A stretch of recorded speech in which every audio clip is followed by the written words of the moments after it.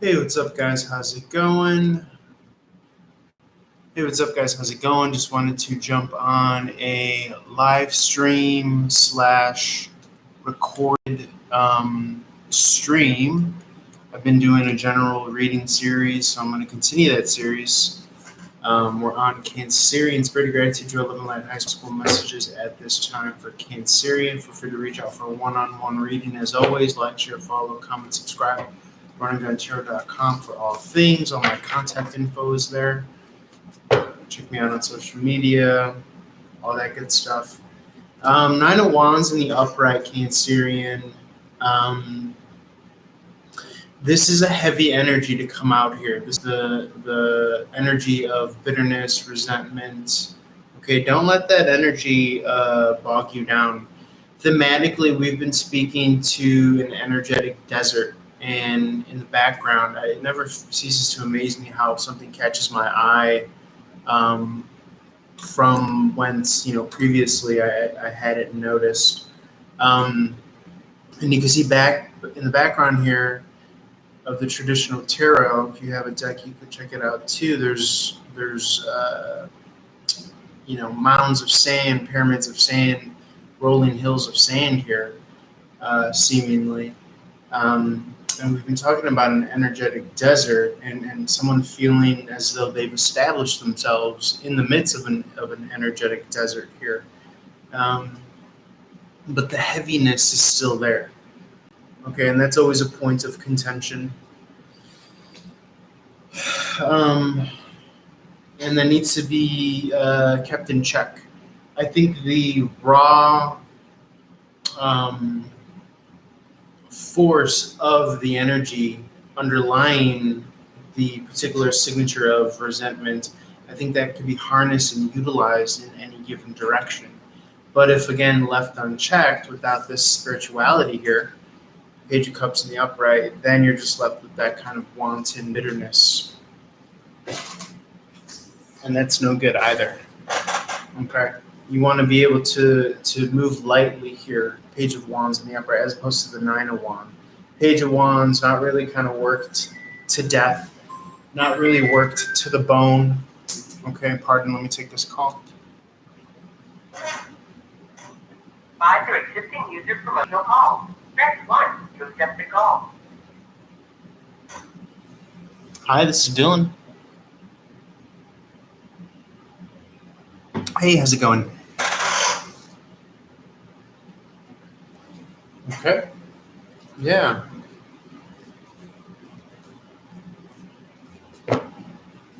Okay.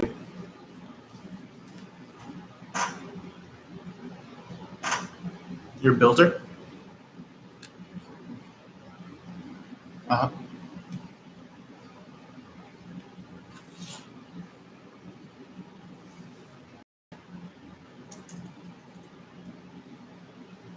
Okay, get anything on the builder case or... Okay, let me take a look. 1 second, just taking notes here. I'm going to shuffle the deck, see if I can pick up some energy. I'll let you know what I see. One second.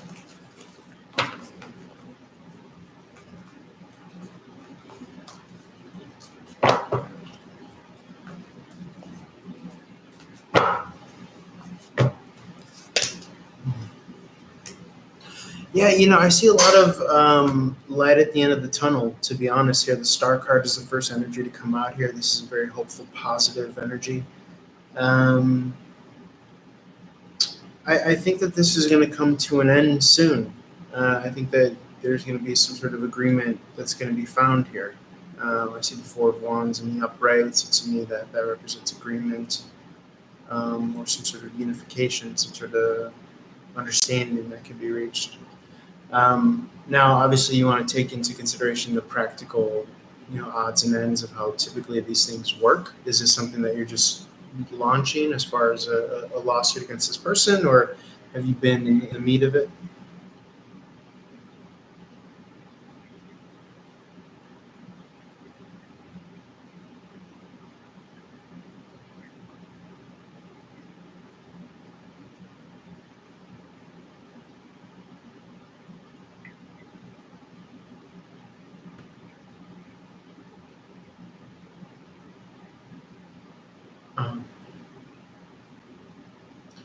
Yeah, and so are right.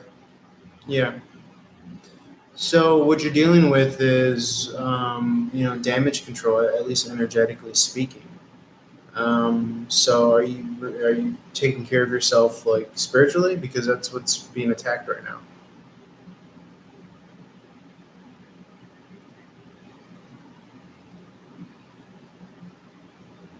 Yeah, and hopefully meditating as well, because I do really believe that there's a lot of solutions that come when we turn off our, you know, forefront thinking self, and we let the background do the solving. That's when the next step seems to be revealed and presented, after some time of creating and establishing that space within yourself. But are you wondering when this particular case is going to come to an end, or just to try to get you your answer? Let's see here. Yeah, let's see what comes out. So, I am seeing Taurus season here. The World card just came out here, and this is about endings and completions and moving on. It's a very kind of sign of relief type energy. Taurus season kicks off.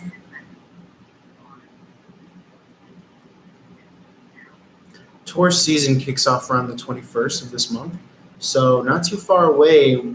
To the point of which where I think you're going to start to see the final chapter of this commence.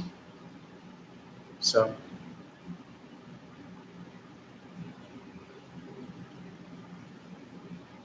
I don't know. It's fine.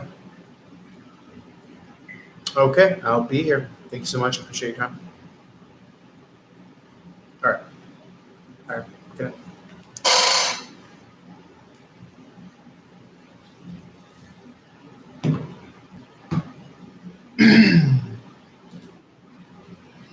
Okay, sorry about that, guys. So I'm gonna use what came out for another caller's reading. I'm gonna use it for us, because I am a firm believer that spirit and high and low, as above so below, all of that works. How it works. To me, I think that we are being asked to lighten our load, to offload and go where we're needed, or where our presence is required, and yet that can have some sort of turmoil to what we feel that we want or deserve.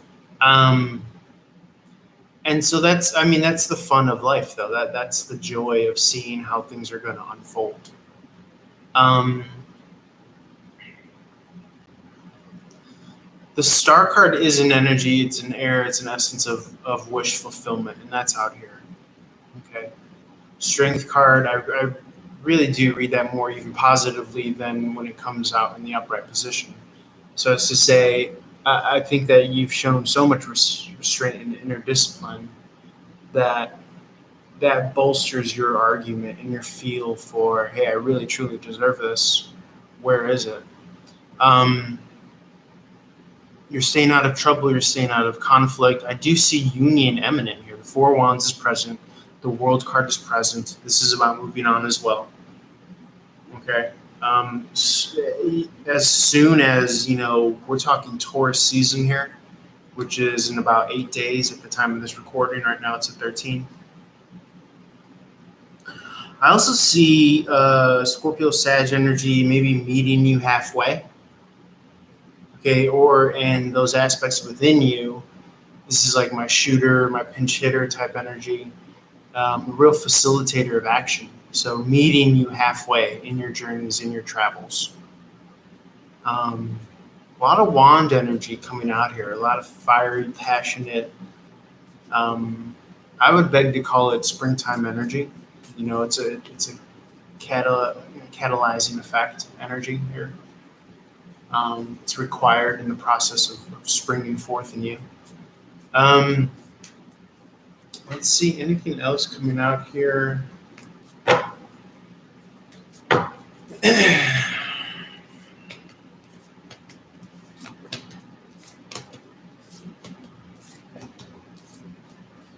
Yeah, I still feel as though that, like, I just feel like you're getting so low and so to the wire. It's coming down to the wire here. Lifestyle's at play, your beliefs are at play, your work is at play, your manifestation is at play, and there's a lot of emphasis on, your belief system and what you believe you're capable of. And hence why, for me personally speaking, and please take this a bit if you feel you have use for it. I tell myself that things are easy. I tell myself that things are already done, and I say thank you in advance. You know, and I do really believe that with the Three of Cups here, good times to be had, although you can't see it right now. Okay, and those good times, I'm not getting that you're very kind of a high maintenance energy. I feel like for you, good times is just like, hey, I can have some money in my pocket, I can afford to eat and pay my bills, and that's that. And that's not asking a lot here. And if you really truly believe in abundance, then that's already here, and you're not worried or concerned about it in the very least. Okay, anything else, Spirit? Anything else? Coming out here.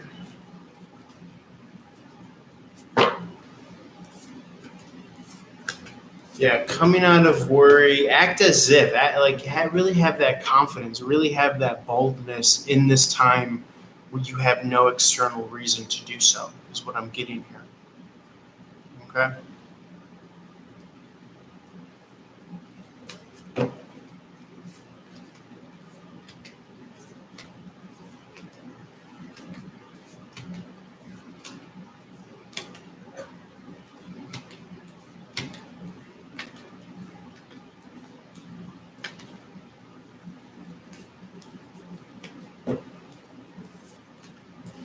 Just trying to see if I see anything interesting here. I'm just getting a real feel for like holding your stance, holding your position, holding your power. Okay? And yes, really truly calling in your divine other. This is the kind of stuff that I look for. When you see me flipping through, it's because I know that that's there. You are you are exactly where you need to be with the divine self, child, mother, father. You are so good. And that's why you're able to get so down to the wires, down to flying so close to the ground to where you can touch the ground and still not cataclysmically, destroy yourself. And that takes real fucking goodness right there. And that kind of innocence. Borderline foolishness. But it's here. If this is not externally represented, guess where this is represented first and foremost? This is represented first and foremost the divine masculine, divine feminine, divine infant child, vulnerable self. And I'm seeing that you have all of those aspects fulfilled. And so when you jump, you don't got to worry because you could catch yourself. Because you're only jumping towards union. You're only jumping towards being on the right side of history. And you know that you're on the right side of history. Regardless of any nonsense, you're still here for what you came here for.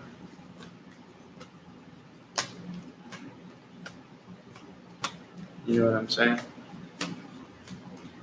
Yeah, and I just really, truly see that union here.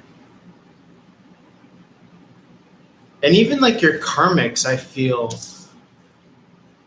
they're only left with the taste of like sweetness in their mouth as a memory of you.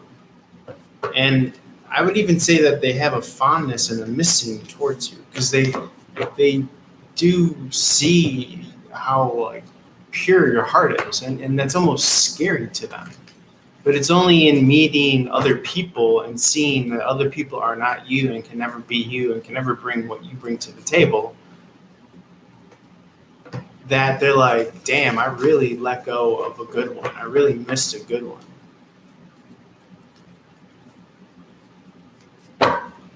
Very interesting there. Anything else, Spirit? Anything else, Spirit? for me, this is like reading code in the Matrix. I really don't even see anything until I see something, Yeah, I'm just seeing that you're going through labor pains here. I'm not seeing that it's like a 5 alarm fire. I'm not seeing that it's anything that you're not used to. It might be in a transitionary period, a transitionary phase, but this transitionary period and transitionary phase is needed so you could usher in the new. You know what I'm saying? So I'm not seeing at all that that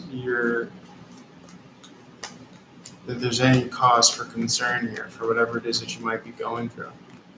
Anything else, Spirit? Anything else? From what I could see, I'm seriously like speed reading here because to me it's all code in the Matrix. All right, guys, I'm gonna leave it there. Let's move on over to Leo and we'll see if anything else interesting wants to come out here. As always, feel free to reach out for one-on-one reading. Love you guys. How about you, boy? Peace.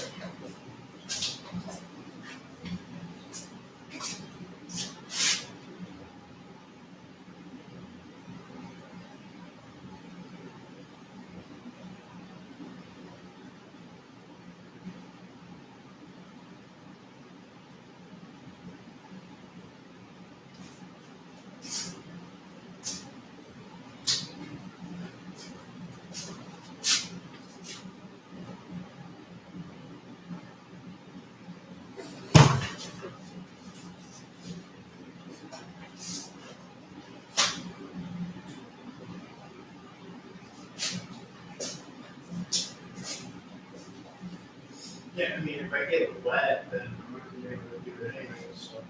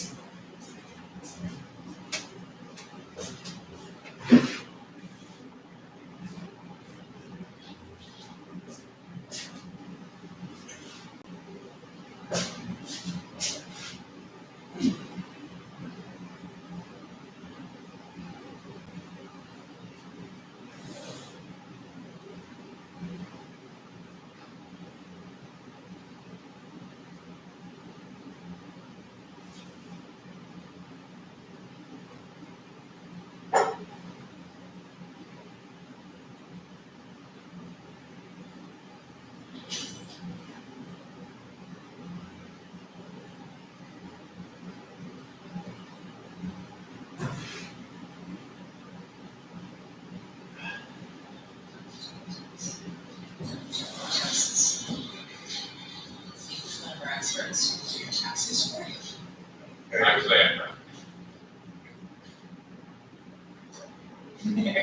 so it was handwritten. Yeah.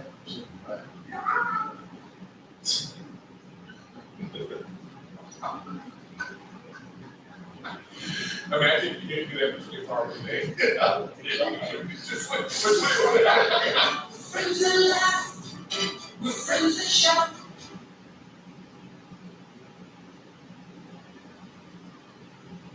Power goes in. Good.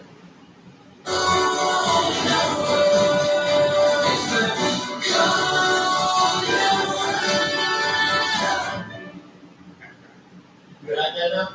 You look like the banter who fucked over Valadez. Have you seen that guy? No, you don't get the glasses and the hat just like that. But he was balling. last night I went to a screening of this movie I was in. It was called Somewhere in Queens. It was Ray Romano, the director of this. This guy's in a movie about New York, and now he's a fucking hack guy. Yeah. Like, he's like, hey, you know what? If you say something, it was so good. My name is, yeah, I was in it. It's called Somewhere in I remember Queens. when you shot that. Yeah. How long did you shoot it? All that 2 years ago. How It long? was in the middle of COVID.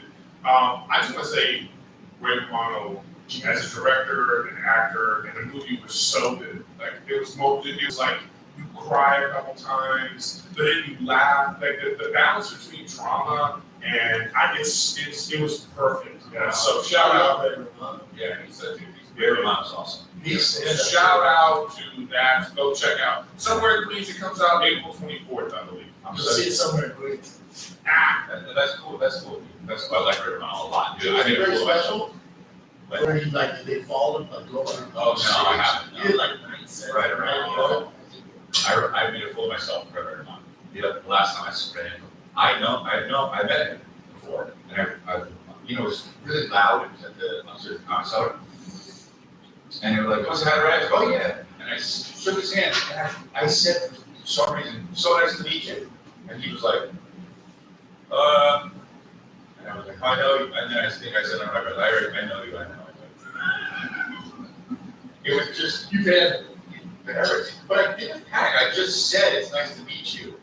I think I was in that mode because of meeting people. Yeah. And I did that, and then I was like, well, no. Because he's way bigger than I am, and I don't want to be like, well, I don't remember meeting you. Of course I remember meeting you. It's like common, dude. So dumb, so dumb. You're so self-involved a lot, so it's hard. All right, it wasn't that good. Like, you're trying to confuse me. I was like, yeah, hi, nice to meet you, nice to meet you, nice to meet you. Like, hey, like, when you want an autograph, it's like, what? The only time I kind of fucked up, I was with Margot Robbie, I was looking at the Oscars, and I was waiting for an Uber, and she was like in a black car, and I saw her, holy shit, and I was like, oh, dude, like breathtaking, I was like, waiting for an Uber, she's like, what? I was like, waiting for an Uber, she's like, no, I was like, that's my which is stupid. Yeah, my Uber caller was like, see you later, oh yeah. Was she literally like, no? Yeah, oh, no, she's like, no, okay, see you later. Yeah, I know, me neither. I just chucked through. Then the Prius pulls up. He's like, I'm not waiting for Uber. He's like, Yeah. he's like, that's weird. This guy knows my name. Oh, my name is Rick, that's not me. Brendan Shaw? Well, you're on the picture here.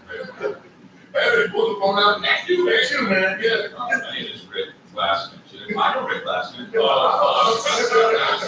Yes, Shit. shit.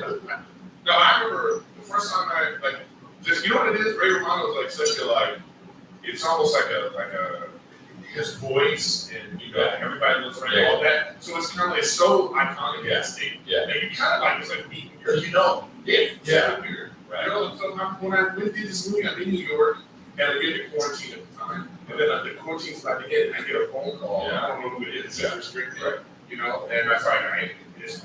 Yeah. And I was so like, Yeah. you hear the voice? Yeah. What's it called, Friday? Yeah. Oh, that's cool. He took me to eat. He said, we're gonna go to dinner, man. You know, I'm like, yeah. We go to the cellar, and it's like walking into John Guy. Because also, he's got money, right? Yeah. Sitcom, early 2000s, you would, yeah. You Right, right. He has a whole Casio, and he's one of those guys. Wow.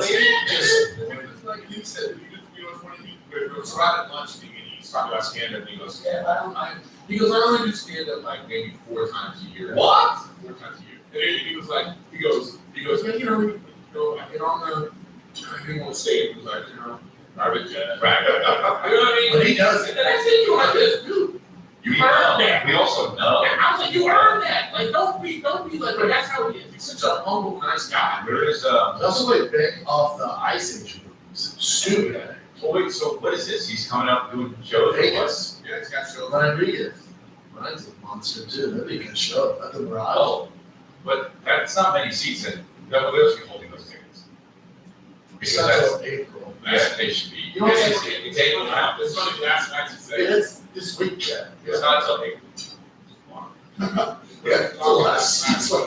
He goes, yeah, look, guys, I'm gonna be in, and there's like, he goes, there's like 1,200 seats and there's 600 available, so if anybody wants, like, That's fair. last night, man, That doesn't make sense. yeah, he was like, Especially with Brian Regan. They must be holding the tickets. Or it's just he's competing like sling the odds down the road. Still, maybe Yeah, it's it's live, but still, it's Ray Romano and Brian Regan. Yeah, it'd be a great show. Yeah, I mean, I would, Oh, you yeah. know.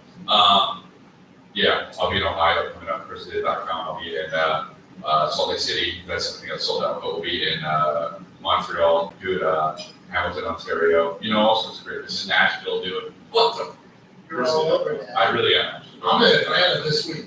you should stop telling us about the sold out ones. Just tell us about the ones you stood in front of subject. Yes. What happened? Then you need an asshole. Because what happened? You know what I mean? And you need an asshole. No. You like this guy saw this city market. But it's sold out. But you don't get the joke, bro. You get the joke. This guy's acting like it's real. Dude, this is my pet peeve, motherfucker. You don't do that shit. If I'm doing a joke, you don't act like it's really you fucking a hat wearing piece of shit. Hey, If I'm doing the I'm joke. a detective now. Yeah. Here's the other thing though. Sometimes they're not sold out when I say it now, but in a few days it might be sold out. when the podcast comes out. So that's why I also was. That's even worse. I'm bad. So you're anticipating this. Because it is going to sound out. So you're saying. So check me out in Missouri, whatever it's called. The blue. Blue Room? Blue Room, great room, yes. But love them though. They're great, great room to be there. And then I'm not saying Louisville right. Am I not saying it right? Well, they make you say Louisville. But Louisville. Somebody said it. Welcome to Total Wine. Doing okay? My buddy says rose all day. My personal fave is this new French room. Your fans to come say it right. And then Comedy Mothership, April 28th to the 30th. I'm looking forward to that. That'll be fun. Yeah. Good. Go see all of us when we're all on tour and all that stuff. And dude, I just did, Springfield is, wait, Springfield, right? Yeah. Okay, it's awesome. We've talked about that, it's awesome. You're getting such a good time. Good. And you've been to that club. Yeah. And the old guy. Yeah. So, Oh, right, besides, we're talking about it. yeah. So, man, how's that? Yeah, it I like the style. Yeah, Yeah, age appropriate. I dig it. No, just saying like, like, no, it's good. No, How dare you? no, you look successful. Is what I'm saying. There you go. Like when a young guy does it, like, all right, what's he trying to do? Let's go. There's some people have like a thing where fashion works for them. You know what I mean? No matter who it is, they can wear some stuff, and you're like, okay, that makes sense, even if it doesn't make sense. Sure. Okay, I can wear some nonsense, and you're like, okay, I get it. Even if you don't like Yes. it, okay? But they, Like I can't. If I have some torn jeans on, I'm a little ridiculous. I disagree with that. I think there's a difference between saying, no, but they're starting to look, I just started being 43. I think that's new. There's a difference between saying, here are the clothes I'm wearing, and here am I wearing these clothes. You have an attitude of, oh, here are the clothes I'm wearing.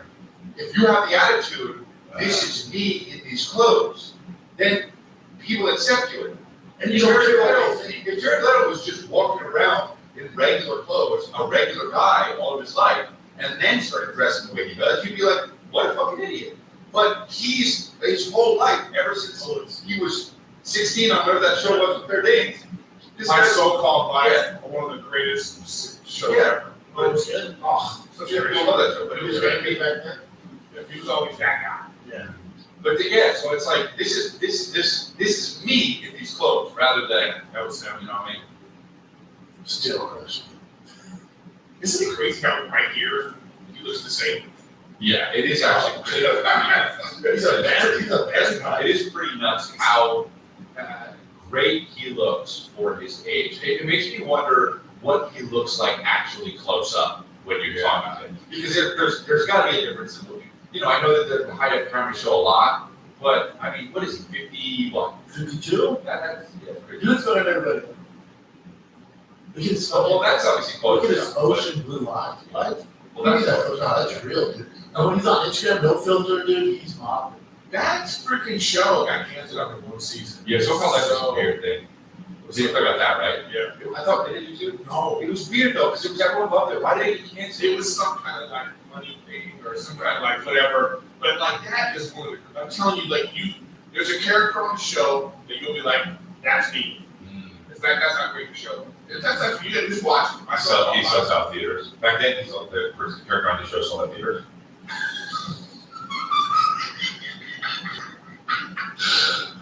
Such an asshole. Oh, okay. Well, No, kidding. Maybe he's not. You guys on your ground that? Yeah, I was thinking of that because it's Big Chris. You know that? I do, dude. Big Hoop action with dude. You know the Nuggets are first place? Yeah, Denver. That means Big Hoops action with DraftKings Sportsbook, an official sports betting partner of the NBA. Get in on the excitement of every game with the touch of what? New customers can make a $5 pregame moneyline bet and score $150 in bonus bets if their team wins. Plus, everyone can score a no sweat same game parlay every day during the NBA playoffs. Open the DraftKings Sportsbook app, opt in, place a same game parlay on any NBA game. If it doesn't hit, you'll get a bonus bet back up to $10. Download the app now and sign up with the code GOLDEN. New customers can make a $5 pregame moneyline bet and score $150 in bonus bets if their team wins. Only at DraftKings Sportsbook with code GOLD. Gambling problem? Call 1-800-GAMBLER. In Massachusetts, call 800-327-5050 or visit gamblinghelpline.ma.org. In New York, call 877-8-HOPE-NY or text HOPE-NY 467-369. In Kansas, call 1-800-522-4700 on behalf of Boot Hill Casino and Resort, KS, Kansas. 21 plus in most eligible states, but ages vary by jurisdiction. Eligibility restrictions apply. See DraftKings.com/sportsbook for details and state-specific responsible gambling resources. DraftKings, promo code GOLD. Guys, I hate going to the doctor. It literally takes half the day just to get it done. Traffic, waiting, Also, dude, you don't want to talk to your doctor about certain issues. chlamydia, whatever it is. Yeah, what it is. Yeah, spots all over your face.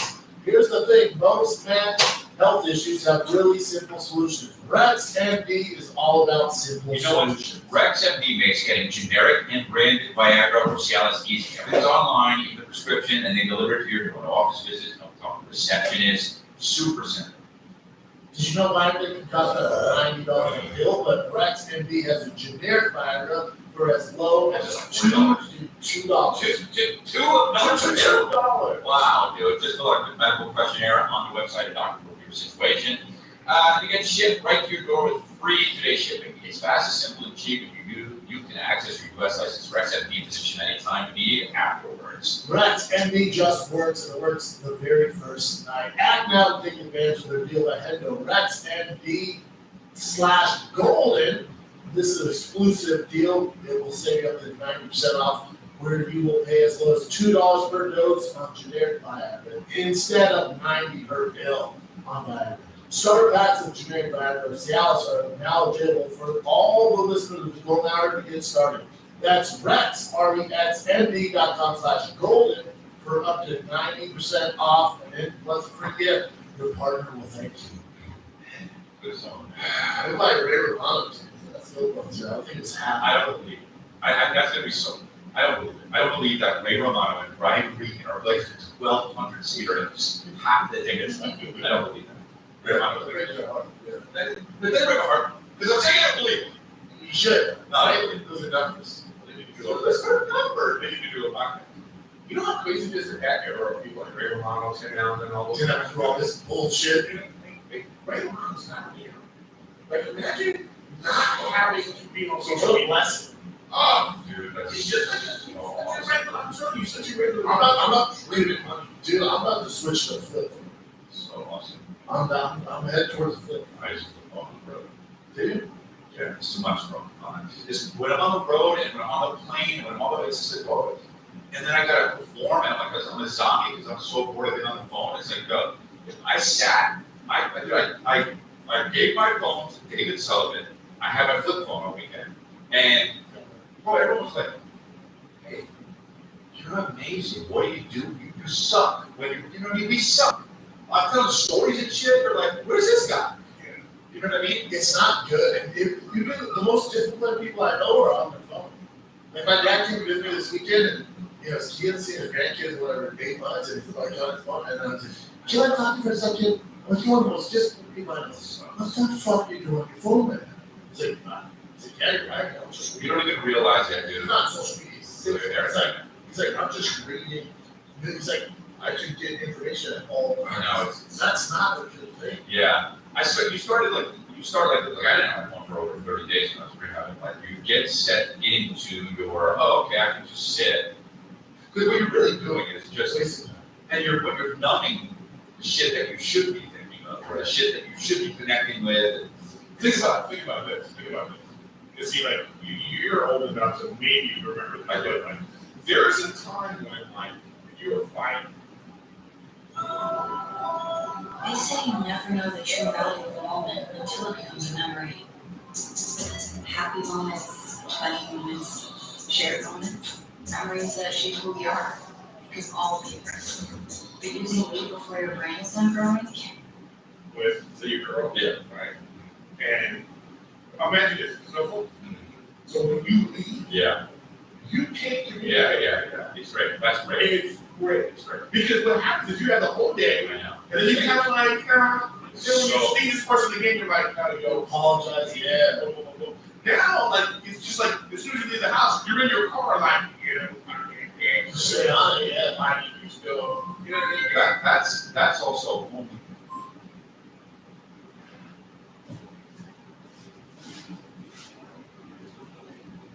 Try it still.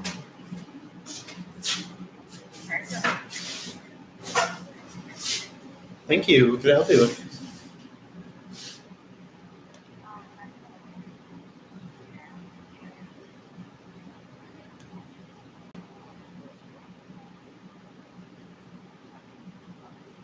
Okay, let me take a look for you.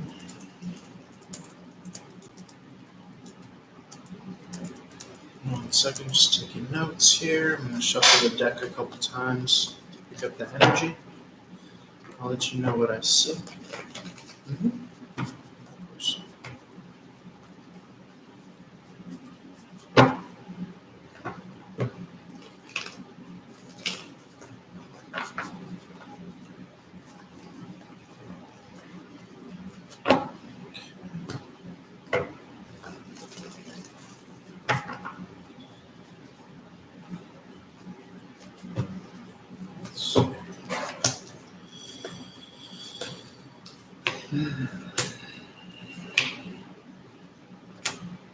So I feel like there might be a little bit of a lack of being on the same page as far as happiness or harmony here, because the Ten of Cups is in the reverse. And that usually is what, for me, speaks to like a happy, harmonious connection, like being on the same page emotionally, most importantly. His energy feels distant. It feels like it's looking off at something else, maybe distracted, maybe looking towards the future. And I also see negative coping here with the Nine of Cups in reverse. To me, these are like negative emotional outlets or behaviors. And that could be as a result of not really having direction for this connection. And so I wonder if this person is not succumbing to negative influences. I also see another feminine energy. I also see another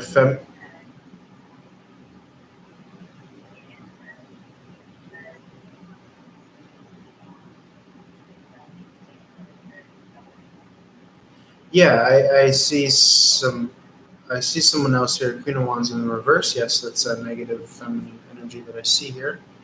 Probably sticking her nose in his business. Um, and so, yes, and so we're picking up on this. And now, let's see if specifically, just digging more of how he feels about this relationship.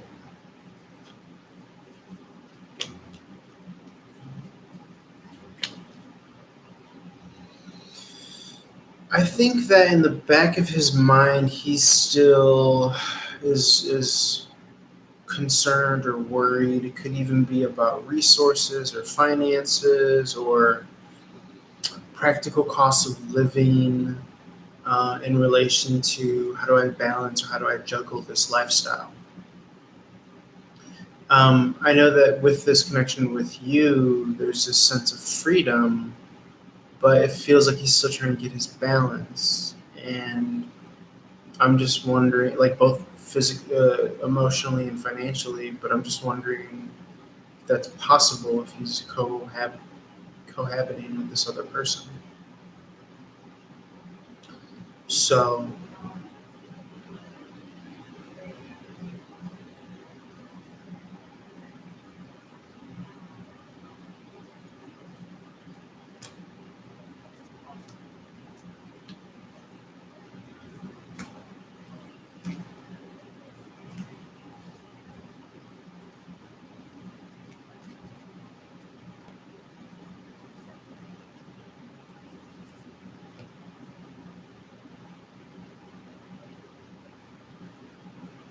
yeah. But I'll be honest, I mean, even given that, I'm not really seeing Yeah, it just very much so feels like he's distracted, and his happiness is being influenced by all of this that you mentioned. And so, I really would wish to see more of like a focus and like a joy or happiness as far as his connection with you, but I don't see that here, And so I'm just wondering, yeah.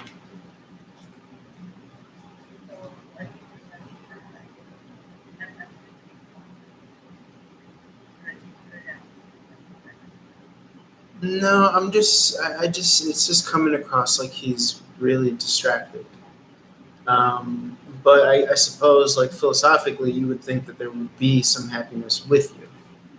And I wish I would see that more. I'm really not. I'm really not.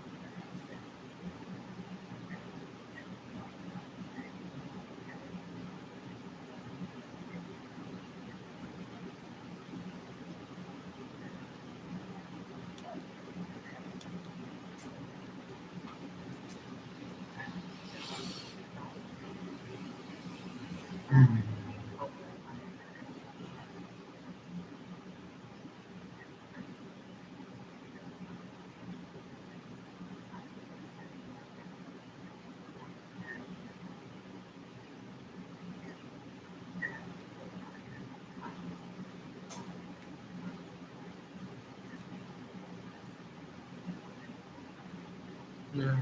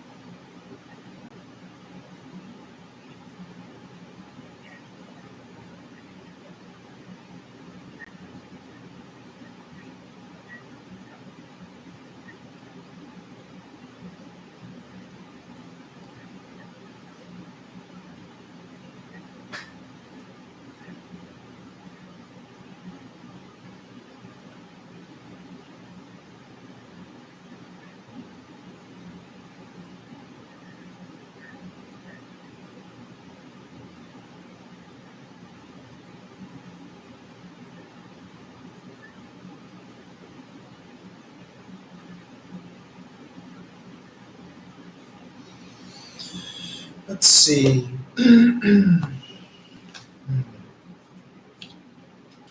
Well, the first thing that's coming out here is the emotion. The Four of Cups in the reverse is about emotional openness. So it could be that this person is quite lonely. And so he's still kind of, I mean, for me and you telling me all this stuff as far as like the narrative and what's transpired, I can't help but kind of understand this or contextualize this with the backdrop of, you know, what this man's intrinsic worth or value is. And chances are that it's not an intrinsic worth at all. It's basically extrinsic, meaning it's based on what he can bring to the table and what he could provide. So that being said, that lends itself to a lack of intrinsic connection, meaning I am valuable and I'm worthy just for me and nothing that I provide. And so if he's not getting that with his live-in marriage and he's not getting that with you, then methinks that this is a very lonely person emotionally. And so he's going to try to grasp onto any semblance of reality with another person, and he'll settle for that because what's on the other side of that is god awful and he's terrified, which is being alone or in trying to do some self exploratory work so as to unwind himself from this narcissism that you speak of. So it's kind of like a kicking the can down the road, and ultimately it's futile, but he, spiritually speaking, hasn't taken that leap of faith towards himself. And, so, yeah, and then that might be, just what's going on here. And that's why there's a little bit of a trauma bond possibly between the two of you. So he keeps on coming because, there's that other equal puzzle. Well, there's that other equal puzzle piece that fits, you know. Yeah, and so he's getting his fix still. That's why he keeps on coming. And humanity can do wonders to convince itself otherwise of something that's not true. We lie to ourselves. We tell ourselves stories to keep going, and he just might be doing this in a very kind of poor direction. But yeah, as far as this is a person that I have feelings for and I'm open towards emotionally, and I think it's also piled on to the base of what he has going on with his wife. Because I do see the Three of Cups here as well. That's reference to the third party situation. So any blind spot that he's outsourcing towards you, it's fulfilled with what he has going on at home. So he's fine because on both ends, he doesn't have to face reality because he has, live-in wife as a distraction. And then he has you as the other bookend, So he's cozy in the middle. He's stuck in the middle. He doesn't have to face reality. So he's kind of being incubated. He's kind of being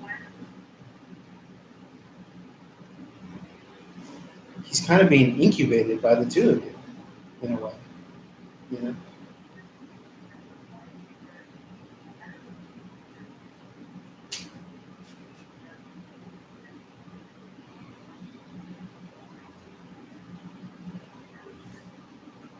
Yes. Right. But there's so much power in presence. There's so much power in presence. And so you're energetically incubating him through your presence. And so is she. Mm-hmm.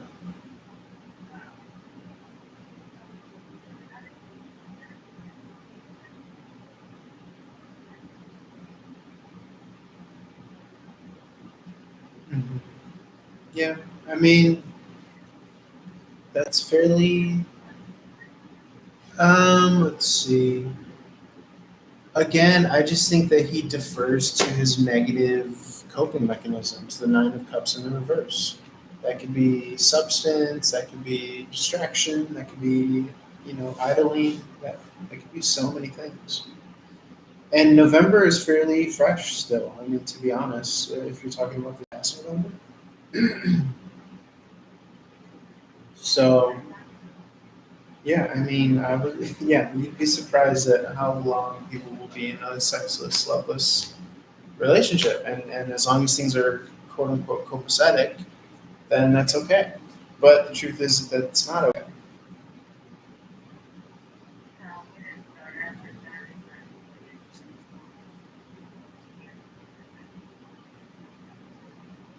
Yeah.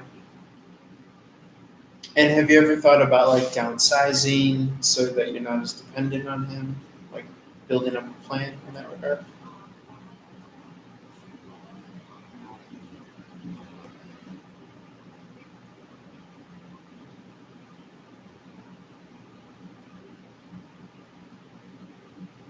Yeah.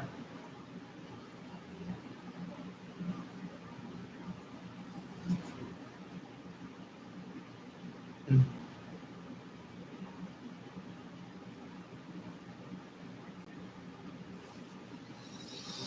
Let's see specifically what comes out for that question.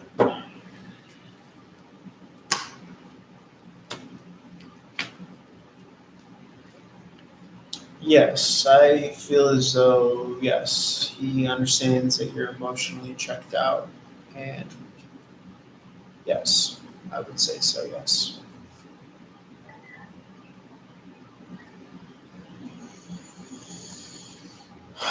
Let's see.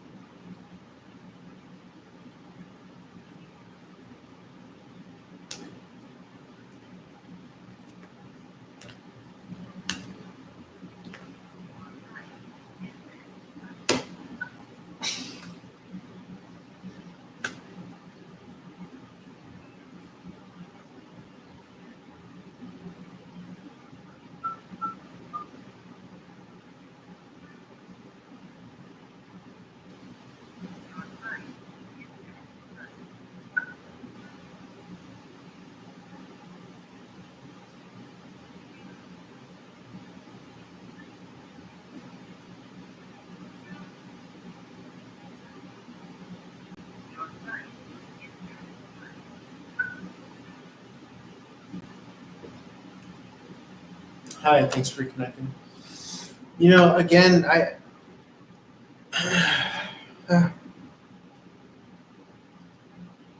don't think he's okay with that. Son of a bitch.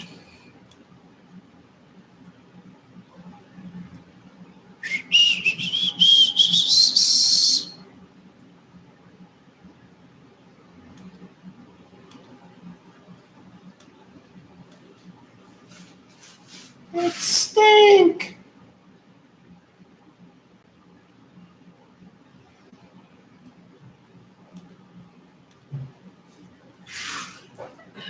The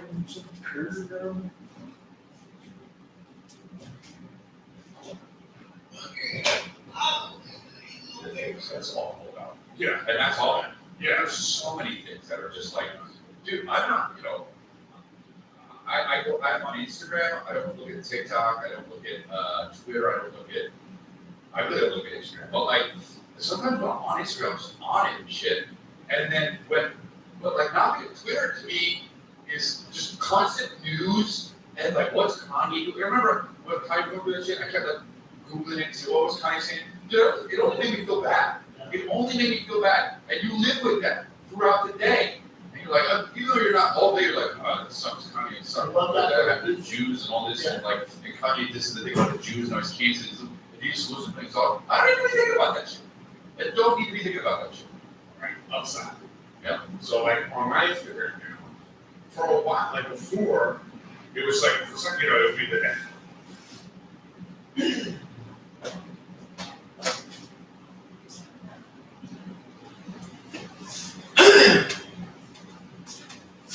This is Dylan.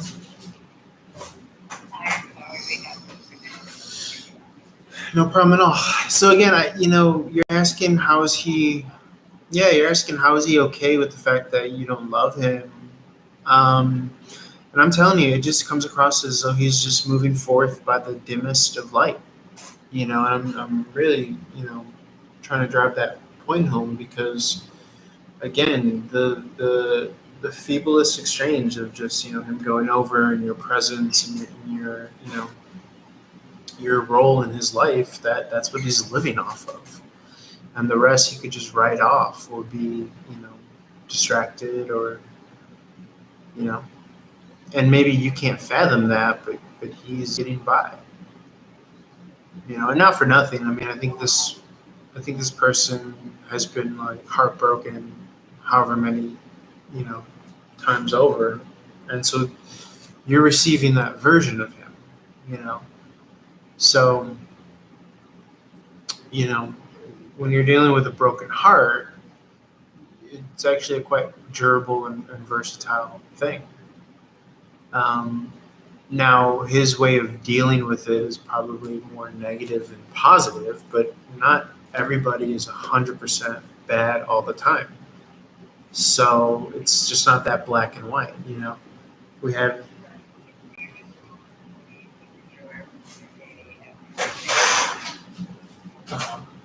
yeah, but my point is that not everyone is just 100% bad, So he's able to get by. But yes, I think he gets it that it's loveless. Probably annoyed with him, completely and utterly, but yeah, he's able to get by with that.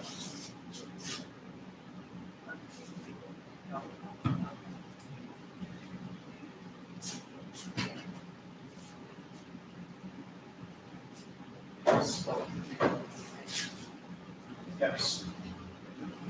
Yes, because it takes three to be in a third party situation. And you're just third.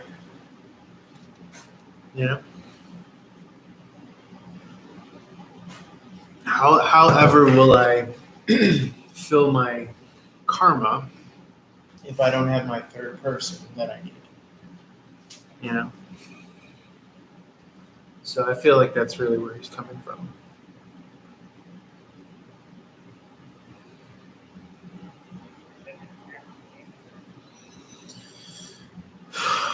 Let's see.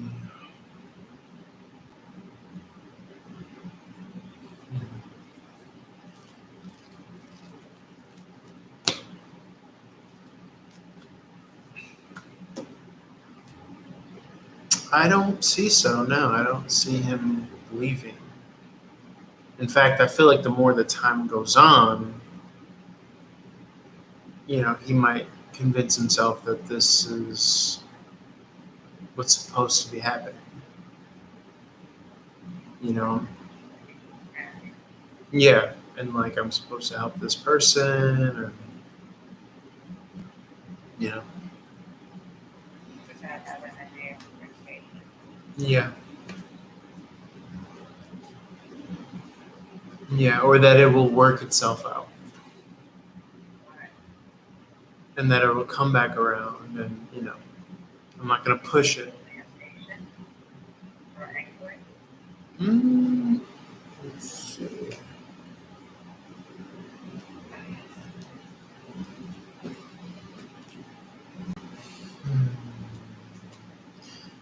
I think if you completely stonewall him or completely silent treatment, then yes, he has his means of cutting you out and stuff like that. But I don't think that should be confused with secretly impatient or anything like that.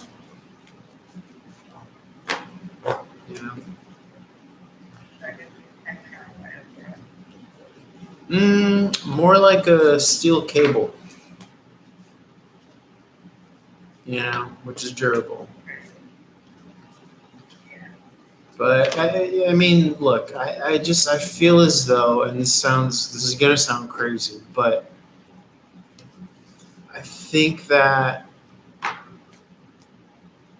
you have the ability to have an effect on how you're looking at all of this, and that's without knowing him. And I understand that you have a strong feeling towards him in a negative way, but I just wonder. At the end of the day, you have to ask, what's the lesson in this?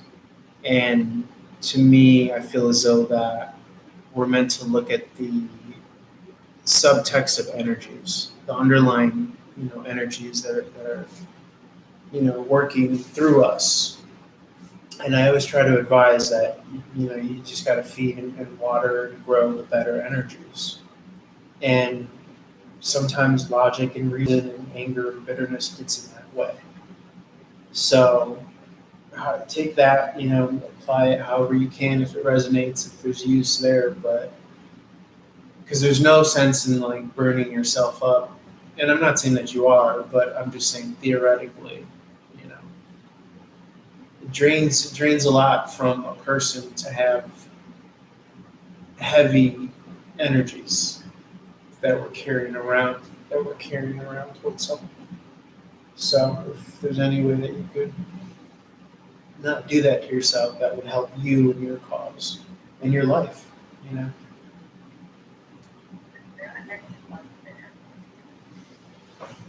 Let's see.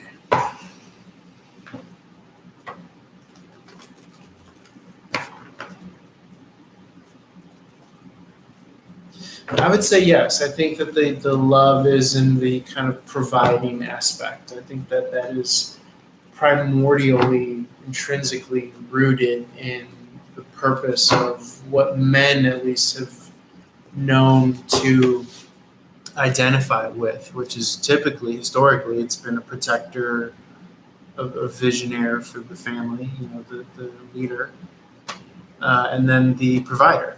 So the provider is a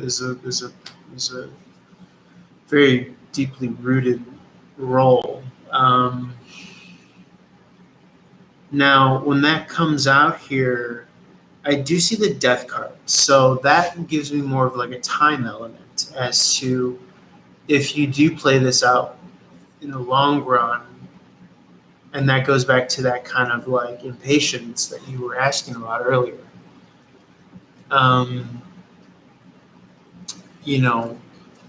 Does he have like his own, okay, when it finally dawns on him that this isn't getting better, as he, previously we established that he might be trying to convince himself that it is going to be.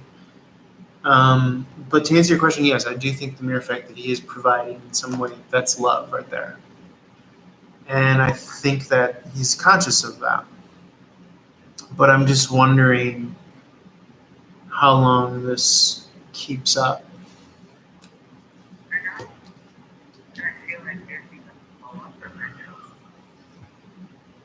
I haven't seen that yet.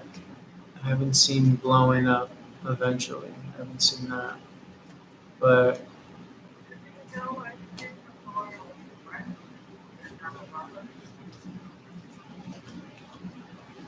let's see.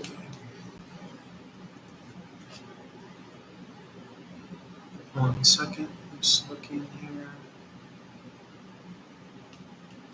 I think this could go on for like another like 4 years, or until someone else physically comes into the picture, is what I'm seeing here. So yeah, as far as more of a friend, companion, let's see.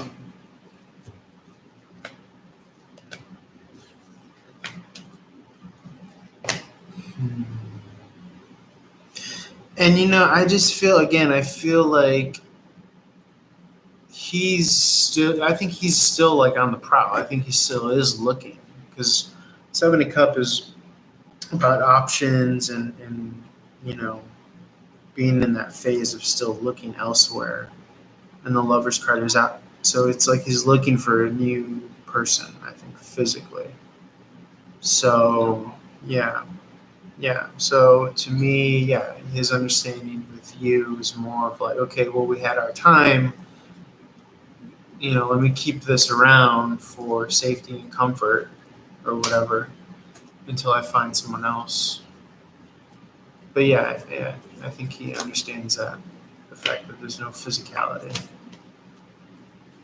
means it's more of a loveless companionship or sexless companionship. Mhm.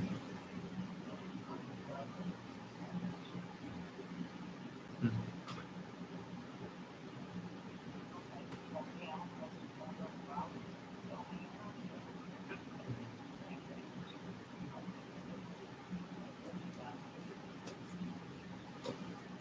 Yes. Yeah, I mean, it sounds bananas, but the more life we live, the more we realize that a lot of all this stuff is not based on logic and reason. It's more based on, you know, just how things play out.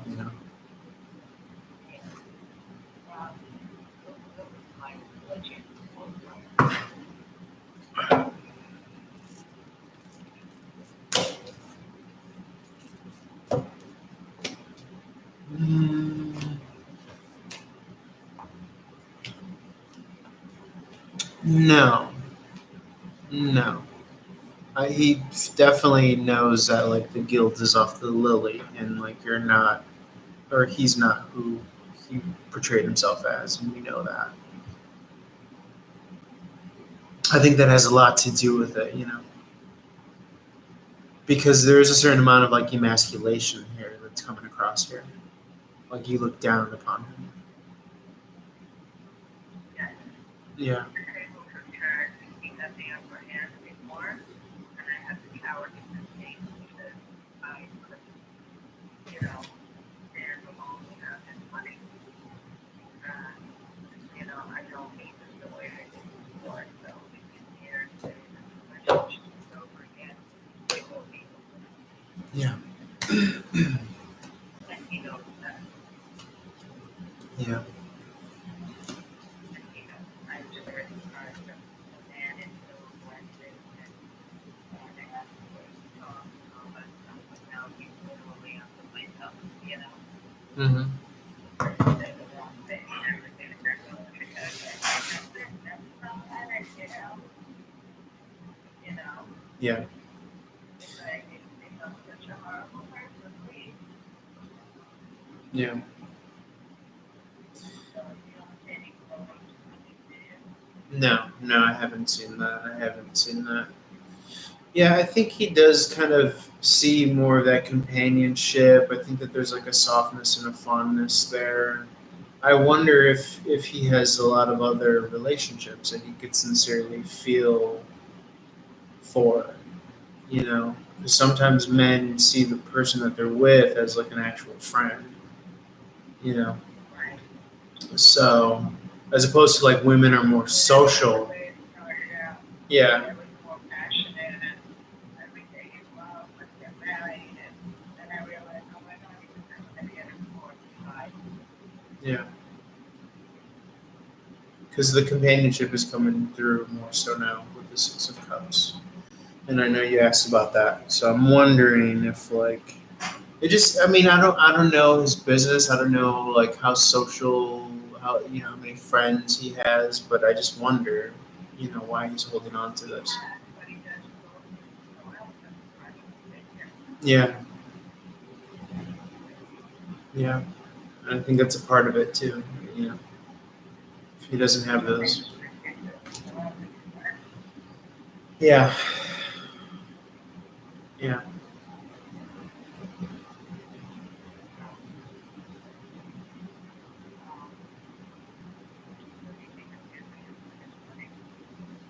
it's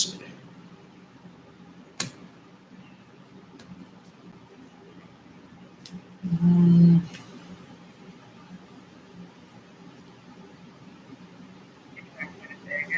no. I'm just thinking to myself. Um, no, I'm not really getting that sense of usury. I honestly really think that he just feels like a knight in shining armor. Like, I think there's a little bit of like, he feels like he's helping you, and so for him, that's how he kind of clears the scales for himself. So, yeah. But I really do feel that he sees that you're going to move on. You're going to move on to the next phase and the next level of your life.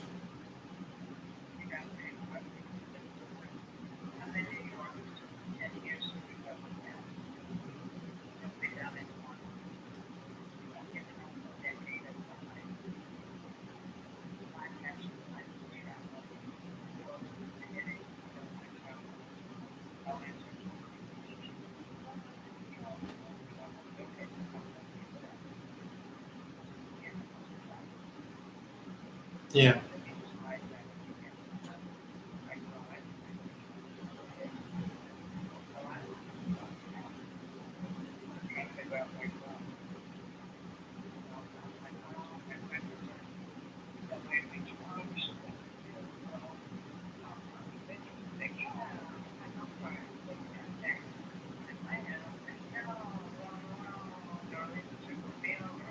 Yeah. Mm.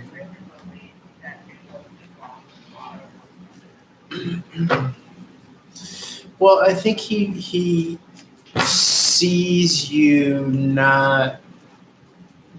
I think he sees you still needing him. So I think to that extent, yes. I think that he feels like there's this kind of tether, this financial tether between the two of you. So yeah, I do think that he sincerely believes that it's a small world or a small enough world and what have you. So yeah,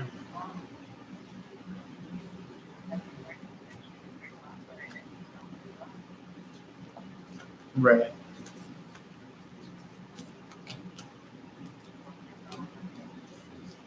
Yeah, I'm telling you. I mean that. Yeah, the cards that would talk about like a blow up, they're just coming. It's like letting sleeping dogs lie, I guess. Yep.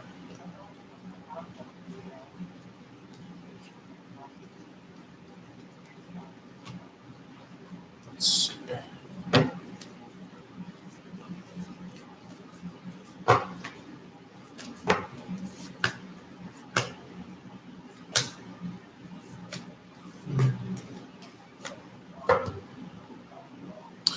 Yes, I do see. I do see this kind of collaborative energy here. Three of Pentacles, Ten of Pentacles. These are like living structures.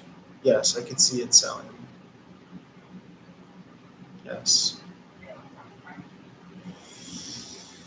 Let's see here.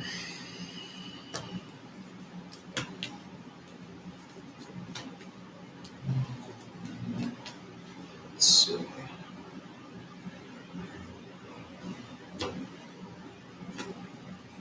I mean, to be honest, I feel like as soon as early as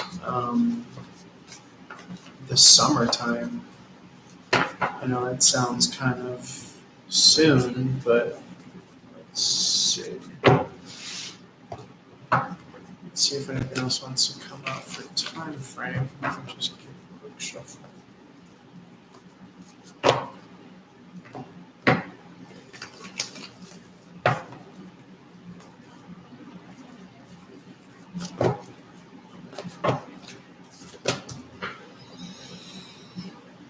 I would say the latest.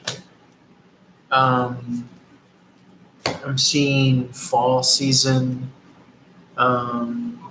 Yeah, leaving, exiting. I'm thinking like, what's that? Yeah, I could see that. Yeah, I could definitely see. Um, well, you said Florida, right?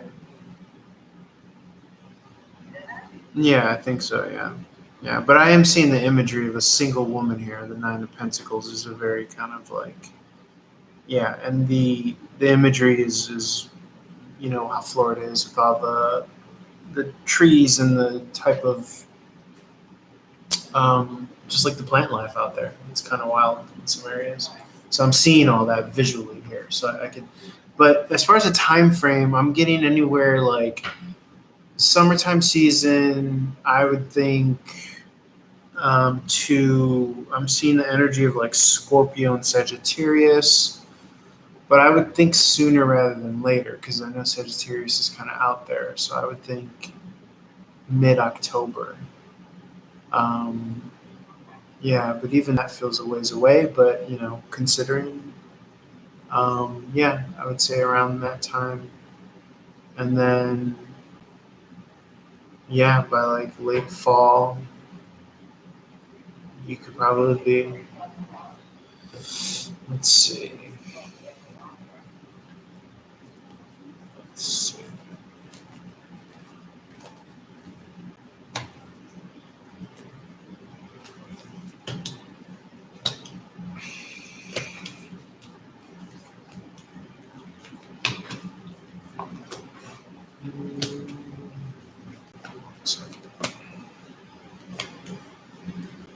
Mm, do you have like a ballpark just to try to get you a good answer?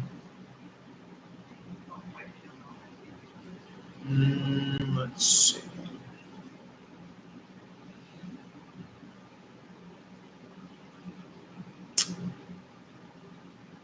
I feel like it would be under that, like just under that,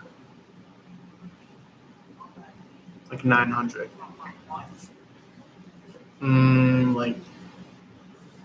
Like 900?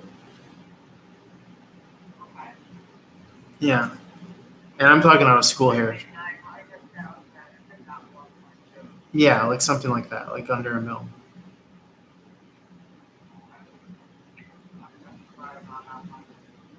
Mm.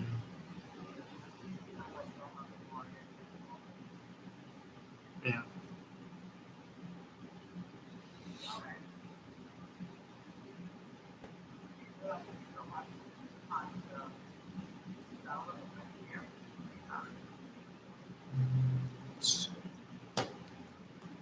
If you wanted to wait and sell it next year.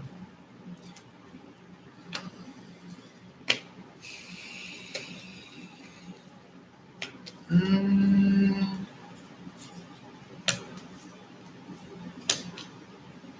well, mm, just feels like if you could just get out of this situation,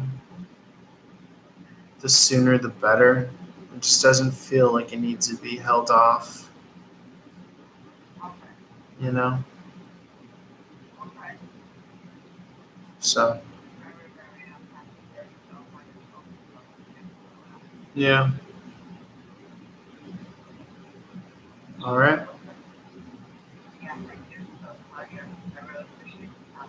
Okay, likewise. Yeah, I appreciate your call anytime and feel free to reach back out anytime. All right, thank you. You too. Bye bye. Son of a bitch.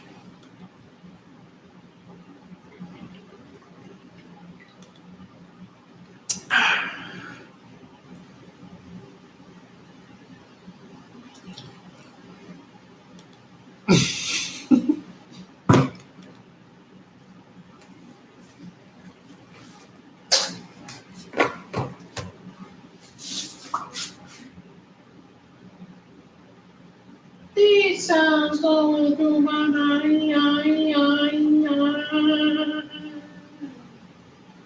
Let's get the fuck up there.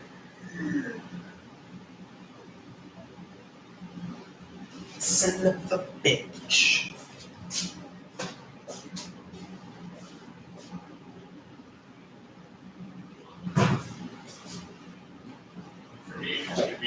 just bandage. Yeah. For some reason, you're like, what is this? Now my thing has changed. It's all these great married videos and dogs. That's what you look at? Yeah. Like these, like now I realize, like whatever is going on in your marriage, you might think, oh, this is only happening to me. And then you go online and it'll be a video come up of this couple, and it's like, oh, this happens to us. Yeah. And I'm sending these for Rachel all the time. Oh, She's cool. laughing. Yeah. Like, it'll be like something like, what your wife wants you to do when you're going to Target. Yeah. You know what I mean? And so then it's like, so what I think is like, whatever you find yourself, but I don't even know what that stuff is. I don't even know if I like that. No, I was gonna say, I don't want that. It's, Mine watches it. But I wanted to stop. No, but here's the thing. Oh, here's the videos that go like this. Hey guys, you got me. Here's my problem. sneakers and Yeah, all. don't just show me what you think I want to see. Because there's other things out there that you might find interesting. Right. That's true, man. That's what's going on now. It's like, sometimes you want like a science video to come out. I know. You know what I mean? Or something. Yeah. It's just like, why is it always going to be just what I Right. looked at in the last No, they want us to grow. They They want us don't get grown. Focused on Yeah. blocks and midsections, and it's like, I want to learn about bees. Yeah, they know like, yeah, they know. The objects that do, by the way, you want to look at them, like, wow, that's amazing, right? Right, but I said, but I want to learn about bees, I want to learn about stuff, I want to learn about the northern lights or whatever. I mean, the count that gets bright in the ocean and that, you know, fuck, man. What's Let's see. Dude. Do they I'm know? over titties, bro. Get them away. With dicks. You notice how his list keeps expanding? It started with butts and watches, No, and then it's- it went to midsection and titties, and you're like, wait, hold on. And then, like, if you keep going, it's gonna be like, yeah, beautiful hair and legs. And then What's you your know, kind of butts and tits and legs and midsections? And I'm it's like, single chicks with dicks. Yeah. ankles and do it where they're just wearing a blazer and that's it. That's vicious cycle. Titties popping out of robes. I will say though, man, like I do get a lot of watches on my homepage, man. I love looking at watches and shit. It's like so expensive.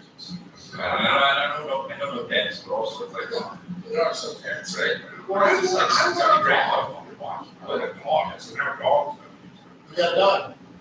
Or a rock one. No. Real dog. But so is Rachel. But she's being a fight, and she's like, well, We're rescue. rescue. She's not. No, you're not poor, Right? This princess, she don't want to rescue. Nice. She wants like one in a golden hair. Yeah. Daddy works too hard for rescue. Yeah. I Mine also tainted dog in my place, but the thing is, she Yeah, rescue's important. I have some. did you real one. But you never, that's the one you never get pictures of. Cats. Yeah, those deserve that piercing. That's what I'm gonna say. You got fucking blocks and shit. It makes us sad. Yeah, even the only time I take a picture was like, what is the name? Yeah. He's also always like I can't catch him, you know what I mean? I can't. Even little treats. I get in bed. I come get in bed. He's in there with Kristen, and he's and Kristen's got a little sausage on face with his. And I don't like that. Get around with it. No, dude, my uncle. I went over to my uncle and my aunt and uncle's for Easter. He's got like a, it's a pit bull, but it's so big. And like, the head is so big. And it's one of those dogs that like, when it comes near you, even if it's close, you've got like a stream of slobber. Yeah.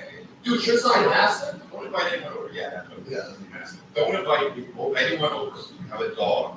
No, It looks like it's giving it looks like it's sucking you off. Slime. And this is my thing, you know, I hate when somebody that they're talking about, this is a dog house. It's like, no, bitch, it's in the dog house. Yeah, yeah. It's a people house. Yeah, yeah. And then you have a dog. Yeah, yeah. Okay, so don't, like, I don't get to, your dog doesn't get to, like, jump on me. I hate you know, Or people have dogs that bite. Well, yeah. I'm a friend's dog just bites people nonstop. Bummer. You're like, dude, just get rid of the fucking, you gotta do, lock them up. Oh, yeah. The dog there's places for this, man. There's the training places and hotels you can take them to that would, say, come on, your dog shouldn't be biting people just just ran, because that dog will bite you eventually. Correct. Well, my grandma had a dog. Bruno, never forget it. He's the most vicious dog. Small one. Yeah, no, it's a German Shepherd. Oh, that's a Okay, so this dog was like, I'll never forget this. The dog was in the garage, locked up. Go there. My grandfather, his name was Granddaddy George, what we would call him, you know what I mean? And then, so the dog was in the thing, and then somebody opened up the garage. And this dog, ready. More than ready. Saw me, it was just like, Wow. oh, wow. Like that kind of run. It's not like this, with the two legs. You know what I mean? Wow. All four legs. And then this line, we had they had a croquet. You guys know what croquet is? Yeah. He had a croquet habit and had to fucking crack this dog in the head because it was about to like tear me up. Yeah. But what I'm saying is, that dog bit my grandma eventually. Yeah. Because it was sick, She became half dog, like, she right? Yeah, they had to put it down. But what I'm saying is like, grandma? Yeah, they put her there. Like, one. Shit on the couch. But vicious dogs, like, get out of Yeah. What do you got? Wow. This Epic. I know it's starting on New Jersey, and I've got a debate club for you. I've been watching a ton of documentaries lately with my wife. You see the good stuff like The Last Dance, that crazy hitchhiker dude who went nuts and started killing people with a hatchet. The good stuff. With that said, what's something that you think sports related, crime related, could be whatever really, you think should be made into a documentary? There's a ton of stuff out there, but there's definitely stories that haven't been made yet. So let me know. Right? That's you. I'll tell you what, dude, the Last Dance was at the Jordan. Yes. That was Fantastic. and Everyone I says don't it. with it. Results-based school accountability is the expectation that schools are responsible for the extent to which their pupils learn. It's been the backbone of education. Sneakers, the Jordan 5, and do the fucking move. Man, that document was fantastic. It was like a 5-part, 10-part, Yeah. 10-part. I tell you another, what's a good one in terms for that is like the Magic Johnson one. Oh, yeah. The Magic Johnson one made me, I'm a basketball fan, so I was like, oh yeah, Magic, he's up there now. For me, he jumped to like another 3 best player of all time. What we didn't realize is he wasn't getting the coverage because there was no coverage. You couldn't do coverage the way it is now. But this dude was selling out stadiums and stuff when he was in high school as well. Yeah. When he was going into college, he was that dude. Yeah. So it's like, but that was in the 70s. So you're like, But was he a little before Jordan or something? Did this the same as the same time? no, it wasn't the same time. He was a little before Jordan. He actually played for And And then he also, his adversary in college was. yeah. No, but the thing about Magic was shy. The thing about him was like he would play, and if he got killed, he had Magic beat it. No, I know he did. You know what I mean? So what I'm saying is like whoever would beat him, he would come back and beat them. Like if he didn't make the AIDS announcement, I believe the Lakers would have came back the next year and they would have been the Lakers Bulls again and they might have won. Yeah. That's the thing that he would do every single Have you seen time. Why did he come out and say yeah? Because they had to at the time. It was new. Yeah. And then They COVID. yeah, exactly. And then it's like, you sneeze on something. They get AIDS. We can't have this. They had to do it. But then he did come back. Try to But then have you seen his son? No. He's 6'9". We're like, look at the next Magic Johnson. He's all, hey, like, you're not the next Magic Johnson. But here's the deal, he is. Yeah, right. Second age, right? It'd be like I'm the Like at the half. I thought you were the detective. Yeah, good one. No, but Say that comes that's how they're saying he got it. Yeah, especially back then in the like early '90s. There's like only really one way to do it. I mean, either blood stuff or you're sharing needles. He's too thick to do that needle stuff. Well, So I think wait till his first one. Either way. It is. We can say, it's great. His son also. Don't want to pick up a basketball. Are you sure his son is gay? Let's just run through that again.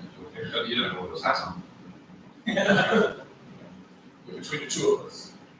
This is more gay than that. I see what you're saying. Well, my favorite part is, we'll go back to the, explain what's this. Yeah, well, he was on that Rich Kids of Beverly Hills, I think. Oh, Oh yeah, it's like there's no name. He doesn't have to have it.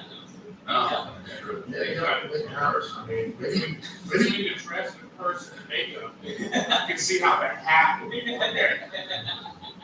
dude, how are you not in the WNBA? This piece of shit, you know what I mean? I like when people do that, though. But when people like act like they don't know, it's like, so, Oh, about what? like that's how you act if you do like this. Oh, I know. You'd be like, what? You can't. Yeah. I see as a person. Yeah. Yeah, all I see is, Yeah. I see a 6'8" black dude in a dress. I see a great dress, great makeup, Yeah. good purse. And a woman, maybe, if that's how they identify yet. And he's holding my bike. I don't see a problem. Yeah, no, that's If they're gonna make documentaries though, I think I would like to see one that's, it could get weird, but with that, what was it, what's her name? Barbie or whatever, That baby. that baby, because her come up to me is, I still don't understand. Yeah, like, she was on Dr. Phil's show, Catch Me Outside, and now she's got surgeries, whatever, so she like Catch Me Outside, because horrible, she talks all this shit, right? Leaves and becomes this internet sensation. Now she's making, what was it, $40 million a year? That's It's true, she showed me half the cash. You know what, those guys, that's fine. I just mean, Not fun. So She is, I just saw it today, what's her name, what's the WAP chick? She's making something like $8 or $9 million a month. So she showed that was like a really unbelieving suck on this, Chris. what's that? That's her OnlyFans account that she screenshot. I don't- I'm not making that. I think it's made up. I mean, she could, yeah, you can easily make this up. I don't think she made $40 million. But how do you explain the $20 million how she got cash? No debts. No debts. No debts. Is that your soul leaving? Yeah. Oh, yeah. I'd like a documentary if they had it from when she was a teenager with her relationship with her Oh, mom. start with the grandparents. Going on Dr. Phil, so documenting all the way to this, 50 and dude. And dude, and platinum record musically, Oh, she's not even. started. I'm just saying, isn't it nuts? Well, like, what's her name? It's funny that I saw this today. What's her name? Iggy Azalea. Like, she's now on OnlyFans. So I thought it was just, she's on OnlyFans being like, well, that's it for my career. I'm going to show my ass and tits. It's actually way more than that. So she barely does any nudity. What it is, it's all like, hey, this is the inside of my life. But she does have some nudity. It's like $25 a month. And she's showing like behind the scenes. What's her name? The WAP chick does the same thing. What's the rapper? Cardi B? Cardi B. So Cardi B for $4.99 a month, she's like, this is me with my kids. You see me behind the scenes. I gotta get on. I gotta get on OnlyFans. OnlyFans is it? So she made $500,000 in the first month. Bella Thorne doing the same thing. The problem with Bella, I believe that. Bella Thorne. Here's my problem. Here's my problem. This is this chick's Instagram, right? And she's showing this. No. It's for Like that? $25 a month. I don't want to see the same thing I can see my friend. Of course. And you're not going to. Eric, are you her manager? Because you sold that. Did I sell it? Yeah. You like this? Yeah. Look at Nick commented 9 weeks ago. Other than Amazon, taste this kitty. Wow. I got it. Okay. Oh, that is. Yes. Yeah, we know. Bro. No, we know. That's what he talks outside of it. But in the Amazon taste says kitty. And that's so Man, Hey. he's got dreadlocks. And it had five stuff, 5 likes. But no, So like they have this this empire they're building, like this sort of direct to consumer thing where they're bypassing the music business and they're being like, yo, you want inside access? Here it is. Here's a couple of things occasionally, but other than that, you see me at home, you see me doing this. that's no different than comments and podcasting. No. Like we bypass the networks. But the thing is, like, Just don't show it. here's the thing though, I think women have so much more to offer in this space. That's why they're doing better. Like college basketball. The top 10, in the top 10 most successful, like, it's women, 8 of the 10. For the They can internet. offer more. They can offer more. Oh, because they have tits. Yeah, they can offer more. Because they have big tits. What's offer more? Well, the number one girl is gymnastics. LSU. They don't have to show tits. I know that. Just but being the fact sexy. They have them, yes. Just that's the, Well, that's what creepy. That's the thing. That's what people want to do. So You want to see Dean Crystal shirts on. you still said, remember when you said that how much you thought I would make on OnlyFans if I was doing it? Yeah. I don't know, the thing was, what would the price be? But we never finished that. Yeah, we did. We needed to know what Kristen would say. Like, what's the number I asked her, I amount? can't remember what you What's said. the number amount? Would she be okay with? She said, last time I asked her, she said, no, period. I was like, well, what's the number? She said, it doesn't matter. Was she warming back up to that I idea? don't know, I asked her when you have a kid. Yeah. Right when the kid comes out, real quick. So, Yeah. what do you prefer? What do you think? I think the thing was, it But has you to would be never make that. what? You would never make that. That's the thing. Oh, no, right, well, $20 million. yeah, exactly, 20 million a year on OnlyFans, I wouldn't make that.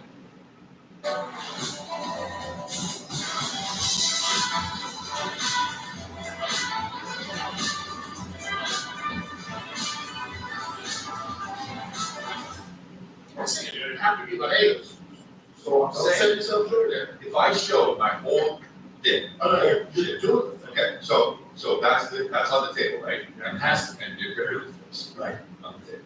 But it is big, right? But, and I get one of those hats I put on the end of it, Yeah. okay? And it solves cases. And the glasses, and the glasses. It solves cases. Glasses on your My nuts. penis has that hat on, and it's like this, it's like the drawing. and what do we have? So what do we got? You know, and there's other detectives who are like, well, it looks like there's some blood spatter. Our penis, My dick comes in. your penis comes in. My dick, well, What do we got? Right?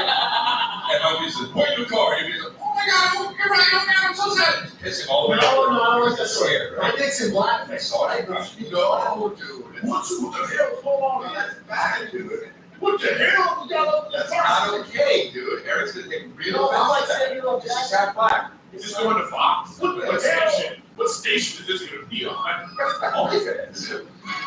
So, swatch my butt. So, all right, so seriously, I show my whole thing, large and in charge, we call it. I get the thing, OnlyFans.com/large and in charge, right? And that's my thing. I show the whole thing, Ground up shots. You know But what I mean? the thing too is you're walking around your house and you're just butt assing. Right, which I am, except when I'm saying my whole family's home. But if you want 20 mil, that fancy thing's gonna have to do some work. I put it's not showing up whole shit, and I'm doing the disgusting stuff. I'm doing from down below, in the front, and behind, right?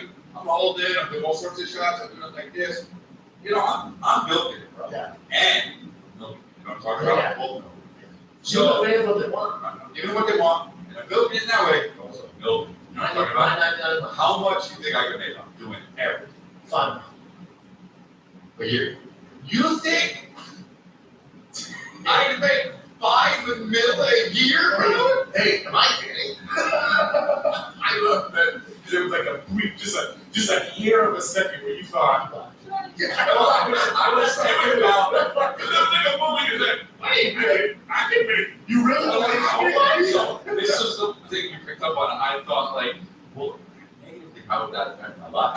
Like I was like, oh, that's the thing. And also, I was like, spreading. I'm like, yeah, I know it's an easy. People can see that. yeah, true, you might be getting.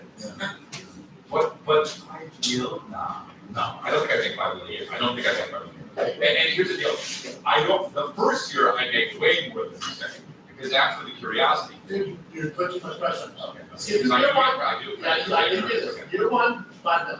Because let's analyze it like this. How much is a ticket to one of the comedy shows? Yeah, anywhere from 30 to. So let's say 30. Okay. Lower to see Chris Lee.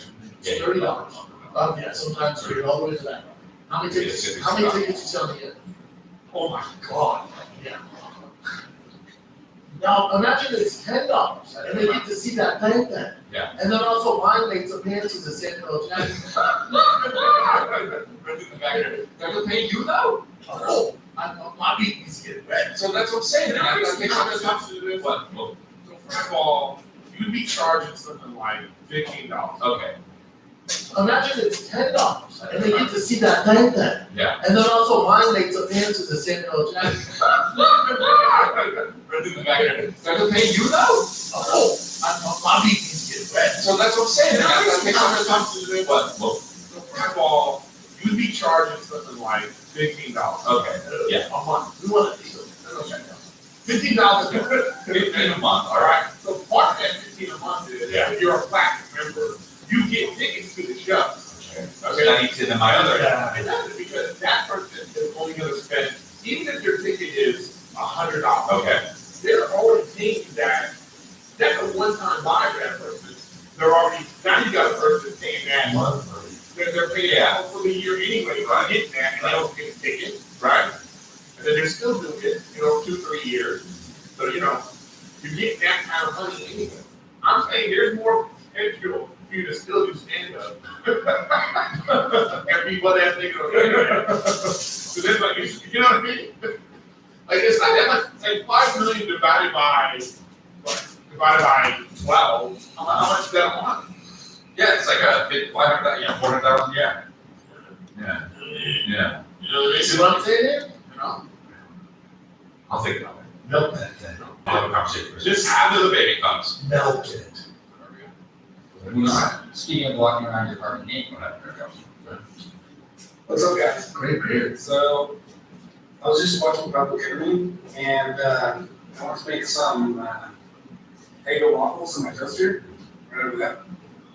Crazy thing is, I walked past the dishwasher while I was heating my dishes.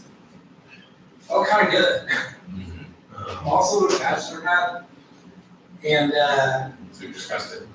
you know, Good hair. Oh, it gets weird in here. Yeah. You guys are really fucking weird. by yourself. So, when you guys were in your bachelor board days, what was the weirdest thing you ever did besides just walking around naked and playing video games? Because I do that shit all the time. Yeah. Well, like this dishwasher thing, no. I don't like being naked. Oh, dude, when I like was it. me, I'm always naked. No, not me. Even now, nobody's there. I don't like it. What? I don't know. No, very rare. But So I get that. Yeah. Just want to be free, just run around. yeah, but I was Put your dick on when I was living just for me. I was only naked. I was only naked. Like I'm talking about, Naked and afraid. like way more than half the time. It's crazy, 100%. No, bachelor pad just means you don't have a woman's touch. And it's dirty. Right? And it's And dirty. there is something, that's a real thing. Like the things that you thought were okay, I don't care how stylish you are, I don't care how whatever. But like this Fight Club poster's not going in there. Yeah, Do you have to have a Michael Jordan poster in your living Right. room? Oh, Pulp, I have a great Pulp Fiction. Yeah. poster. It's in the downstairs bathroom now. You're lucky it's there. Yeah. Yeah. It's that kind of stuff. Yeah. I thought you always find it. No, I'm just kidding. I don't have that. The weird. I don't, I promise. Yeah, we do this. Fucking arm wrestles his wife for Yeah. If I win. My UFC gets going into fucking 48 of them. That Top Gun poster's going in the bathroom. Yeah, there's just stuff like that. The weirdest thing in my bachelor pad, yeah, I don't know. That I was naked all the time.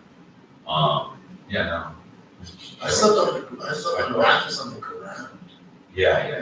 That's My just- dog shit in the house, and I would just figure it out later. Shit. You just figure it out later. It was too hard to figure. It's too hard to figure out. Oh, speaking of Mario, I sent Well, we're not, but Eric the okay. text I sent Eric the text. There's a scene in the new Mario. I can see it on Saturday. It's fantastic. Biggest animated opening ever. Wow. And they refuse to go woke. They're getting a lot of backlash. They're seeing on Rotten Tomatoes, they're getting like 50%, but the movie's like $330 million gross. Because remember, it's Japan, and Nintendo's like, we're not going woke. Like they wanted Mario to be like whatever trailer. Oh, they want it to be like fucking, yeah. They're mad at Magic Johnson's son didn't get the part. Yeah. So the audience score is 96%. Listen, no one cares About about that second, No. that, no one cares. Well, listen, what would you rather hear about? Would you rather hear about 100 pretentious fucks, okay, what they care, or the 500,000 people who went to go see it? Also- Like, hey, we like this. But look at Also- it, 10,000 verified ratings, 96%. 200 critics. But, All right. okay. These reviewers, here's the thing. they work for, let's say, whatever magazine, right? And so they have their review there. And then you go to their personal. Hard common design, intelligent technology, courageous performance. Discover a new world of possibilities in the Lexus RX. Never lose your edge. I am what I am. I don't want praise. I don't want pity. I'm so if I have things wrong, but I have things back on. Why not? See things from a different angle. Your life is a sham to catch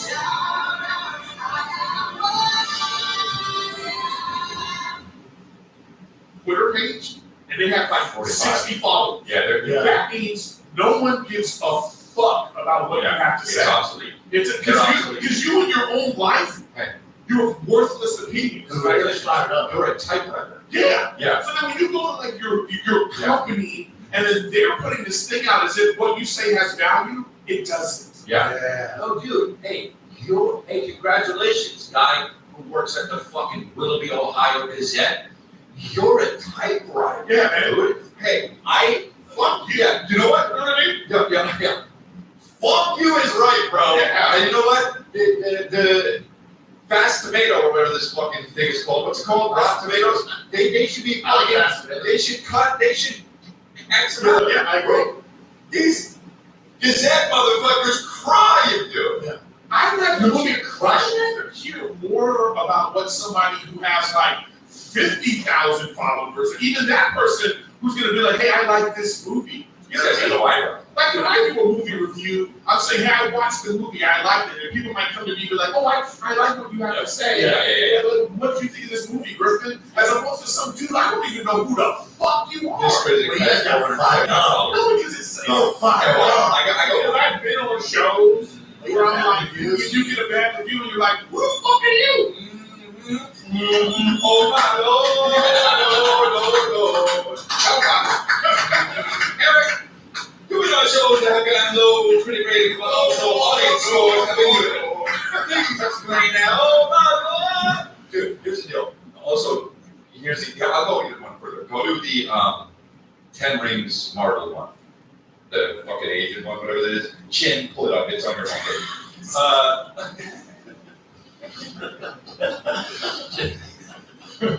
What is it? Shang-Chi. So racist. So look, this movie, the audience score is 98%. All right, now, this is a terrible movie. Okay? Now, the audience, here's what happens in a lot of the movies. Asians go like this. Oh, representation. It's the Yao Ming effect. We gotta go on there and vote it good. They don't give a fuck about the actual movie. This movie is so bad that I had a dream that was with the guy in it months after I saw it. And in my dream, I go like this. Fuck off. Because of that, that's all I know about it. Okay? Dude, it's so bad. 98% was alright. So that's the thing that fucks up the audience rating. Rotten Tomatoes isn't really a good way to engage with. A good way to engage with is find the people that you like to listen to. If you like what you love movies, do it. If you like yeah. A lot of people are like, I like his opinion. Find out what the fuck he says about it. But I hear everything, so I'm But here's the thing, what you're saying though, to piggyback on what you're saying is like, if you're like if we started talking about movies, these people that watch our podcast, they watch us because they like our video. Yeah. So they're gonna be like, oh, I want to go check that movie out because these guys watch all the time. These fucks, they got 400 followers who get no fuck about what you have to say. Because when you're on your own Twitter, no one's being like, oh, let me go see what so-and-so has to say about shit. No one cares, no one follows you. Yeah. So just because you work for some company that no one cares about that company either. Dude. No one cares about that company either. That's why you want to have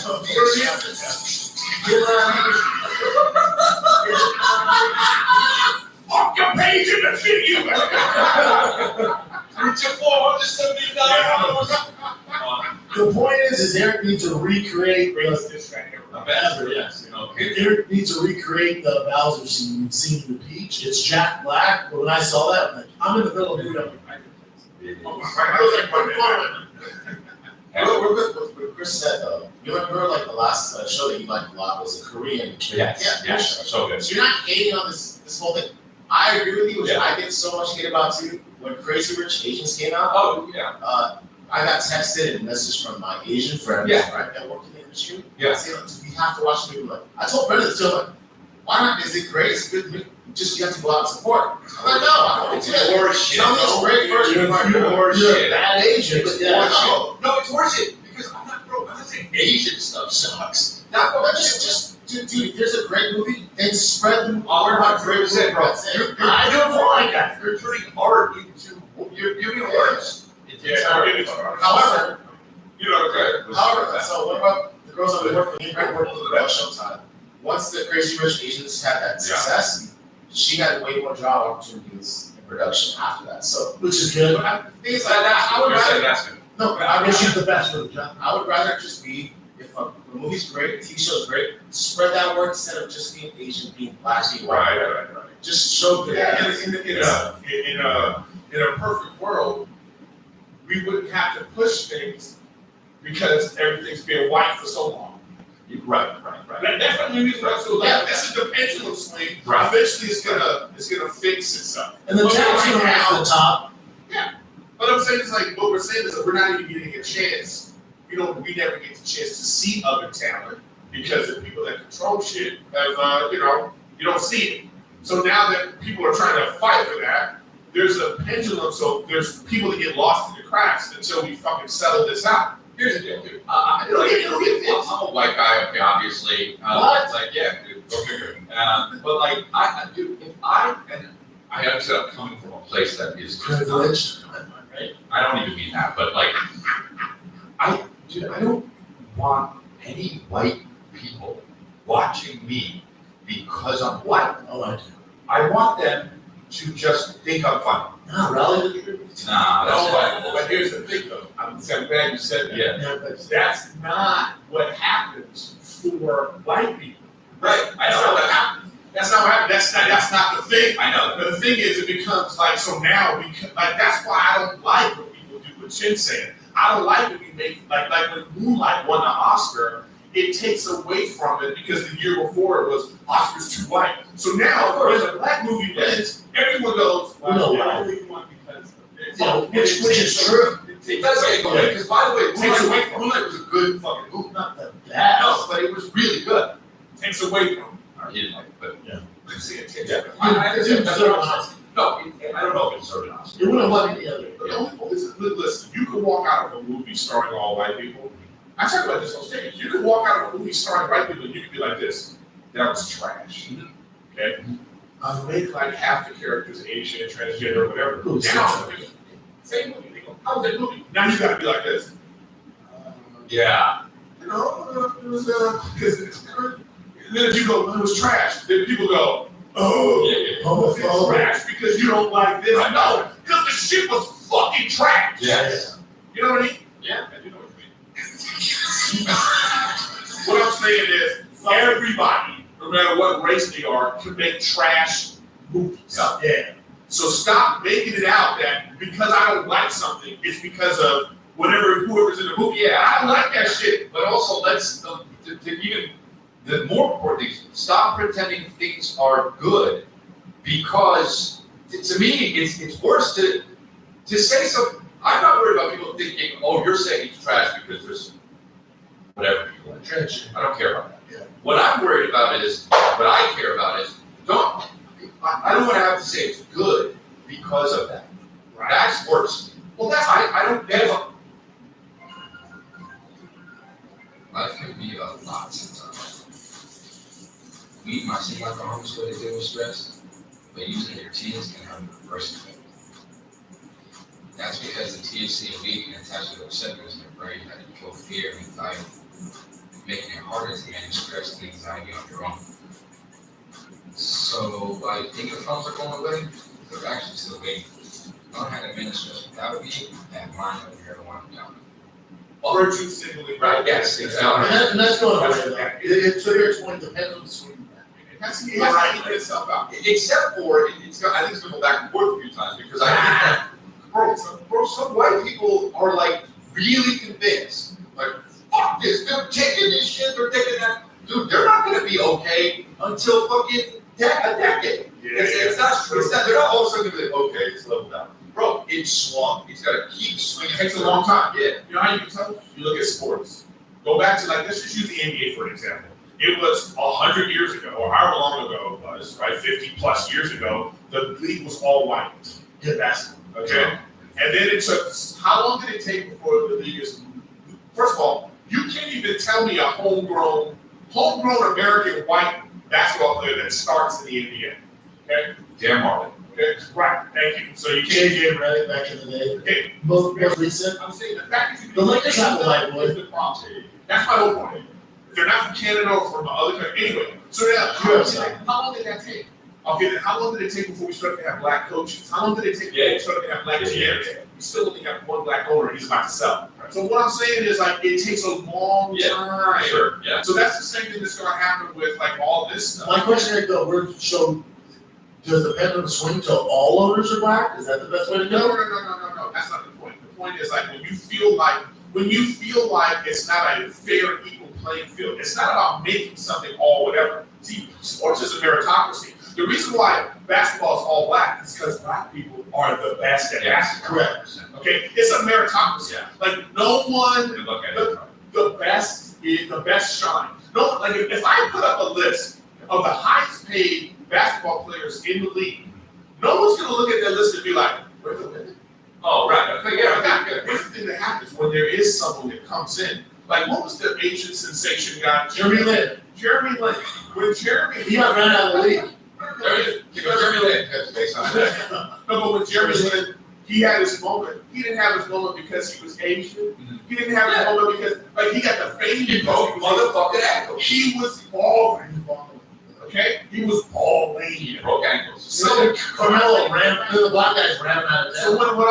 whatever, it wasn't sustainable, whatever, okay? So what I'm saying is this, in entertainment, like, look, artistic integrity is more important than diversity and inclusion. But it's not a meritocracy though, in a way. It's not, right? Because as much as I go on in a movie, you know, and I'm not killing it, and I'm here like, is he from Liverpool? No, right?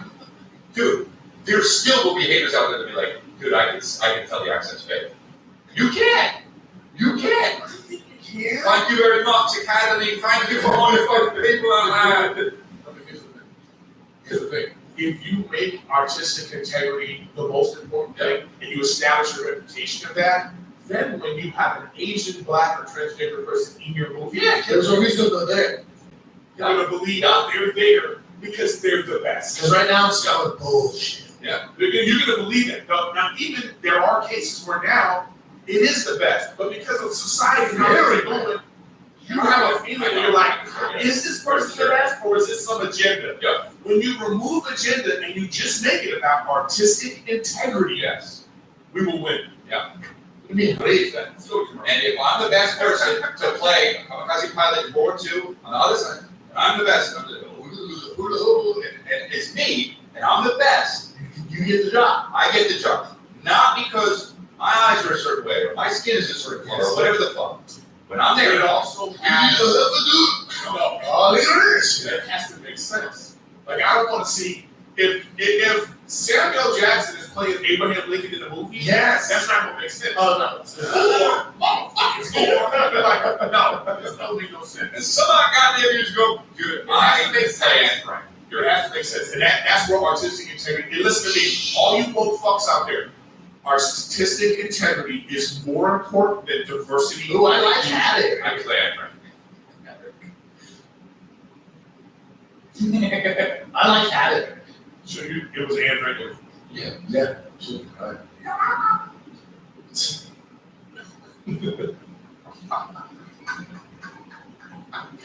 Okay, I think you can do that for 24 hours a day. Just wait. You like shut the Chris, shut up. These dudes is all the time.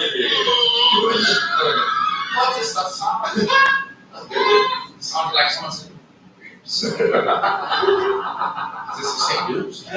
Are you very Somebody animate that. It's like something saying. So that's what they were saying. You can't call you. There's so many. Too many things. About to make some Do you hear somebody keep talking about their selling out? Down 6 levels to Arcades. So yeah. Hey, what is this guy? It's just like All I just said. by the way, this is how people should send in their confessions. We went on that whole rant because all I said I was hearing Eric play the Mario song. Holy shit. No, because we saw the right? Yeah. All right, so what's this guy's name? Yeah, he's got a relationship and he wants All right, to go what's to up? shit. It looks like Nick. Yo, fellas, is there anything better than dropping a juice while you're on the clock? Nah. My real question is, how do I tell my girlfriend that she has a thicker mustache than Mario and Eric? She's a beautiful girl. I love her to death. I don't want to hurt her feelings. That's why I'm keeping this anonymous, but I really need your help. She's gonna know what you do. What if Well, I mean, still be secret? no, but here's how do I tell her? Here's the thing though. If she has a mustache that she's not aware of, then she got other things. Yeah. She's aware. She's aware. No, what I'm saying is it's like, you know, She's not reading. I guess you've got a princess too. I mean, there's no way, you know, that like Rachel's aware of. Yeah. She was pulling out her cheek. Oh, they know. Let me watch. Yeah. Get out of here! Yeah. You know, right. Yeah. So what I'm saying is like, if this chick has a full-on mustache, she's okay with it. Also, date two, say something. Are you sure we wind up like this? You don't want to air that fucking bad bitch? Hey, bitch. You'd be like, oh, you got some food on your Is that Have you had a Manscaped? Don't go shopping. Listen, you have to find ways to be able to talk to people about things, because like, you know, I just think you have to just find a nice way of being like, you know, hey, you know, you got a lot of, We're just like, safety? yeah. that's a cute thing to say. It's cute. I like beach buzz, but But also, just watch a show with some girl with a mustache. Like, oh, that bitch's mustache. Can you believe that shit? Who would do that? Who would do that? Yeah, just let that simmer. She's just in the bathroom, And that bitch look like Hulk Hogan. Yeah. just shaving yourself, crying. Yeah. He's like, I win. Yeah. Also, I've never seen a hot girl with a mustache. or you could just be like, Ugh. or you could just be like, you know what you can wow. It's disgusting. You literally be like, hey, I really love your mustache. She was She'll shave it. She's like, what? You know what I mean? What? She's like, what the fuck? Yeah. Girl, Man, that stash? and I wouldn't mind. It's better than mine. It's thicker than mine. You know what? This will be the clincher. Okay. I don't normally like mustaches, But yours? but this one, that's the clincher. That's good. Yeah, I like it. 100%. That's the clincher. Yeah, if you just be like that, that. you'll be like, yeah. It's just, then you just be like, I can't believe you did that. you know what? I actually like this. Yeah. You know, I like this about you. Oh my God. It's like I saw this great, like, tip, like, that's a good relationship tip. Yeah. I saw this one that was great. It was like, so if you Discover unforgettable travel experiences at GetYourGuide.com. go to pick, like, you know, you ask her, what do you want to eat? Yeah. And she's like, well, that sort of thing. You just go like this. Hey, guess where we're going to eat? And wherever she says, you go, yeah!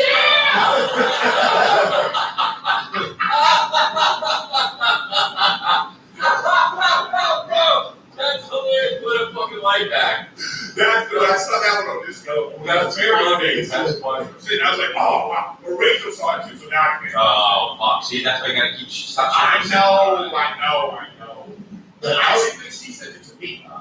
So then it's like, I'm like, oh. Oh, damn. Kristen watches this podcast, so I won't be able to. Yeah. You know, Kristen loves watching this podcast. My mom's age. Really, that's They're there to. Of course, But you're a piece of shit. of course I'm her favorite. No, that's most. Just kidding, bro. Love you. Just No, kidding. by the way. Love Yeah. Definitely. Yeah. But she's an age now. Oh, my grandma had one too. What do you got? Still Yes, answer. Brendan, Gary, Chris, I have It's a not hard boy. new segment idea, but it's basically like, am I wrong for doing this? Am I wrong for doing this when I'm at Walmart or I'm at the grocery store and you get the little, you get your item scanned? So you scan something and then it goes into a beep. And then you grab your next item and you scan it and it goes beep. Well, for some reason, Walmart, you gotta scan it and wait for the beep. So you might be sitting there for 5 minutes just scanning something. Now I have a rule. My rule is if I scan it more than twice and it doesn't, It's free for you. That's yours. it now becomes mine. I love that. Am I wrong for that? No, you're not. No. That's on Walmart. Shit. According to the law, yeah. It's still technically stealing. But I get it. Listen, here's my thing. So I gotta come in and do your job? Yeah, no, I know. Okay, on this shit. Fuck off, Benny, on it. Bring it when it's ready. I don't want to watch this shit. Oh, I love it. You get to do it yourself. Fuck off. And I tip you. No, they do. To me. No, they I know there are places. I know there are places where you. That's Korean barbecue places. Yeah, bro. The Korean barbecue places. I'm cooking the food. I want to Chris on this. Jesse. Chin.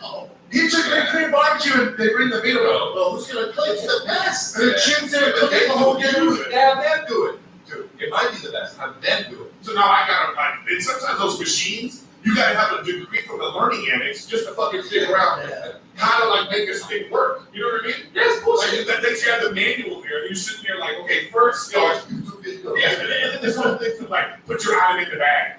You know? You're like, well, how do you know all this? So it's like, fuck off. I hate that. Now, here's the point though. It's still stealing. No, here's the deal. No, I get to keep it. I'm doing your job. I get to keep it. Fine. That's against the law. I'll arrest myself. Yeah. Yeah. I'll do the cop's job too.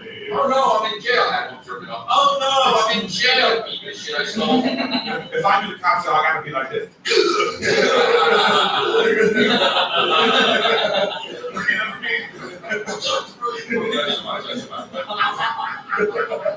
Too much. This is too hard. Like, If we get up on that, we find where the line is, and then we you go to arrest myself. Now, here's a question. Have you seen recently at Star? You don't really go to Starbucks, right? You remember the yeah. P-Berry. You go to Starbucks then? Listen, bro. Because they have the, real quick, they have the, I can't even answer. well, I was going to answer, I was going to say, because, well, yeah.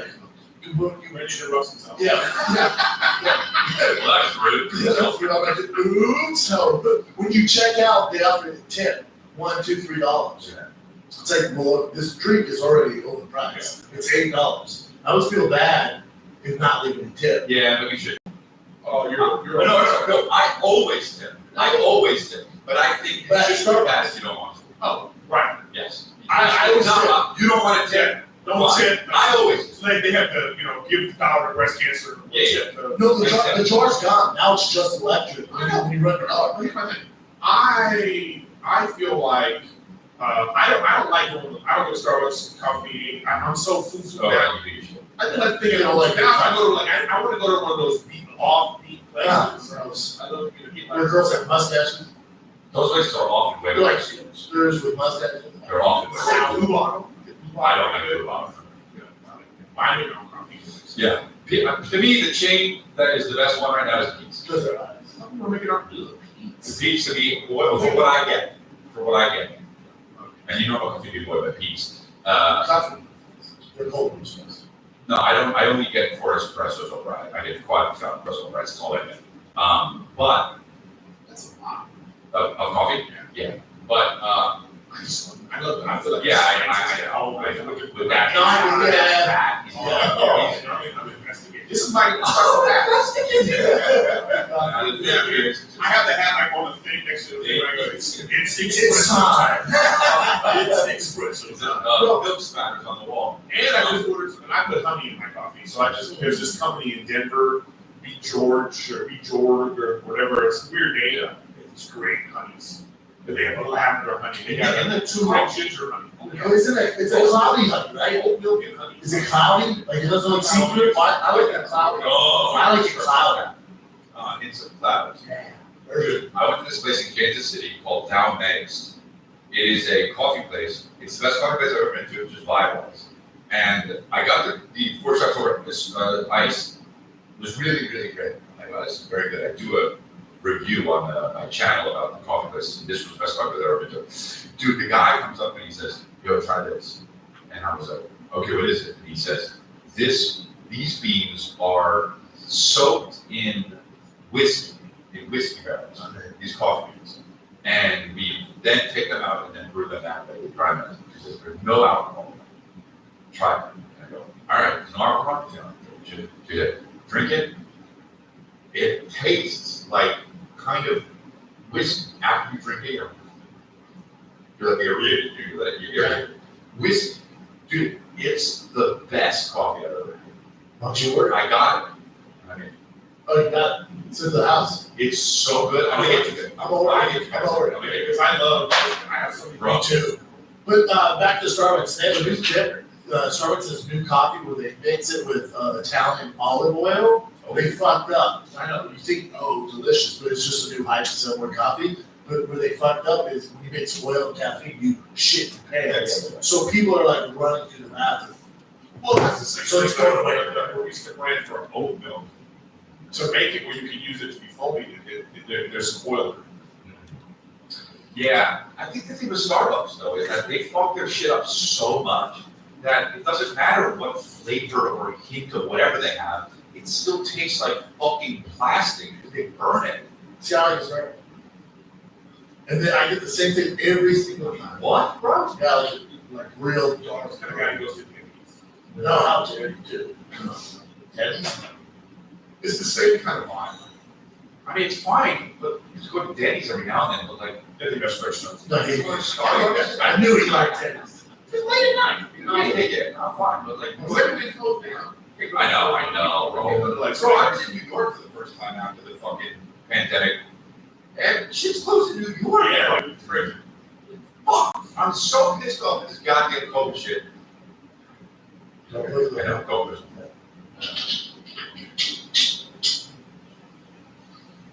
So lazy. I know, but That was the lazy. It's still photo of his I love guys with toy rooms. I love it. All right, let's get this up. Guys, I have a big club for you guys. I know you guys always give Chris a lot of hate for, wearing that Carhartt hat hitter, but you wear the Bass Pro Shop hitter. Correct. From You Hope Fish. So the question is, which one's the worst poser? Also, don't hate on these collections, man. I just like this podcast, so I like that. Collected, I right? think that's cool. Let me know what you guys think. Love you guys. I like collecting. Eric, you ever need Star Wars help with that Mandalorian on the Woo podcast? Let me know. I'm wishing for you. And Chin, you ever want to go ice fishing? Let me know. I'll definitely keep you out one of these winters. Where's he at? Don't get it. And so literally, you know, my podcast now, so woo. I'll tell you what, did you say that or something? Yeah, he just said that. Oh, yeah, You yeah. should, you definitely should. No, Go ahead, Chris.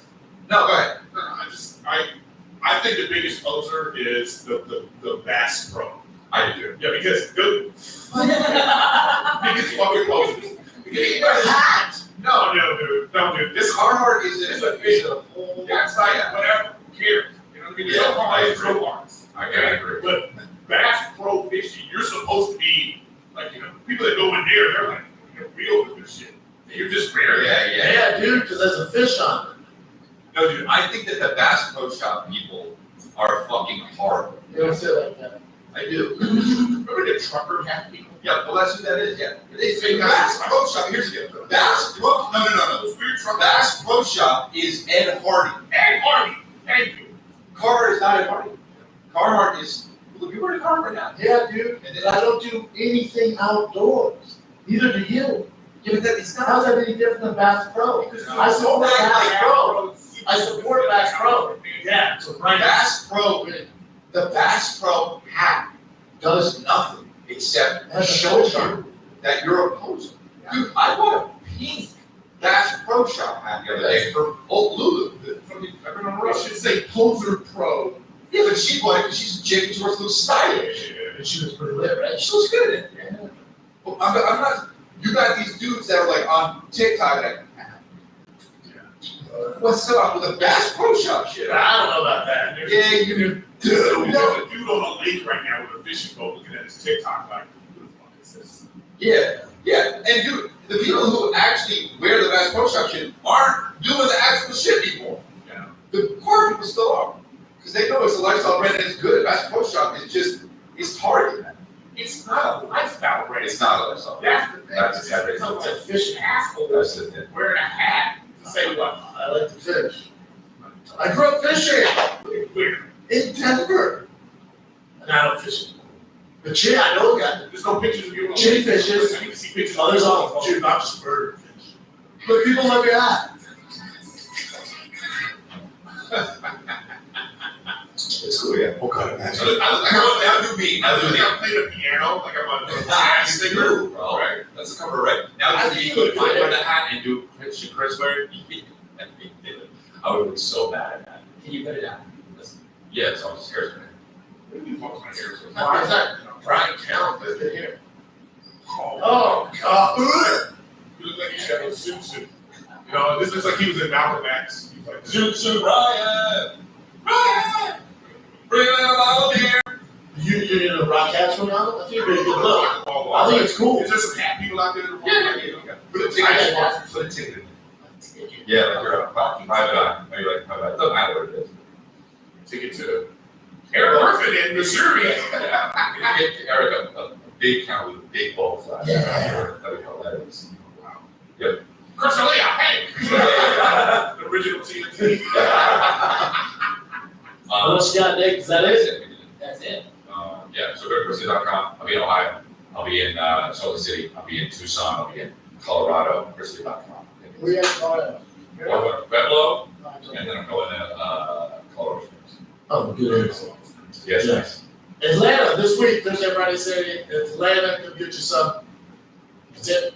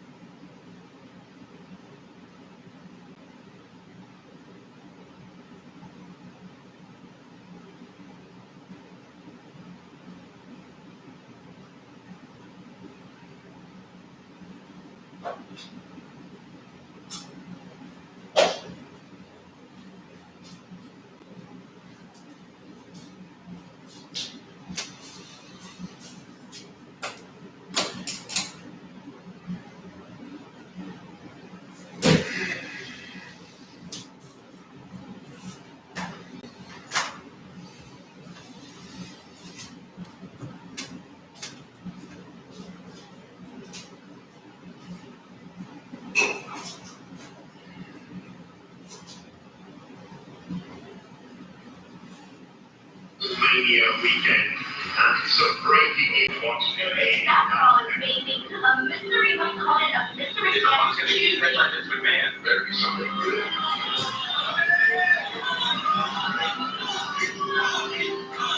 Really rough right here. Anything can happen, but who knows? He may show up tonight. We have no idea. I think this place would pop his ass off if he came out tonight. We don't know. We don't know if he's that good at WrestleMania. To see him come back home would be a whole other thing, man. I got to see the statue for his father last night at the superstore. It was fantastic. I always loved Dusty Rhodes, man. So hopefully we see his son here tonight.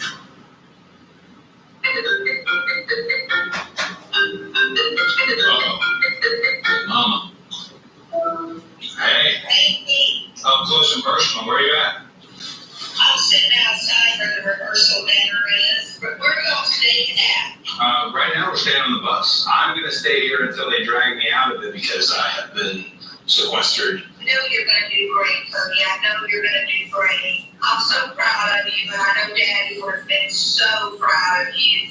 And I know he's watching you. I just know it. Thanks, Mom. Let me tell everyone I said hey. All right. Bye. Bye.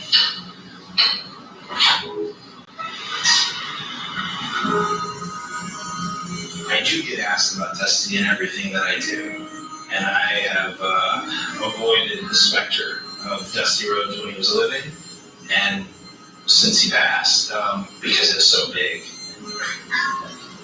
How could I ever do anything like he did? But fate has it that I get this opportunity to make the walk at WrestleMania in front of the sports entertainment's biggest crowd. My dad really loved him.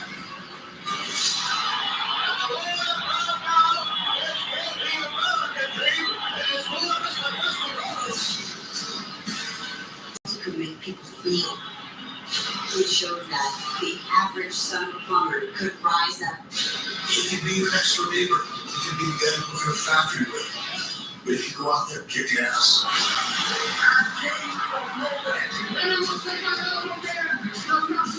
He was a dreamer of epic proportion. And the architect of what we now see as a global empire. God, he was entertaining. Let's do this again. Pro wrestling, just like a movie. You don't know. I've been told everyone goes through it. Because what you got is real. To get to the top, you have to sacrifice in every aspect you can imagine. Definitely became more times. There was a mentor. He was a hero. And that's never far from mine. That's funky.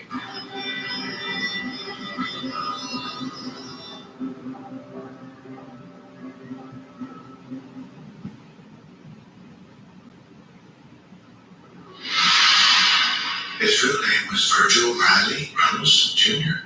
Never ever heard anybody call him Virgil, not even my mom or pop. He got nicknamed Dusty because of the street they lived on. It was a dirt road, a dusty road. Dusty Rhodes is born into an America that is coming out of the Great Depression, is coming out of World War II.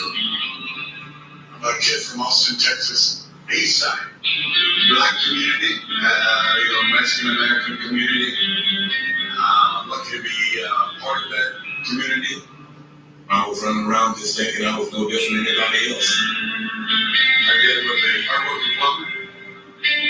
Disciplinary, not a lot of education, just a hardworking guy. We were very poor financially, but I was not aware of financial problems. It was just life for us. It was the way things were. We never really felt sorry for ourselves or felt like we got a bad shake in life, a bad deal in life. Growing up in East Austin, coming from nothing, my dad created things out of nothing. I've heard things about him being teased as a child because he was bigger, but the adversity part of it was just him overcoming obstacles in his life to get him to where he wanted to be. My mom was a driving force behind the American dream. My dad more or less was that if you're going to do it right. If you're going to reach for it, then be the best at it. Friday nights, I made a catch a chick, we'd go to the restaurant. We'd get into it and go crazy. I grew up really loving this industry. One opportunity is to make a living with this. We come home and we wrestle. We made faith mass. We just did as rough as we wanted with Dusty. One thing I would say about him, you could not make things tough enough for him. My dad will tell you how great he was at baseball, at football, and he truly was a multi-sport athlete. When you were a mess at that time at Scalabry, I played first base, I caught a little bit. He also played for a semi-professional football team in Connecticut called the Charter of Buffaloes. There's the athlete side of Dusty, and then there's the thespian side of Dusty. Something else was calling him. One of his greatest characteristics was his ability to have a vision and know exactly what he wanted to do in his life. He was always charismatic. When he was young, he had a stage presence. He loved acting. He would tell me, I love it. And I said, no, man, you're an athlete, not an actor. You know what I'm saying? And luckily, he found a profession where he can combine both of those passions. You want to pro wrestle? You want to pro wrestling? I remember him coming into Dallas. He didn't have a place to stay. And he wrestled Chris Van Erich that night. Chris just had his way with him. I remember him kicking him right in the teeth once. Looked like he actually had lost some teeth. And then ended up putting a claw on him and beating him. But I remember him telling me, I love this business. Someday I'm going to be the heavyweight champion of the world. I think he saw something in wrestling. And there was a freedom in wrestling that didn't exist in other spaces. You know, Muhammad Ali, if you'd asked him who his hero was as an 18-year-old, he would have said Gorgeous George Wagner. And what he loved about Gorgeous George was that Gorgeous George brought the showmanship of professional wrestling to a whole nother level. I have to think that for Dusty Rhodes, it was a very attractive thought for him to be able to be a character and develop stories. When my mom and my dad met, they hit it off, they had a great time. Sandy was gorgeous. We loved her. The war in Vietnam had begun, and they had a rule that they were not taking any married men. So, even though he loved Cindy, and I think they would eventually got married, it was probably sooner than anyone expected, including himself. Because all I could see was how important it was for him to make a name in the business and become a champion. He had that vision of what he wanted to do, where he wanted to be, and he started his life on the road. One of the discoveries of any wrestler in terms of this job is it starts out real fun. It starts out, oh my gosh, I got paid $300. I'm gonna have fun. I'm gonna partner with Dick Murdoch, Texas Outlaw. We're gonna be the bad guys. This is so much fun. Dick Murdoch was a character from Waxahachie, Texas. Together, they were kind of the same mindset. Rhodes and Murdoch first came to Florida when I was a kid. They had crew cuts. And big fat bellies hanging out. They were bad guys. We're just a couple of old country boys drinking beer, wrestling, fighting. Dusty was saying, we're not going to be outraged. We're going to be outrageous. And they were. Well, we were traveling 340 days a year from one town to the next. You had 700 miles to go to get to the next town. Yeah, there was a bar, we stopped. And we had a good following, territory-wise. Did a movie called The Wrestler.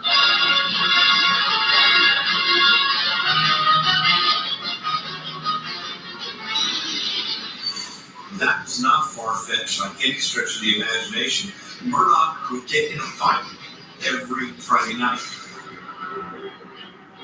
It's fun. And then you realize the layer of work that it takes to get to the next block. And that's where it goes from being just this silly vocation to your life's work. A lot of people don't know that my grandfather, Dad's dad, died the day before I was born. There's absolutely no way that I can imagine that. For him to lose his father, then, oh my God, now I have a baby boy. That's sent anybody into overload, man. Dusty told me he was so excited about having a grandchild. And Dusty took some cigars that said it's a boy, and he put them in his pocket, and in the coffin. And that's hard. My dad never saw me wrestle, but when my dad passed away, one of the belongings he had in his wallet was an old program from an event that my brother had been in. It's hard for me not to get emotional, but Dusty was always able to kind of put those things in perspective. He could have all of those kinds of things going on in his life and seem to know, what to do and how to do it. I think Dusty had a knack for knowing when it's time. Probably one of the hardest decisions he made, and I think definitely the most important decision he made was when it was time to leave Dick. He worshipped Dick Murdoch, but I think he felt that there was more, and what more means is I want to be in the main event by myself. I want to be the world champion. His tag team partner from Austin, Texas, weighing 280 pounds, Dirty Dusty Rhodes. He loved the Texas Outlaws, and he loved doing what they were doing, but I think in Dusty's mind, he was scratching the surface. He felt that he had more tools, he had more in the tank. I don't think that the promoters recognize the fact that I was a great in-ring worker, or performer. They recognized that I had charisma. I had to find a way to grow it into becoming the American Dream. And there's an elbow drop by Dusty Rhodes, and count 1, 2, 3, it's over. Dusty Rhodes does it his way. Hey, stick your nose down there. I'm gonna fuck you. I'm gonna fuck you, baby. I'm gonna keep you good in the fella. I had that one element that you cannot give anyone, charisma. The greatest rap master, the greatest wrestler, the greatest super heavyweight in the world, it's about winning. You either have it or you don't. It's in the outlet. Yeah, it's the wrestling jam. It's your child. Subjects, you know what I'm saying? Just let it go through your minds and dreams. I put it all in tape. I figured out right away I can sell more tickets talking them in the building than actually what they were seeing in the building. Will it worse the damn pain? Will it worse the pain? When I look back at characters that were developed for the American Dream, none of them passed on to my guy. I like to find the things in life, like diamond rings and cataracts. Any problem with my dad, yeah? It seemed to be like music with a rhythm to it. When I was growing up, I sure didn't think 265 pounds of blue-eyed soul would captivate a country like a hell. The people drive me. He's somebody that gives off complete comfort around Black people. I think he gets a bit subversive in a way that, I think brings comfort to certainly me and I think a lot of his Black fans. Dusty made everything love being Dusty Rhodes. And if you was from the neighborhood, Dusty was like the only Black wrestler that you had to look up to. Because of Dusty Rhodes growing up in a part of Austin that was multiracial, I see him as somebody in a line with an Elvis Presley or a Jerry Lee Lewis. People who were white, who were greatly influenced by the Southern Baptist Black Church. Everything I will be.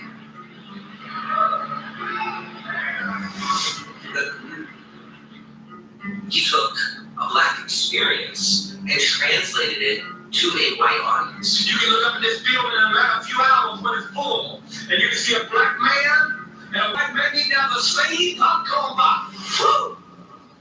That's talking. Dusty's appeal was the fact that Dusty was just like the audience. I'm just one of you, baby. I'm just like you. So come help me because I need you. And you felt when Dusty was in the ring that you were right there with him.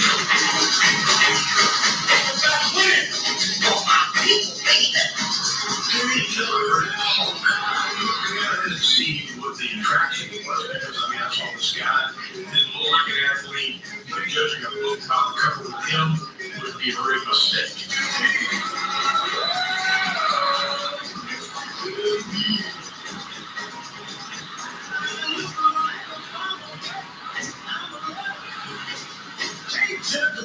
By looking at the cover, the greatest features, the greatest rapper, the greatest singer, the greatest singer, I can see who Hallelujah, 1977. The rest of the hair, what they get 7 pounds of the sweet souls. By looking at the cover. Dusty was kind of a Pied Piper. Dusty would just bring everybody that would follow him. Everything I am, I look at the way of life. What is more of an American dream than being able to make it on your own terms? So you have a lisp, you're overweight, your clothes are ill-fitting, you get to be you, and you still get to make it. There was a lot of patriotism in Rah Rah USA at the time. He was wrestling against, at that point, the evil Korean Pak Song. Pak Song with one single purpose in mind, to rid the wrestling world of the American dream. The Korean assassin versus the American dream, Dusty Rhodes. And somehow, the son of Lumber overcomes.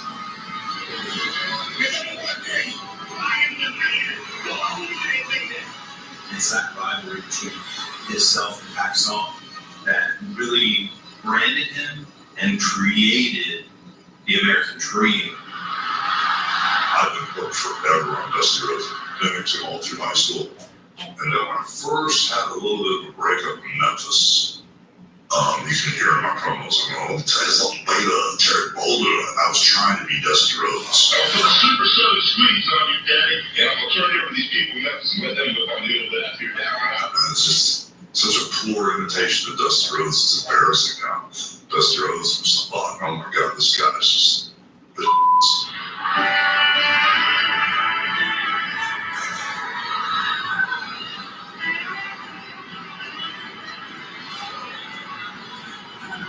This industry is very tough. You have to sacrifice. You have to sacrifice your body. You have to sacrifice your mind. You sacrifice those that you love. When I'm looking back at everything, people would be like, oh my gosh, I can't believe your father's the American dream, Dusty Rhodes, that's the coolest thing ever. Yeah, it's pretty cool. But at the same time, you know, he was just our dad. We're having to share him with the world. Sometimes I thought about that and I just thought that was just kind of weird. But back in the day when he was first starting out, I didn't see it that way. I was so young. We saw our dad a couple times a year. And when we did, it was the greatest time of our lives, you know. But Justin and I have a completely different perspective on when my father was first starting out. Honestly, man, it hurt. And I wanted him. And I wanted to be with him.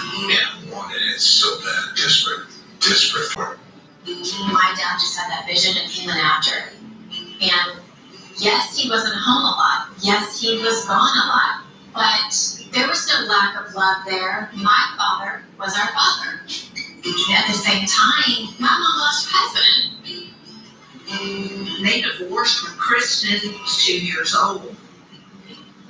That was the way it was. If you wanted to make a living, you had to go to the different territories, you had to work. I was young, and I didn't understand what kind of a star he was becoming. The boy needs his dad. This is plain and simple.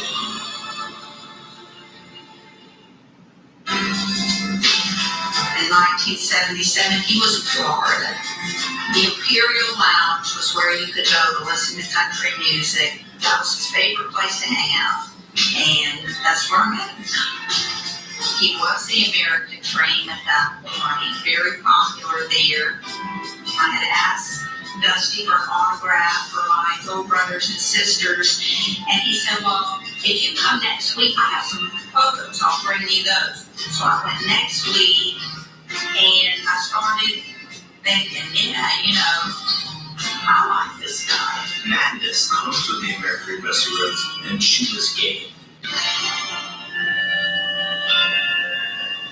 A man who has figuratively set the wrestling world on fire. Mr. Soul, Mr. Charisma, Mr. Dusty Rhodes. 287 pounds of free throw. I have finally died with kings and queens. But I spent the night and died on pork and beans, and everybody here's died on pork and beans one time in their life. I reach for a star, reach for a dream. Talk about the American dream. Superstar Billy Graham. The gold around your waist will be mine.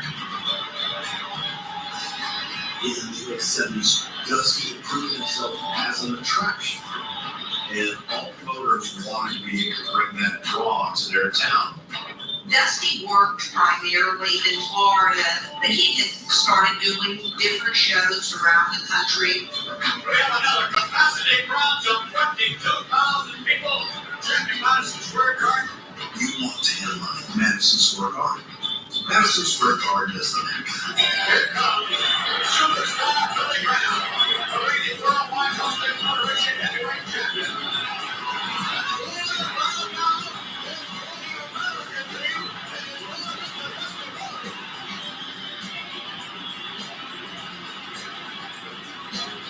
Superstar Billy Graham and Dusty Rhodes, two of the most charismatic individuals, clashing for the first time in Madison Square Garden. That was magic.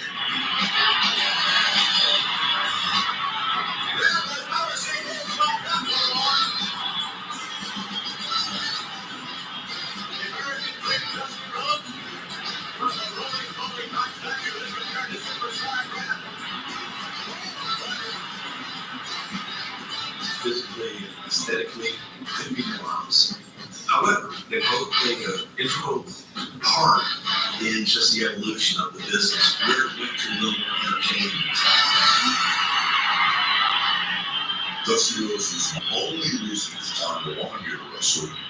But then Superstar Billy Graham climbed on the second rope and hit that double bicep. I went, whoa, just like that guy. Man, I wondered what the possibilities for me to end up looking like that, but wrestling with Dusty Rhodes' charisma. I wonder if that could be possible. It is possible.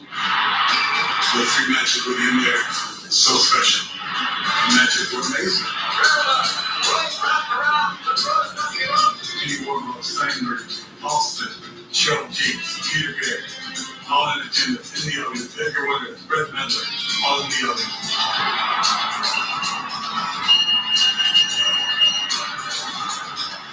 Didn't want to believe because of the goosebumps and what I was feeling at that moment.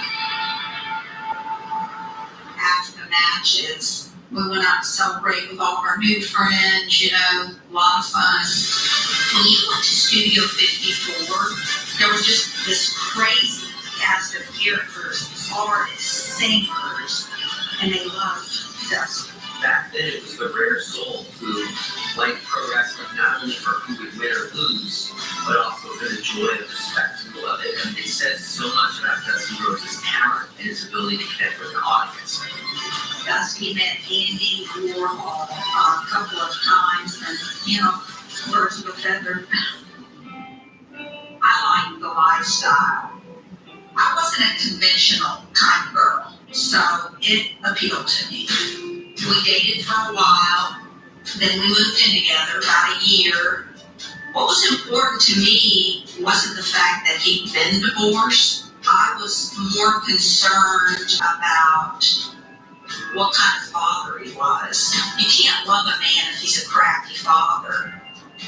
We'd gone out to Austin to visit Dustin and Kristen, and just out of the blue, he asked me to marry him. And I said yes, because I didn't want to get married. But up to that point, I really hadn't thought about it. I was happy with things the way they were. So we got married. My mom, suddenly a stepmom. And I think that was natural for her because in her family, there's lots of people. When we got married, Dustin and Kristen were very young. We would see them whenever we could. We would have them on holidays and in the summer, but it was a long distance relationship. That's how it went. Getting there to Tampa, seeing the horses, seeing the pool, swimming in the pool, seeing Dad occasionally, not a lot. I didn't want to go somewhere else and not be around him anymore. I wanted to go where he was going. No, he wasn't home a lot, but in some strange way, I had an understanding, and I think, again, it goes back to me just admiring the vision that he had and what a great person that he was.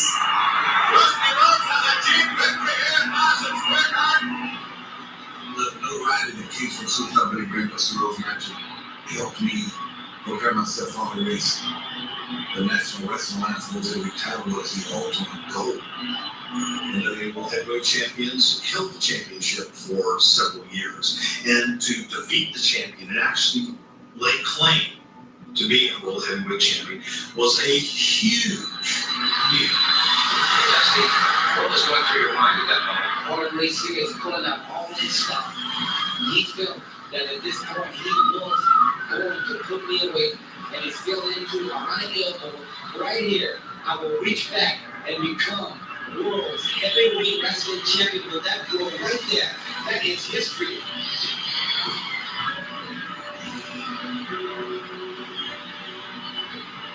In that moment, we riveted, and you do think that winning is possible. Like, all the odds tell us that winning is not possible. That is activated by Dusty Rhodes being able to embody victory. He considered the World Championship to be the highest honor. You can't get him to say that wrestling was fake. You can't. And it's because it's not. That moment wasn't. And when you take that seriously, the fans take you seriously. And they support you. They're crying with you. They're cheering with you.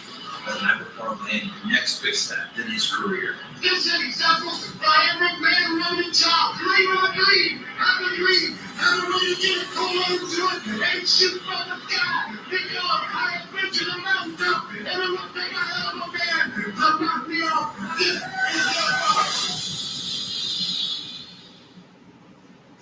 is To my left, the American Dream, Dusty Rhodes, and it's most unusual. Today, we're here in an empty arena because Dusty Rhodes knows.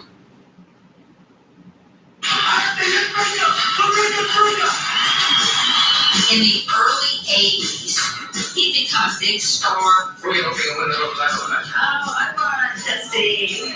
a little from son who come out of the ditch and they came so sweet. They came so sweet. Yeah, it's on fire. You better believe it's on fire. Vince was looking at his expansion. Vince looked at Dusty Rhodes and saw Dusty as the guy to make it what it has become today. One of Dusty's biggest attributes, and I don't know if this is the proper term these days, but just balls. Because for him to say no, walking away from that top spot, he just had a gut feeling. Dusty always wanted to produce wrestling, so he went to the Carolinas for Jim Crockett. This is the most at-home situation in the world of wrestling. The next show, Wrestling Alive. He got to produce TV shows, promote matches, and got to wrestle. There was just more opportunity for what Dusty wanted to do. Even though when we moved to Charlotte, it was a wasteland. And the Tom Crockett promotion was kind of like a mouthful of mojo no sugar. There were some good quality people there, but they didn't have something to spice it all up. And Dusty, he was a dreamer of epic proportion. He saw things on a huge scale. Everybody remember, wrestling history to be made. He really was a genius. All the video met over the years from the War Games to the Starcade. Starcade 83. This is the wrestling of all time. And then, of course, the Great American Bash on the tour, man. And we hired everybody from George Jones from Waylon Jennings. I'm looking forward to being a part of the Great American Bash. Well, Lord, it worked. We sold our The business started taking off, and then they got on TBS. So their show was going in more and more homes. All of a sudden, you're reaching a mass audience. So a kid in New York City like myself could watch this very regional carnival, ever being 10, 11 years old, watching Dusty Rhodes versus Ric Flair. And I'd never seen anything like this before. It's the New York Yankees and the Brooklyn Dodgers. It's Muhammad Ali and Joe Frazier. It's one of the great rivalries in the history of sports entertainment. You got the right, you got the head, I know what they use is the same thing Ric Flair does. The Rolex, I'm the son of mom. I was raised in Austin, Texas. You feel it? We never had anything unless I fought, living right, jet flying, son of a gun. As I got down on my knees and went for it. So high. Could be when they look at me like Ric Flair. I want to be the #1 entertainer. Don't want upsmanship. Definitely. It's there.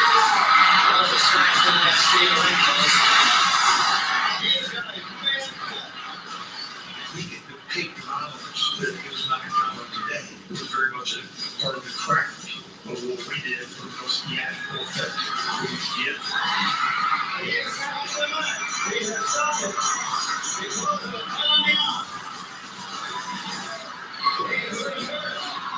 Ric Flair, if you call this a victory, you need to go home and get your mama. This ain't no victory. This ain't over. Dusty looked at pro wrestling just like a movie. It was cinema. It was this long tale that didn't just include the moment. Look what Ric Flair took. He is padlocking that cage. So Dusty Rhodes is helpless. Not only that, he cannot be helped by anyone from the outside. Seeing the adult nature of these conflicts, this felt like adults were fighting with their fists over big issues. I was at ringside, I couldn't believe what I was seeing. Down he goes on Dusty Rhodes. And right now, everybody is in a panic right now because a lot of concern for this area. It was real. And I believed in it. They broke my dad's leg. That's how they portrayed it. And they weren't going to have anybody saying this was phony. This is why wrestling in the 80s was so awesome, because everything was real. Dusty Rhodes brought that sensibility that you needed to know not just what was happening in the ring, but what was happening in the locker room, what's happening in the parking lot. It was like a reality series, and you needed to see this week because it explained last week, and then you needed to watch next week because it would explain this week. So really, it sounds like Dusty, if you want to be ready, you're going to have to do exactly what he tells you. There's no doubt, David, that I have to do what he tells me. One day, I saw the cast in his closet. And I'm like, look at him. It's got a big slit down the middle, and that's how he would get it on. And wore it around the house and kayfabed his own kids. Ladies and gentlemen, you all know that Dusty Rhodes has been injured. Well, we want to welcome back tonight Dusty Rhodes for his first interview since his injury. Here is the American Dream, Dusty Rhodes. And Dusty, your fans welcome you back, man. Think about that period in the 80s, what was happening in U.S. society. The biggest shows were Dynasty and Dallas, but there was an underbelly underneath that in U.S. society at the time, and that was working class people, black and white, particularly union, who were seeing their lives and living standards utterly eviscerated, if not destroyed. We put hard times on Dusty Rhodes and his family. You don't know hard times out there. Hard times are when the textile workers around this country are out of work. They get 4 or 5 kids and can't pay their wages, can't buy their food. Hard times are when the auto workers are out of work and they tell them go home. And hard times are when a man's working a job 30 years, 20 years. They give him a watch, kick him in the butt, and say, hey, I'm coming to it up. Took your place, buddy. That's hard time. That's hard time. We're at this point where companies are thinking about how do they replace unionized labor? And the reality is the idea of achieving the American dream is starting to slip away.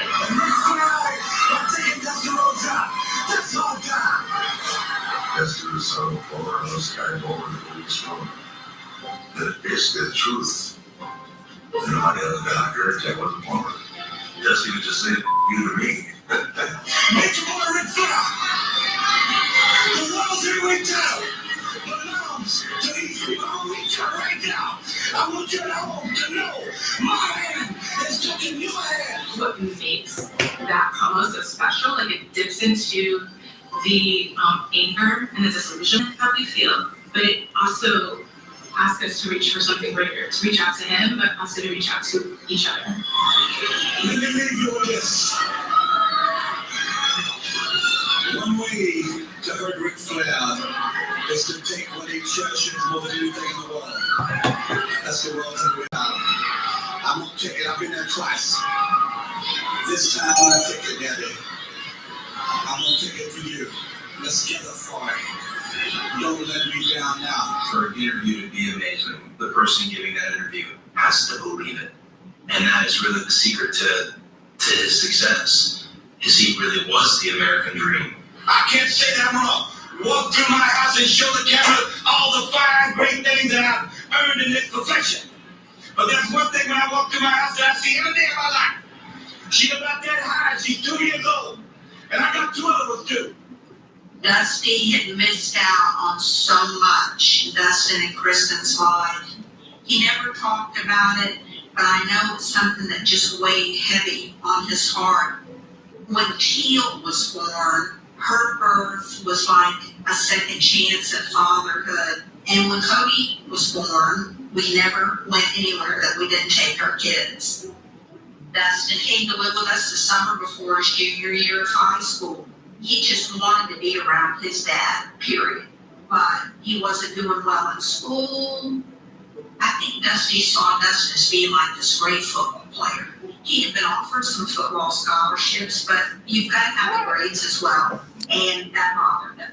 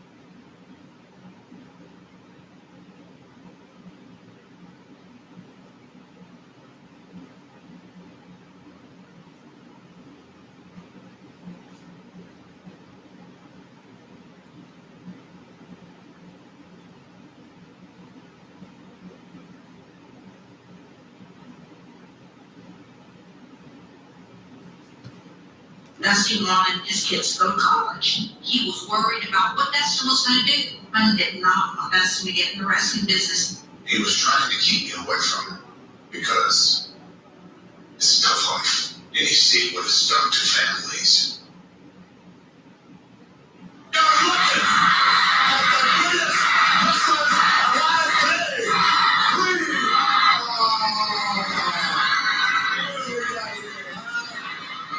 Ric Flair versus Dusty Rhodes. This was years of struggle by Dusty Rhodes. Look at this. The World Heavyweight Championship. 1986 Great American Bash. Ric Flair is legitimately the man. The man. And Dusty, throughout the rivalry, it's loss after loss after loss. But from a wrestling perspective, those weren't losses. That is the definition of the chase. Dusty was like an open nerve. Dusty was your pain. Dusty was vulnerability. Here we go. Classic right into the fence. Down goes Ric Flair.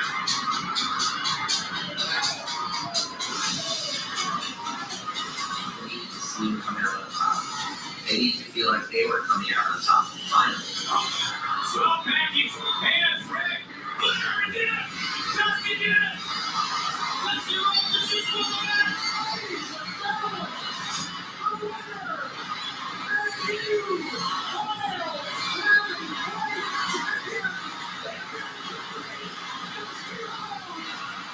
People are losing their mind because they were in on the chase with him.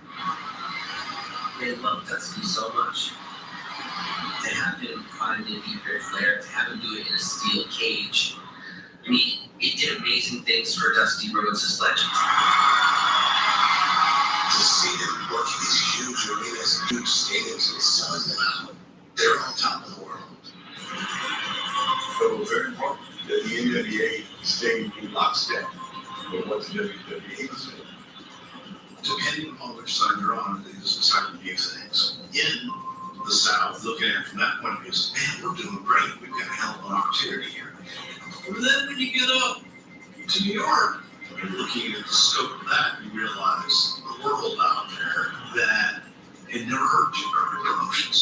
And what geographic promotions failed to recognize was that other audience. It was a family-owned business. They were running around like rock stars and should have had a much greater accounting principle. They sold the business to TBS, and Dusty got the call from Vince to come work for him. It was a little difficult for us because Dusty saw himself as Hulk Hogan. Dusty looked at Barrett's Hall. We didn't have that eyesight Dusty had. We looked at him when he became me. One man's trash is another man's treasure. At that juncture in his career, he was no longer a spring chicken. He wasn't on the top of his game. So I wanted to go with more fun. We did some vignettes. Dusty was so entertaining. I can feel something. What's going on there? Thank God you're here. Whoa. Hey, aren't you? This man is America. Dusty Rhodes.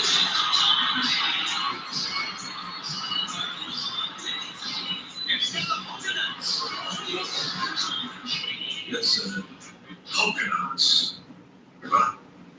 Just, we need polka dots. Yellow polka dots. It's everywhere. We think he's nuts. Now what can I say? I'm in the polka dots. The dream, get down.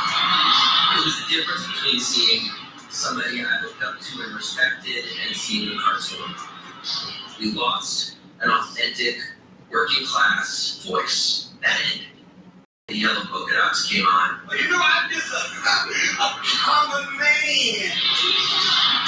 I was mixed about seeing Dusty Rhodes and polka dots. I was kind of like heartbroken. I wanted the American dream Dusty Rhodes with band-aids all over his head, bleeding like a pig every night, doing the hard times promos. He didn't care. He was so glad to get the call to come to the WWE. He would have wanted nothing but, as long as he was getting a big check, polka dots were great. There are fans to this day who will try to convince me that they made a mockery of the American true. Maybe there was even punishment for having been the opposition by not coming the multiple times that he'd been presented the opportunity to go. I don't see that at all. But whether it started out as a lure, I was from that school of, I want to make this look. I want to put this back in somebody's face. It was a time that WWE was really breaking through major pop culture, and Dusty was absolutely part of that.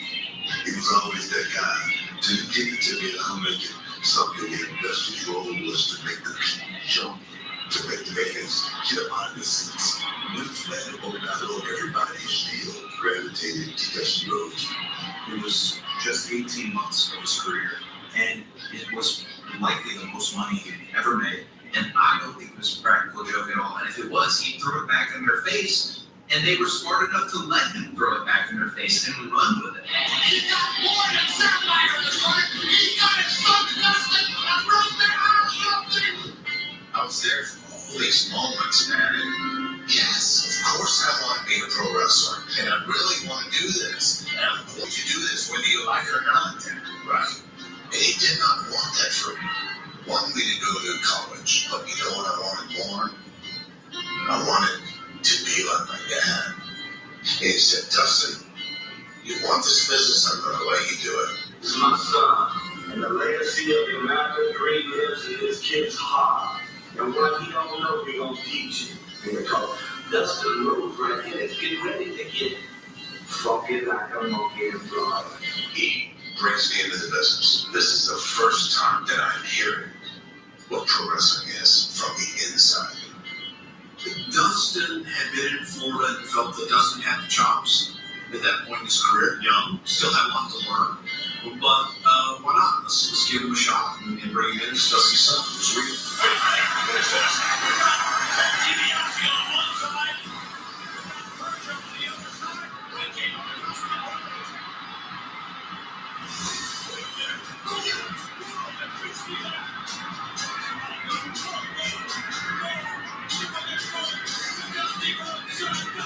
My first thought was like, this could get very interesting very quickly.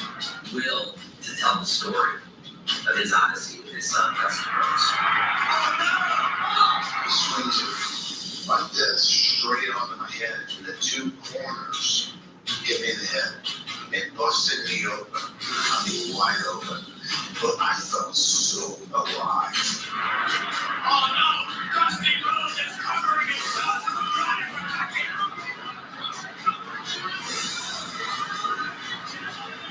I'm just underneath and oh my boy, he's acting it out. He's crying, and people are feeling it in the arena. And he's right there with me, you know?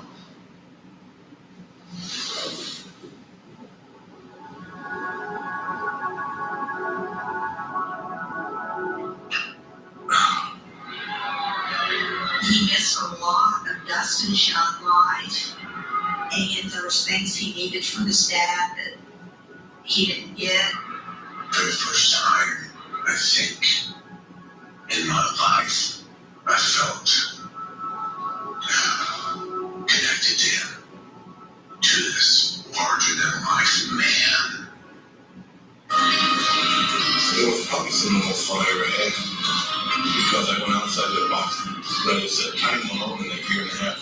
I got tired of it again, but it wasn't me. Anyone that you and free Dusty used to have great.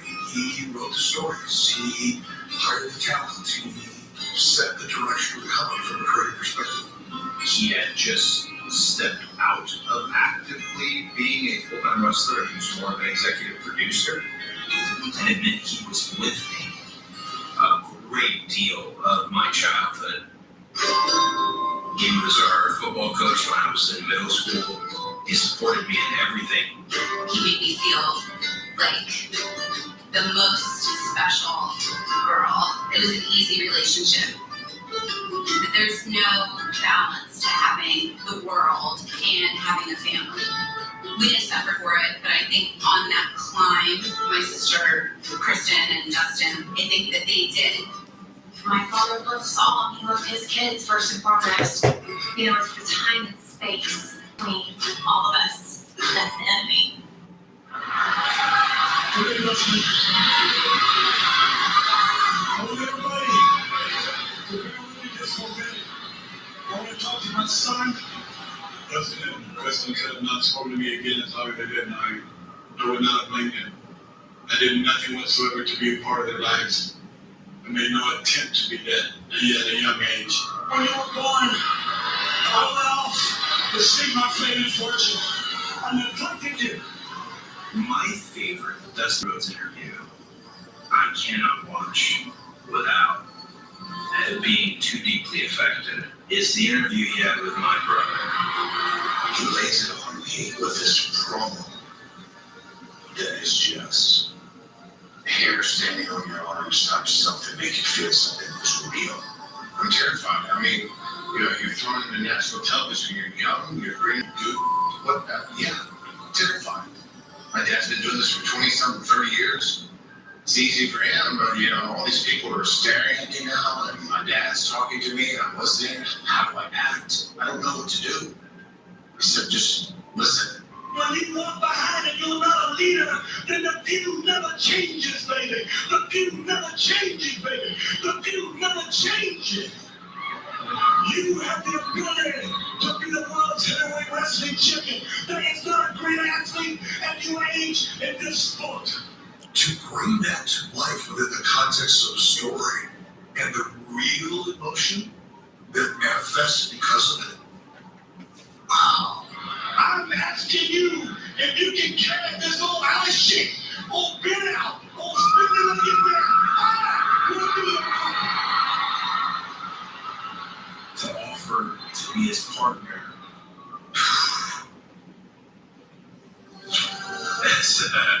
That's like every kid wants that.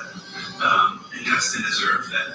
He did. I can't watch it, but it's very special. The roads are blood. I don't need a handshake. What I need now from you is just a hug and a kiss to seal the deal, baby.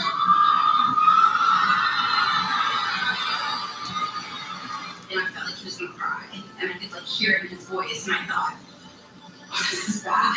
I don't think I want to watch. I don't think I can watch this, And I had to leave the room, and I remember them being like, it's not real, it's not real, it's fake. I'm like, okay, buddy, I got it. And it's really just beautiful. There were plenty of people in that crowd who had problems with their dad, or their dad had problems with the son, and I don't think there was anything my dad was ever that proud of. Here it comes! Here we go! Dustin will tell you, I always wanted to be like my dad. Those are hard shoes to fill, and I think he always felt a tremendous amount of pain and pressure that just built and built and just stayed with him. Dustin got married to Terry. Dusty thought it was a very bad decision and was very vocal about it, which I think is where they went their separate ways at that point. I think that Dustin had a lot of resentment from when he was growing up, and his wife just played into all of that. I was made to choose a woman over my father. And I chose a woman. I was mad and I was angry. I didn't want anything to do with my father. I didn't talk to my dad for 5 years. It was heartbreaking because he suffered greatly because of it. During those 5 years, I wanted nothing else than to do something different. I was tired of being Dustin Rhodes.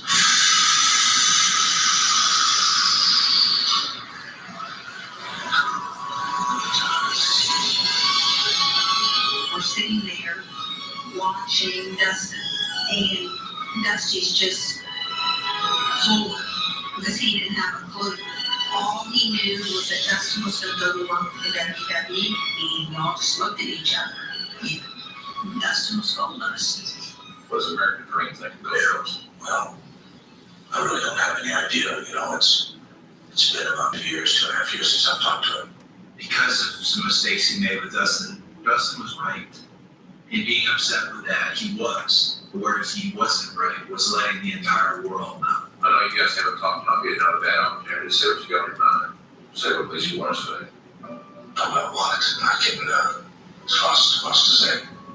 My initial impression of that character was that it was a slap in the face. It was an insult to Dusty and to Dustin. It's a dream. It's a nightmare, all right? You've been there with us. Even though everything just does The danger of going into a real life backstory is they go into a story and everybody's willing to pull back the curtain this much. Everybody's cool with that. But after a certain amount of time, you want the audience to lean in with you. You go from that much of the story to that much of the story.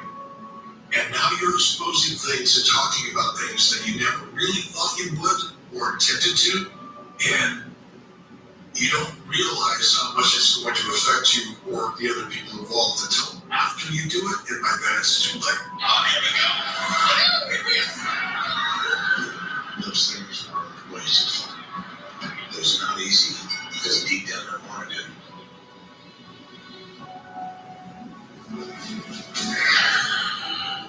And I know he did too.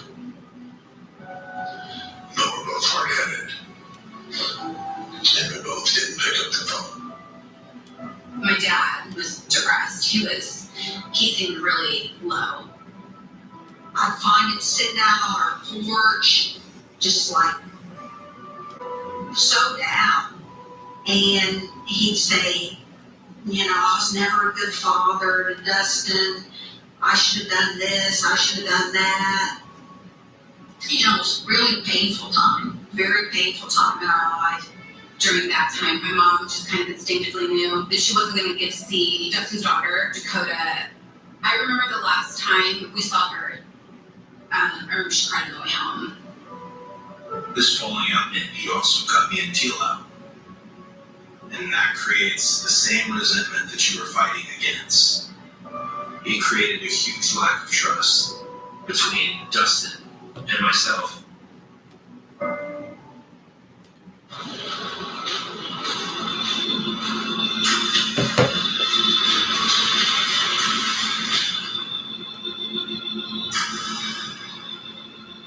This young fellow, when he was 8 years old, was digging ditches for his dad, who was a plumber out in Texas. And he told our next thing Guthrie, there is and can be an American dream. The American dream, Dusty Rhodes.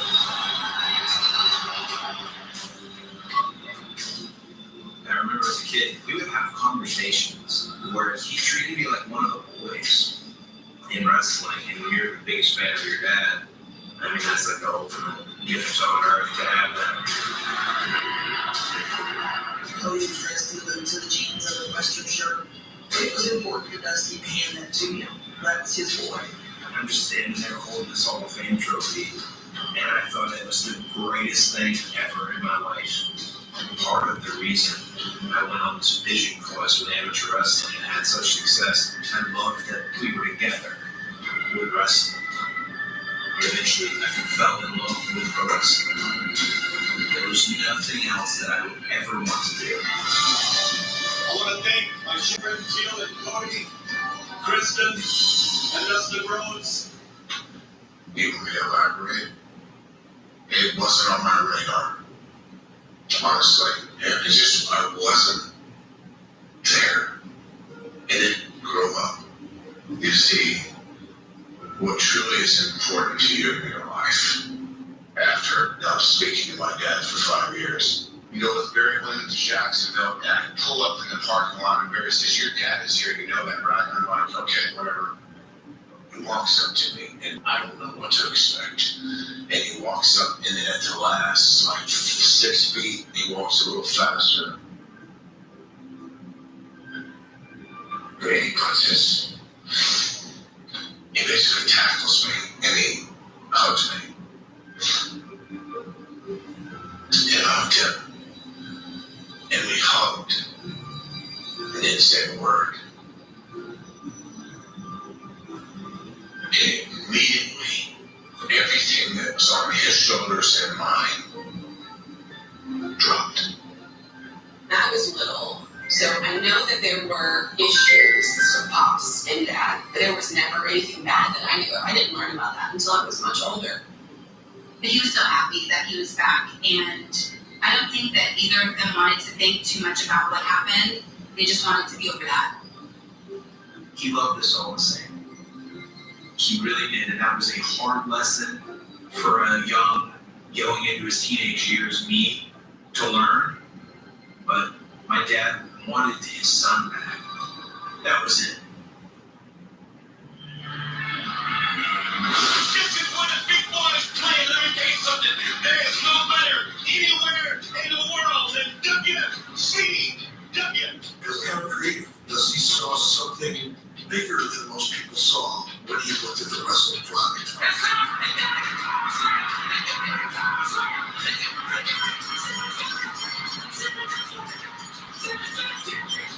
He worked for Ron Simmons to be the first Black champion. He was pretty true to this vision that made it possible for us to expand this idea of the American dream. And that right there just tells you a whole lot about Dusty Rhodes. Dusty was the guy to step up front and say, no, this is the guy who should be our champion. Opportunity nuts for WCW, the showcase of professional wrestling.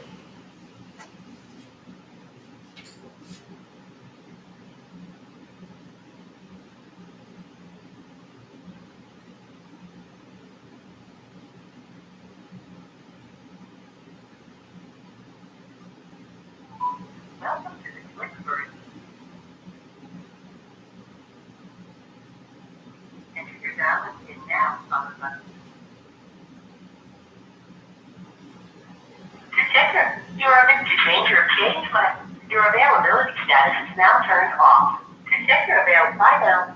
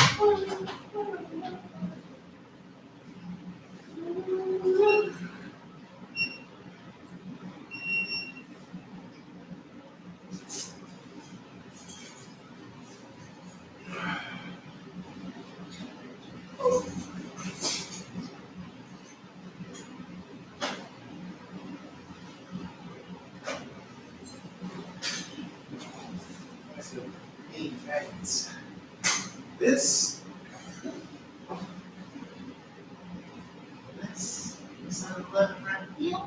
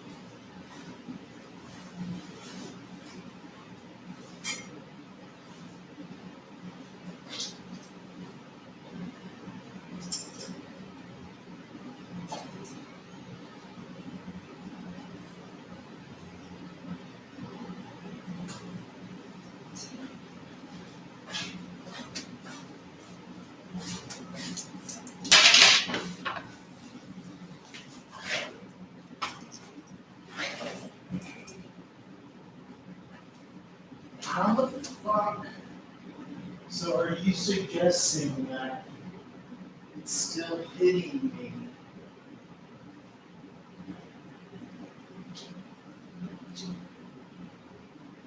How the fuck is it still hitting me?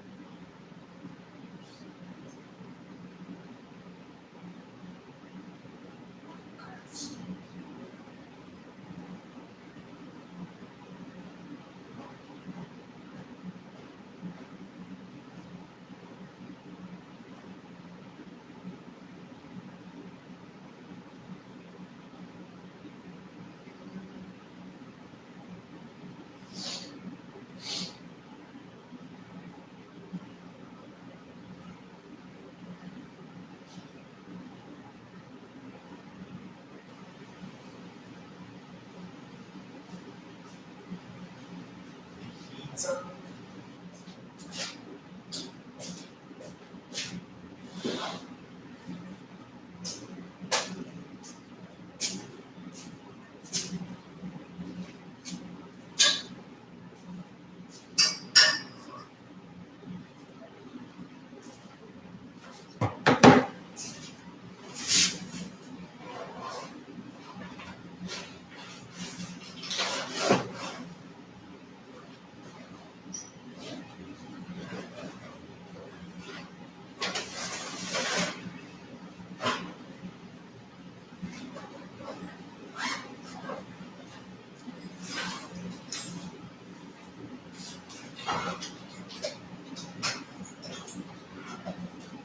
this kid's a pussy.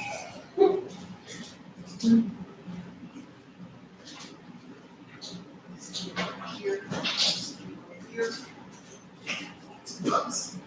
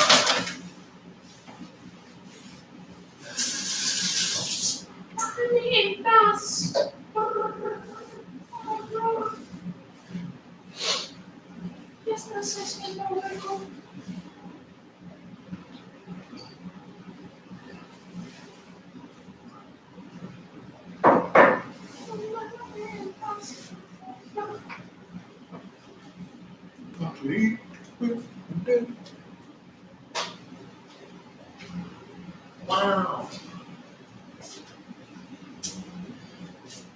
So you had a hard time adjusting to a corporate environment. Dusty just really didn't do the best with not being his own boss. And he had his hands in gloves a lot because of the corporate structure of Turner and World Championship Wrestling.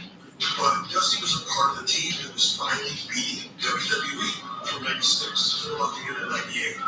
That was a fun ride. And this event started to turn it around again. That was less fun. And ultimately led to the end of WCW. I think at that point, Dusty was kind of just done. One of the things about growing up in a culture of poverty, it instills within you a value of being really present oriented. He never had that ability to look to the future, to plan for the future, to prepare for the future. My dad's motto was always, if I have $1 in my pocket, I'm spending $2. Spend your money. You don't need to do that. Don't do that. My dad always said, you come through life one time, you might as well pass by a Cadillac. And buddy, I passed by a Cadillac. Overspent it, got behind me hard. I'm talking about $1 in my pocket. We were very broke. And he did everything in his power to make it so that we didn't know. I do know it was incredibly difficult on him and my mother. I know that they almost didn't make it. My mom had gone back to school to be a nurse and to get a job and to work in a hospital. And I thought at the time she just wanted a career. Her kids were older. I didn't realize how dire it was. Oh, he gave me a job when I was broke. And he was on my ass.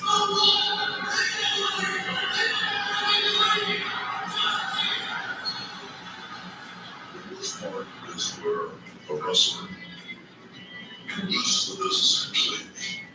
He's used to being out in front of the crowd, or just making a consistent living. It's not an easy ride when you're down and wrestling. It's really hard. Pull the nose about that line. He did some work for Hall's promotion. He did independent promotions, and things were just getting worse and worse and worse financially. And one morning the sun rises, then the WWE calls, and everything's great. Ladies and gentlemen, it is now time to induct the American Dream, Dusty Rhodes. Please welcome his two sons, Dustin Runnels and Cody Rhodes. He didn't need a Vince, he didn't need a parlor, he didn't need a shop. All Dusty Rhodes needed was a money. And one thing that he has to myself, my brother, and my family is that nothing or nobody is bigger than this business. I do remember Cody at the Hall of Fame and realizing right then and there that we had a future superstar. Stay away from my dad. You got a fight scene out here. What's the matter, Dream? You can't stick up for yourself? Even back then, you could see that he had the Rhodes family magic. There is this respect factor for his lineage. At that point, I was not ready for the mantle of responsibility that comes with being a member of this family. But he knew I was gonna make it on the level that he had made it. Too often than not, some of our old timers, some of our Hall of Famers, they get a bad background for not necessarily being the best family man, and I'm here to tell you that is a grave misunderstanding. And if there was a Hall of Fame for fathers, you could bet he would be in that one as well. Our father, the American dream, Dusty Rhodes.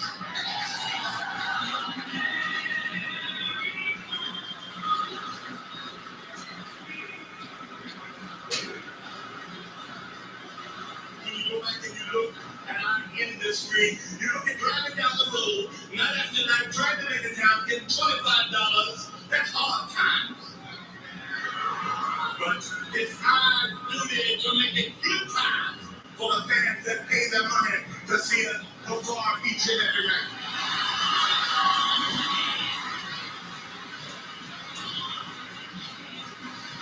The wrestling industry is around people who are really high and who are really low. In that regard, Dusty Rhodes' story is not exceptional, but that he was able to have another act after that. That was incredible. At the time, we were trying to find the next generation of talent, and we did have Dusty to be very helpful with that. It was so surreal. Here's Dusty Rhodes interviewing with me. Like, of course, you should have to jump here, Dusty. We was really excited to develop and train our talent, not only to be able to perform in the ring, but to be able to cut a good promo, to be able to tell a good story. Dusty's really the first person to ever talk to me on promos. If there is an escape, it's going to be kind of find it. No matter what it takes. Cultivate a different side of my personality that I didn't know that I had. Dusty was always about being himself. He made me understand from the get-go that you're fine, perfect the way you are. I do feel like I belong. But Dusty loved his broken toys, as he called them, and really took the time. Times, you have to talk about the American dream, Dusty Rhodes, and his ability to mold this generation of talent. A lot of people deserve credit for it, without question, but Dusty Rhodes is one of the people who made that happen. He loved that job, and he loved working with those kids. When he was coaching NXT, him and my mom both seemed so much happier, so much more settled. Later in life, when I looked at your relationship, she brought him to a place that I never thought he would ever be.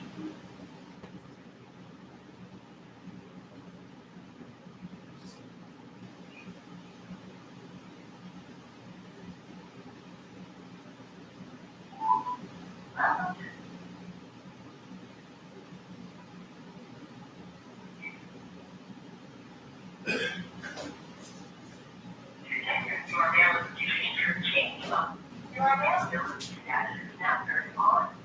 To check your availability, I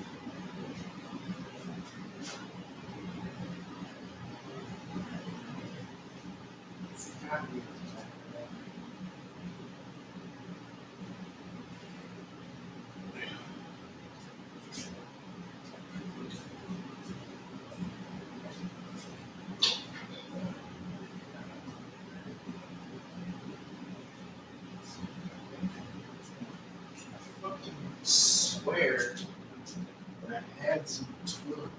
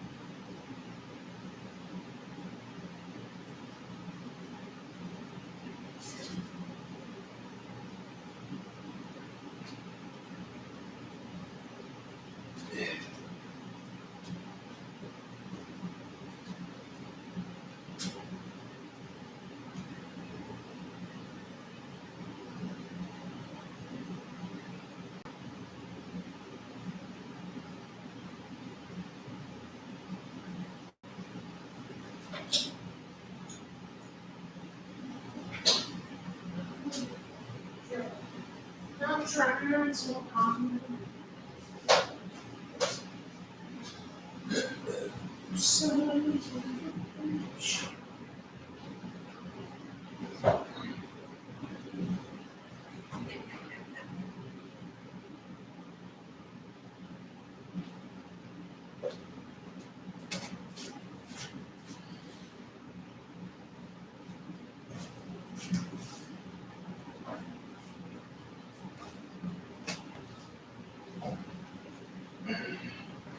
Deep appreciation for family, and I think he saw a good opportunity to right some wrongs.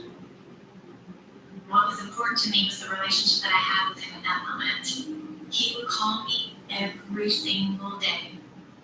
He didn't like being an old man, but he really did like being a grandpa. Me and grandparents used to do all the fun stuff, which was kind of his lane anyway. Whatever you want, all the time, Christmas every day. That was kind of his brand. He was a great man who circumnavigated through life and found his path and found his way and figured it out.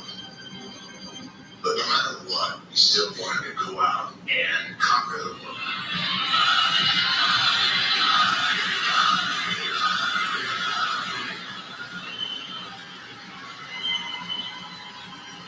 Two sons you're proud of, two sons that you love with all your heart is what's best for business. Recognize that.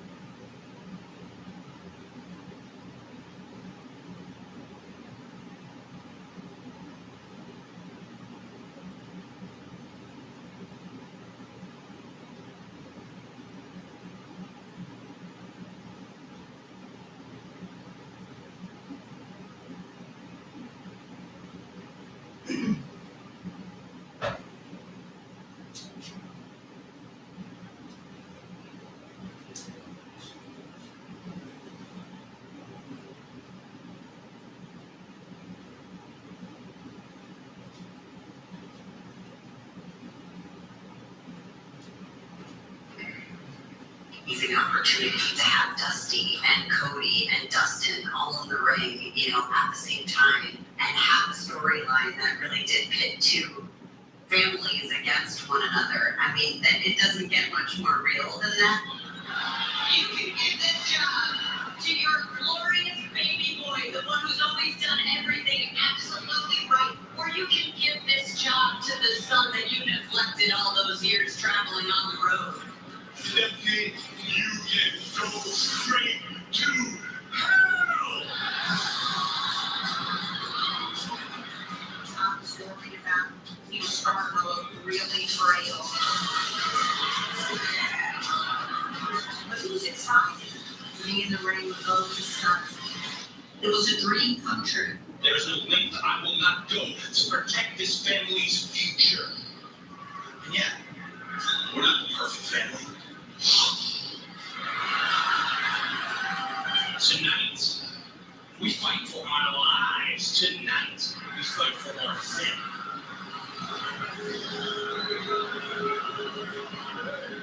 My dad didn't like being seen on camera when he got older because he didn't want to be remembered as a fat old man. He wanted to be young.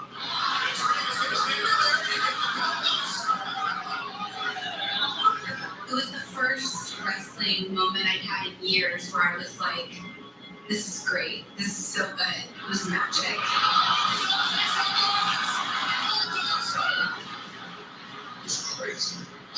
too loud. The people were all about it, and the match was fire, man.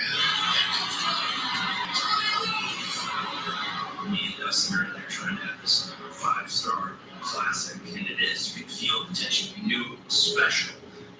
But the crowd literally comes up off their feet when he threw his hat at Dean Ambrose.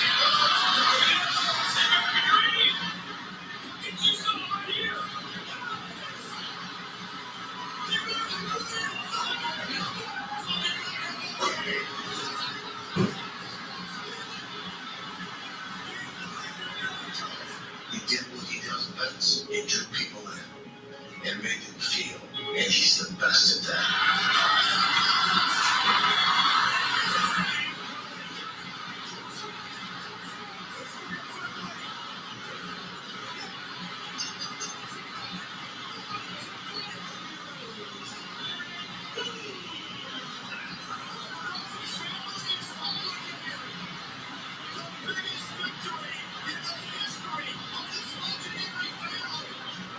I played back in my head, know what to do really well, but fighting him off.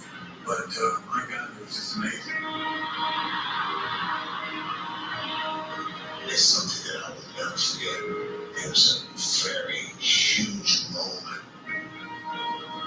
It was like watching this great performer have one last stick, one last moment. That was the one and only time the Bronx were a whole.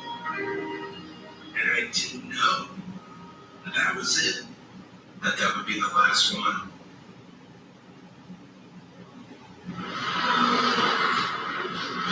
He loved this place. He definitely did. Yeah. Oh, look, we have some friends today. Always the Longhorns. I never told you the story, but he got me a cattle chart. And I studied it. It was probably this big, and it had every Charlet, it had Oh, my gosh, I Mercedes, think I remember that. and I had to learn every breed of cattle. Oh, my God. And he tested me on it constantly. I think secretly he wanted me to be He punched like some bull riders. Yes. I miss him. I know, sweetie.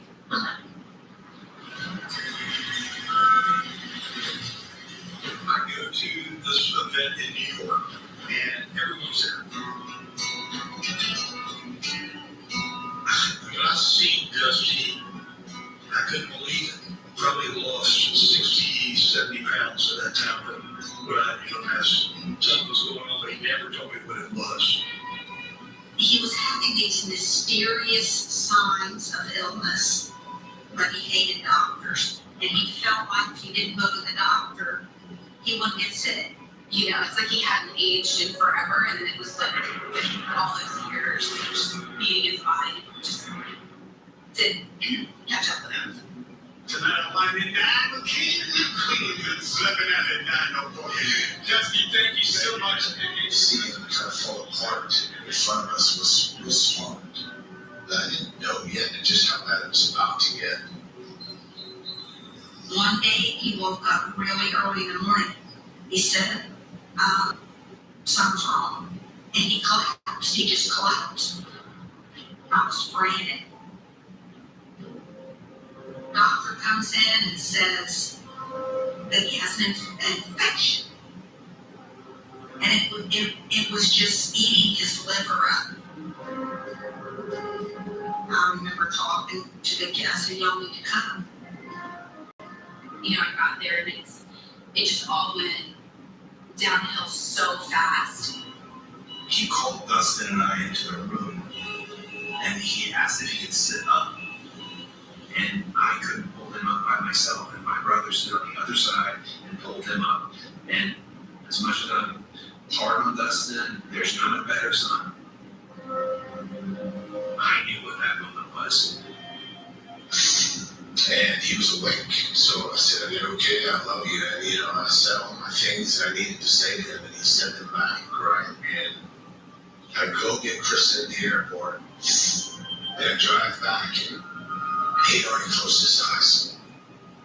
When I got to the hospital, he was already in that state of, he had already, I mean, I didn't get to speak to him, so no, I didn't get to make it there to have words with him. So, yeah.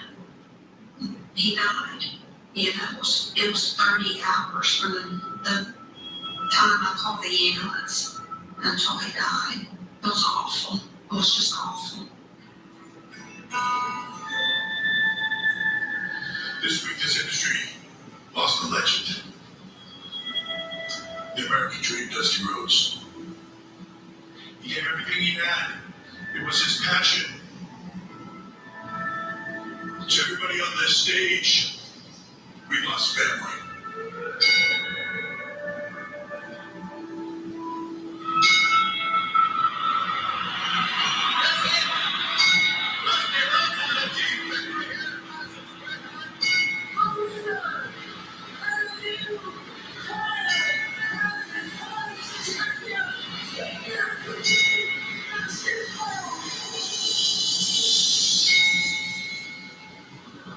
He hated funerals. But I do think he would have been touched by all the people that came. You know, these giants that you grew up with and you haven't seen them in so long, and they're all there. I've always been impressed with how revered he was, even from the old days. I would go to events and I would just watch wrestlers ask him for his advice and internalize it. I miss him terribly. But I know he is not a penny now. And now I guarantee it, he is getting funky like a monkey with the angels in heaven. His professional identity, he claims so much of who we think he is, but no. It's a minuscule part. Is a cowboy of the old republic. Is a master orator of fame or family. Is always family.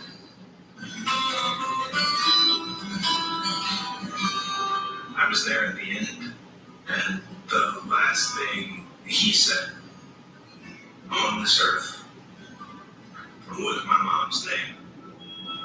And I'm glad they got that. The important parts of our lives were not the wrestling or any of that. We had a family. We had a life, and Dusty gave us a good life. Go, baby. You just kind of looked down and you said that. They loved us. There's a special place out there where he visited. It's just a field with a lot of longhorns. And we thought it would be the perfect place to lay his ashes. What happened to the little cross that was there? It's right there. We had to hang out high. So, yeah. Okay. I, of all the siblings, spent the least amount of time with my dad. And when you don't get that closure, and when you don't get that time, it's not easy. But there was no question in my mind that I love my father and that my father loved me. He knew. He knew. Differences, but I've always loved him. It is very important to me that we, as a family, come together and uphold our father's legacy. Because it means something to this world. It does.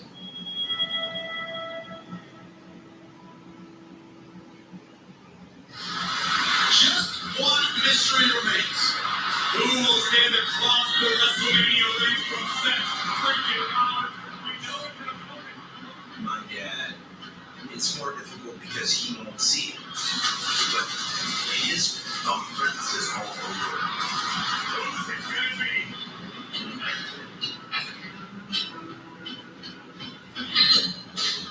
My dad taught me so much. And at this stage in my life, at 23 years old, it is all about giving back to kids. And I'm proud to teach the future superstars.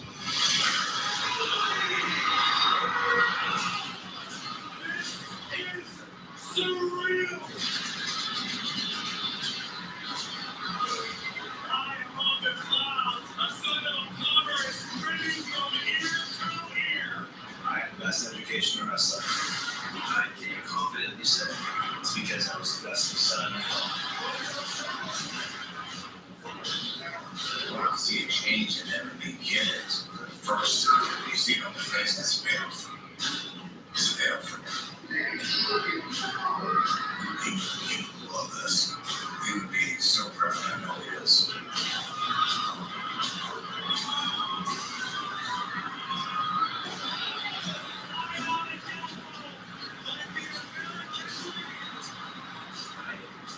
you feel really connected to my dad. Dad, my dad was there.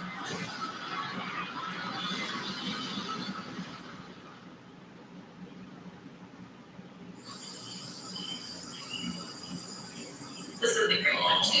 That face. Love it right here. I don't know the stirrups. You trying to prove his dad?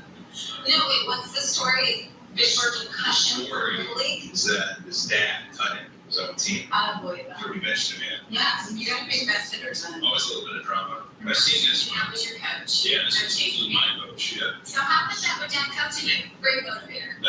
But motivator, sure. However, his defensive scheme was genuinely very good. So he had a second defense with all the really overweight kids. Yeah. The Jumbo World Order. And he made them their own shirts. That one is definitely one of my favorites. Well, Yeah. I know we need to pick one. For the foundation. But to me, that's pick one. As we do the website, a Little League film. I mean, I like that. Dusty Rhodes Foundation, something that my mom started, and it's perfect because one of the things that encapsulated Dusty was youth sports. We've already given some money away to a baseball program in North Carolina, which is an underserved community, and we want to continue to partner with them. But we want to do all the places that Dad live and hopefully grow. I mean, and it all stems back to here. And here is what he didn't have, what he wanted. The rules are everyone needs to be involved. We'll all do it together, and that's Big his last wish in a way that everyone get along and everyone carry this legacy forward.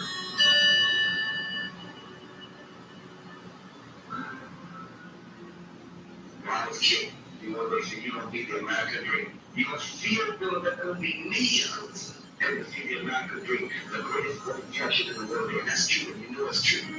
I am number one of what I do, and it's going to be a good long time. But I'm going to stay number one.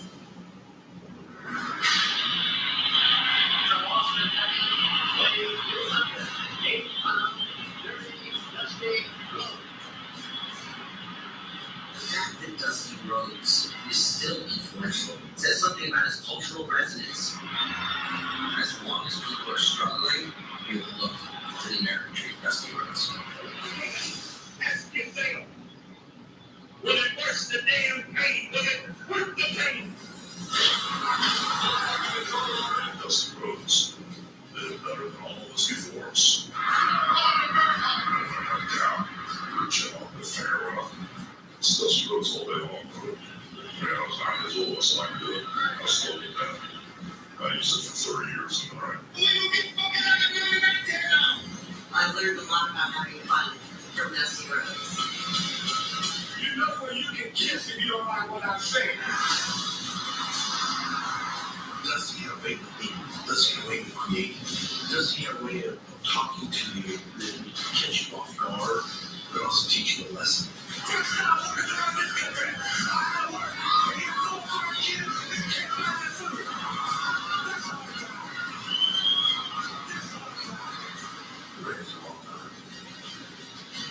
So wonderful. He had a lot of respect for a lot of people. He deserved it. It was so wonderful. He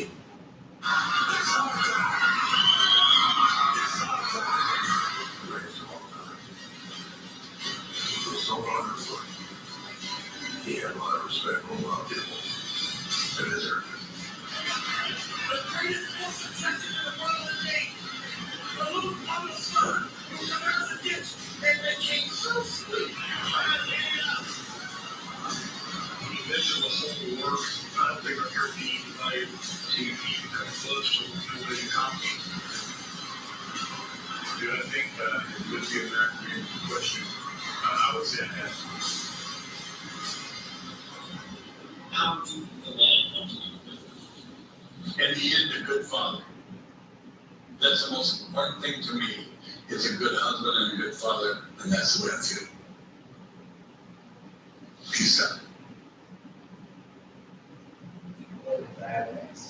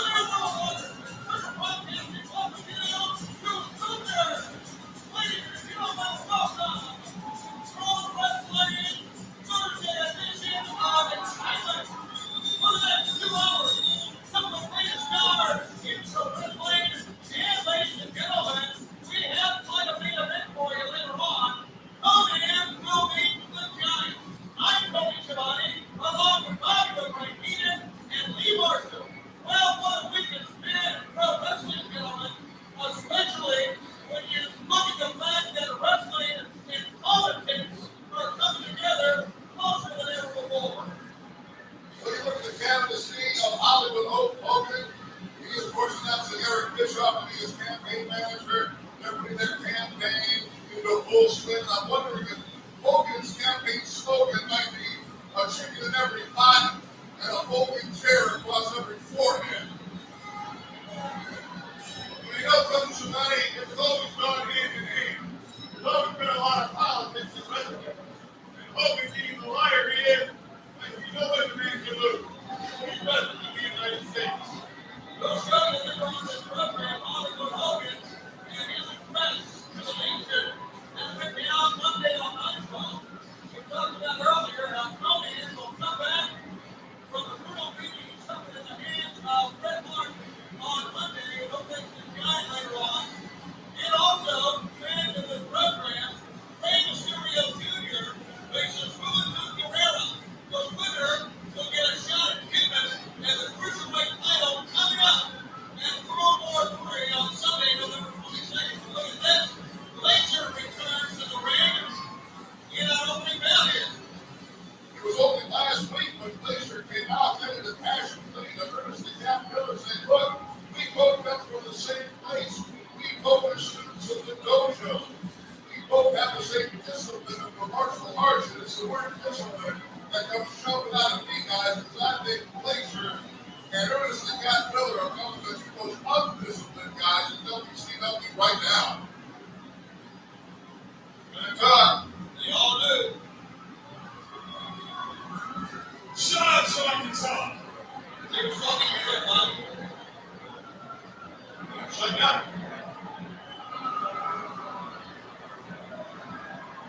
As all of you know, I, Glacier, am the originator.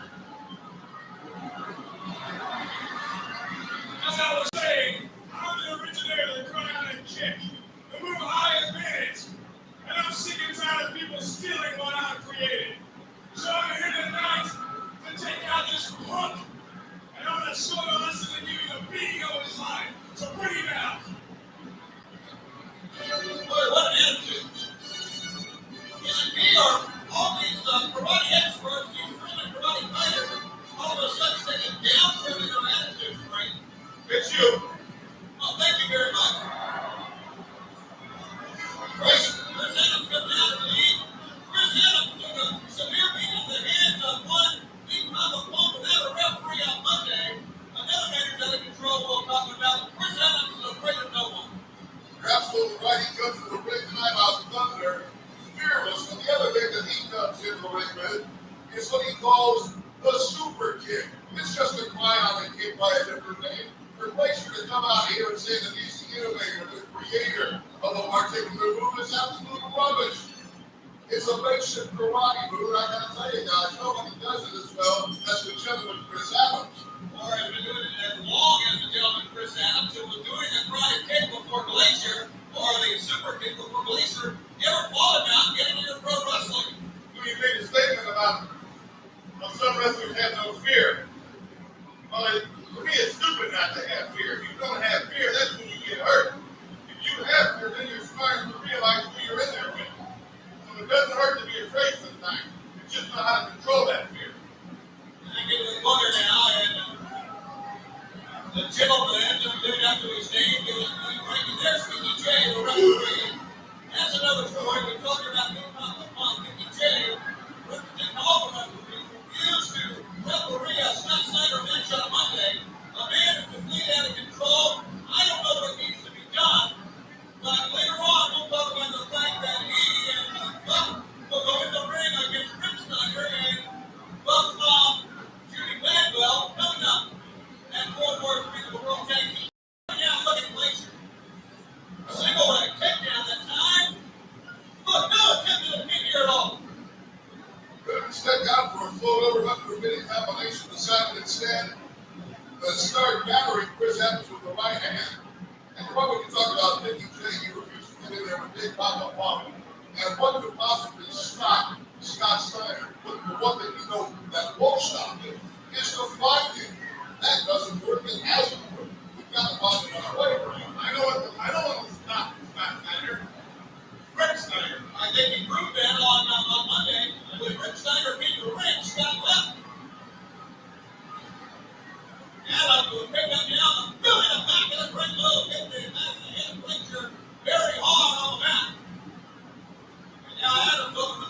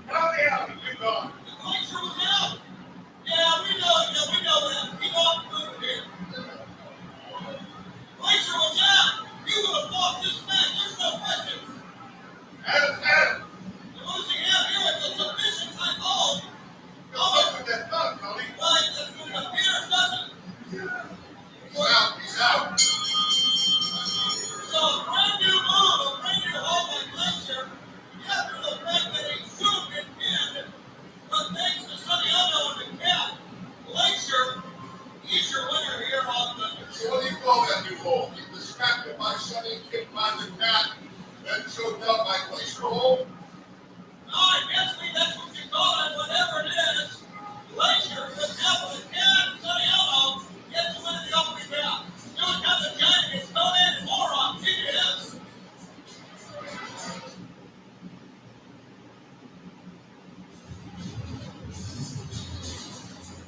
This portion of the commentary is brought to you by Collect with easy winner setting.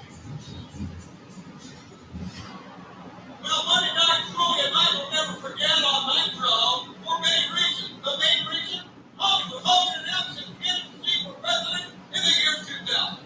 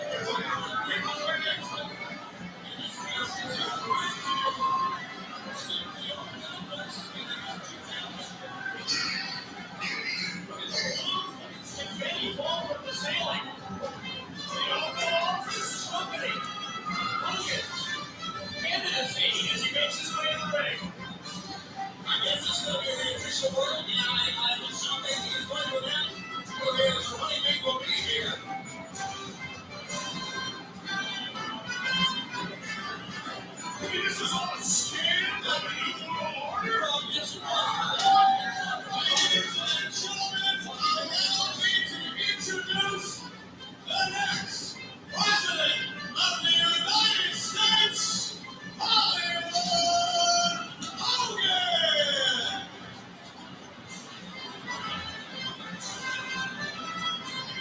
Now, Russ, what in the world is this charade Bischoff, you and Hogan are trying to pull here on the Long Island tonight?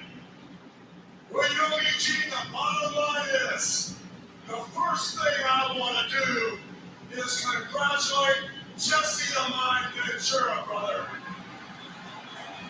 He is a true American. Minnesota got tired of the plastic politicians. Minnesota set a standard for the United States of America. They voted for a real man to solve real problems. No political groups to sway to the left or to the right. They voted for Jesse the Mind Ventura to put Minnesota back on track. With Jesse the Mind, Hollywood Hogan, and the wrestling world salute you, brother. You have set a new standard for the new millennium. God bless you, Jesse. All right, Gary Bischoff, I'm very curious. You shared all these thoughts regarding Jesse the Body Bender and the aspirations of Mr. Hogan. Well, you know I do, and I think Hollywood said it, succinctly. The state of Minnesota has set the tone for the nation. The fact is, the state of Minnesota picked one true politician, that being Jesse the Body Ventura. But it's time to move on to much bigger and much better things. Are truly you going to run for the presidency in the year 2000? Well, you know, BG, this weekend, after Jesse upset the world, Hollywood's phone started ringing off the hook. And Jesse, I'll get back to you. Sorry, I didn't return the call. But as my answer machine picked up messages from Ted Turner, CNN, Time Magazine, the New York Post, the Times, and LA Times, call after call said, Hollywood, there's been a new precedent set. Would you consider leading this country? Would you consider taking us into the new millennium?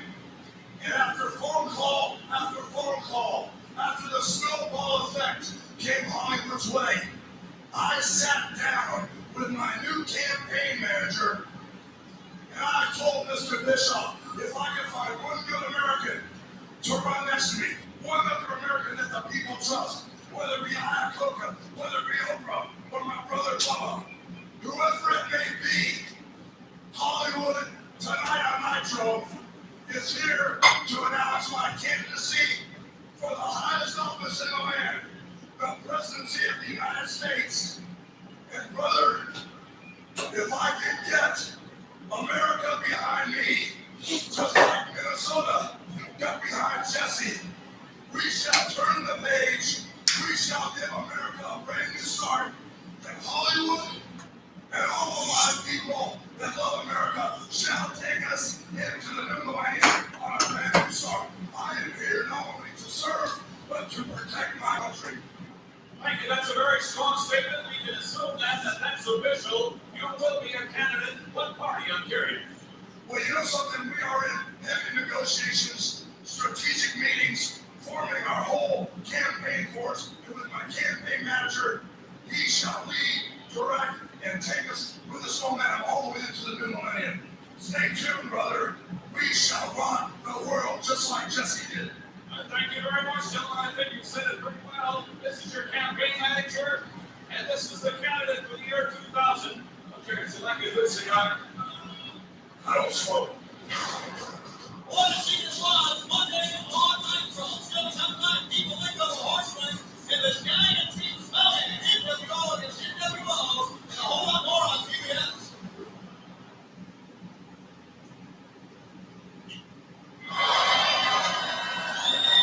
Welcome back, Fans of Thunder here on TBS. Coming to you live, Marshall. I'm going to bring it back at you, gentlemen. 10 days away now from World War III. Never have the stakes been higher. The one man that rushes 3 rings of 60 men will be the #1 contender, get a shot at Goldberg, the world champion. Come out to our game. You gotta call this one the brass ring match. This is the opportunity for 60 guys to reach out, grab that brass ring, and maybe do what every young wrestler is aspired to do. Every wrestler is dreamed about doing. Become heavyweight champion of the world. This is their chance at World War III. Is it going to be an upset rate, or is it going to be one of the favorites at World War III coming up on the 22nd? Well, it's usually an upset. The favorites sometimes never win. I mean, you think the Giants should win. Well, he won it 1 year because I helped with the NWO Black and White. But if you think about it, you could be the guy that lays back. You could be the guy that lets the other people throw the other people out. You got 60 of the top wrestlers in the world in 3 rings. These men will do anything. I mean anything to win this match. It'll be all out for them. No doubt about that. Maybe someone will come up with a strategy you used to employ when you were in a battle. Well, that's hide under the ring. It worked. And then come at the end and try to win. And come at the end, you kick the guy from behind. It always works. Let's go to the ring. See, what you do is with the men's guys. That's fancy, but no way. Just go to the ring.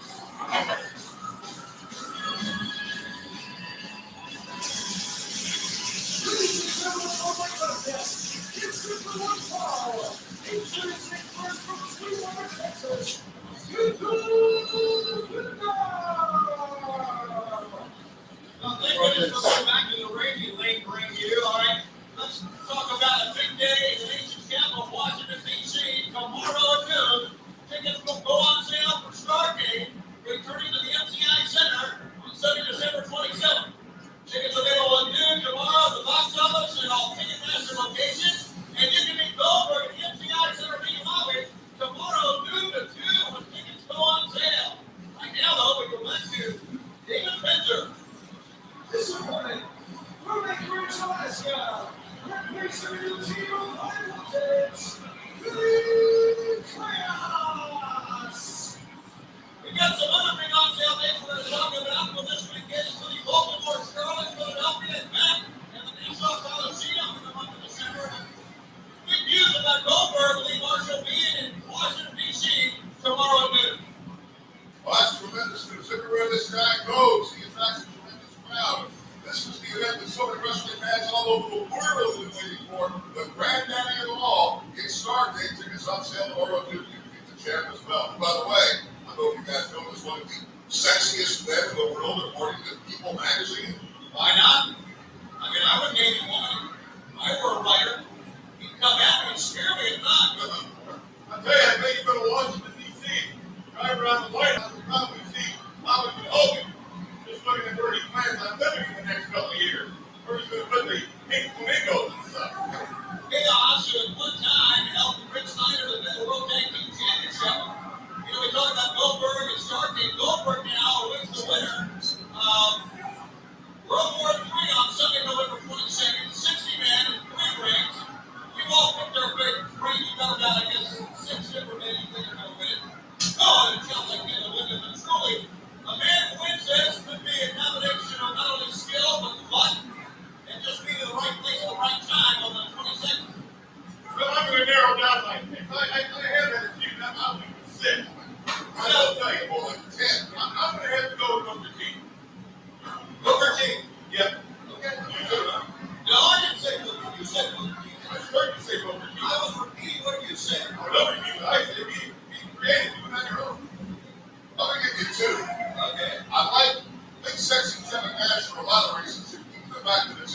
so proud.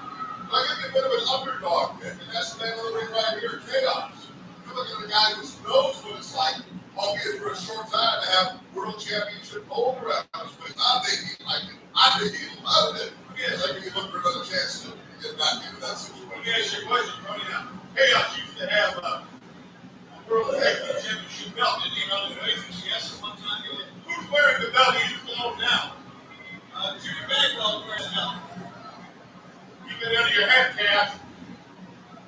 And that's right, Jimmy Bagwell and Rick Steiner. Oh! If you join us on Monday, you know that all parties agreed to have a match for the World Tag Team Championship part of World War III. Bob Bagwell will face his own mile in the ring, and Big Mama Trump will face his brother as Rick Steiner, Jimmy Bagwell will win the World Tag Team belts. And that's a very interesting scenario here, and that is, I understand she wants to get in the ring. I understand that she is setting up the belt. But getting in the ring against a guy in Qualico, the big brother from the dangerous ring wrestler, must have someone on me. Well, Jimmy Bagwell showed us a couple of things, guys. One is, she's not ready to get in there and look eye to eye with these big guys. And the other thing, I know you would notice, she's got one kind of a right hand. Did you hear what's happening in January? Oh, I know. Sometime in the first and second week of January, I hear that Judge Jimmy Bagwell is going to be fighting Lance Lewis. You make things up with your I have my sources. Well, let me just say this. I know the Bagwell family, and I know the brothers. I'm sorry behind your mom, and I think they really should get behind their mom and come out and be there and help protect this lady, because I really think she's working on excitement, adrenaline, but she really should be in the ring. You know the horrible thing about it, it looked like Marcus took a swipe at her the other night. Yes, she is trying to scare her, tell her she shouldn't belong there, but she should realize that Scott Steiner will not take a swipe at her. He'll hit her. He'll knock that woman out. Referees are not even going to ring. If you didn't want to force the ring, Judy Bagwell's not walking in that ring alone, guys. She's walking in there with the concrete brother. And I understand. You're looking for somebody to cover your back. That's a guy that can cover a whole lot of back. You certainly can't chase away Big Papa Pop, as we discussed earlier in the telecast. What chaos? Chaos and nothing to do. Excluding out the backup.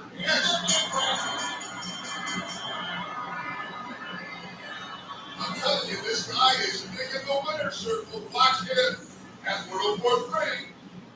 World War III is going to be every minute for itself. 3 different rings, 59 opponents. Who's going to win this time from a Hasbro interactive replay ring? Well, there you see a very powerful man, Pretty Tail. We marched to win World War III. I picked Booker T. Your winner is Chaos, and brought to you by the Cleverer for Hasbro Interactive for Nintendo 64 and PC CD-ROM. That's not the law. That's the more on TBS. That's time out of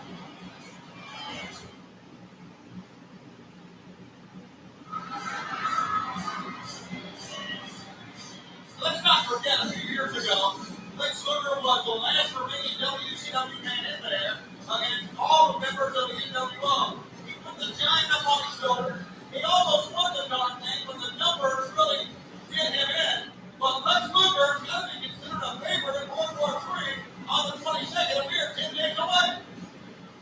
Not only Lex Luger, but you have to look at some of the smaller guys. We've discussed this in the past, where a World War III situation is really made at times for a smaller guy who literally can't get lost in a crowd of 59 other men. And before you know it, when there's 10 guys left, then you've got a couple of cruiserweights in there. And ladies and gentlemen, taking his way to the ring right now is my pick for the winner of World War III, Stevie Ray. Wait, come on. You just said Booker T was your pick. I said Booker T said better Stevie Ray. No, you did not. Well, then you hit this man. No, you're lying is what you're doing again. I'm not lying again. You're a liar and you're a reason. What you are. You said Booker T.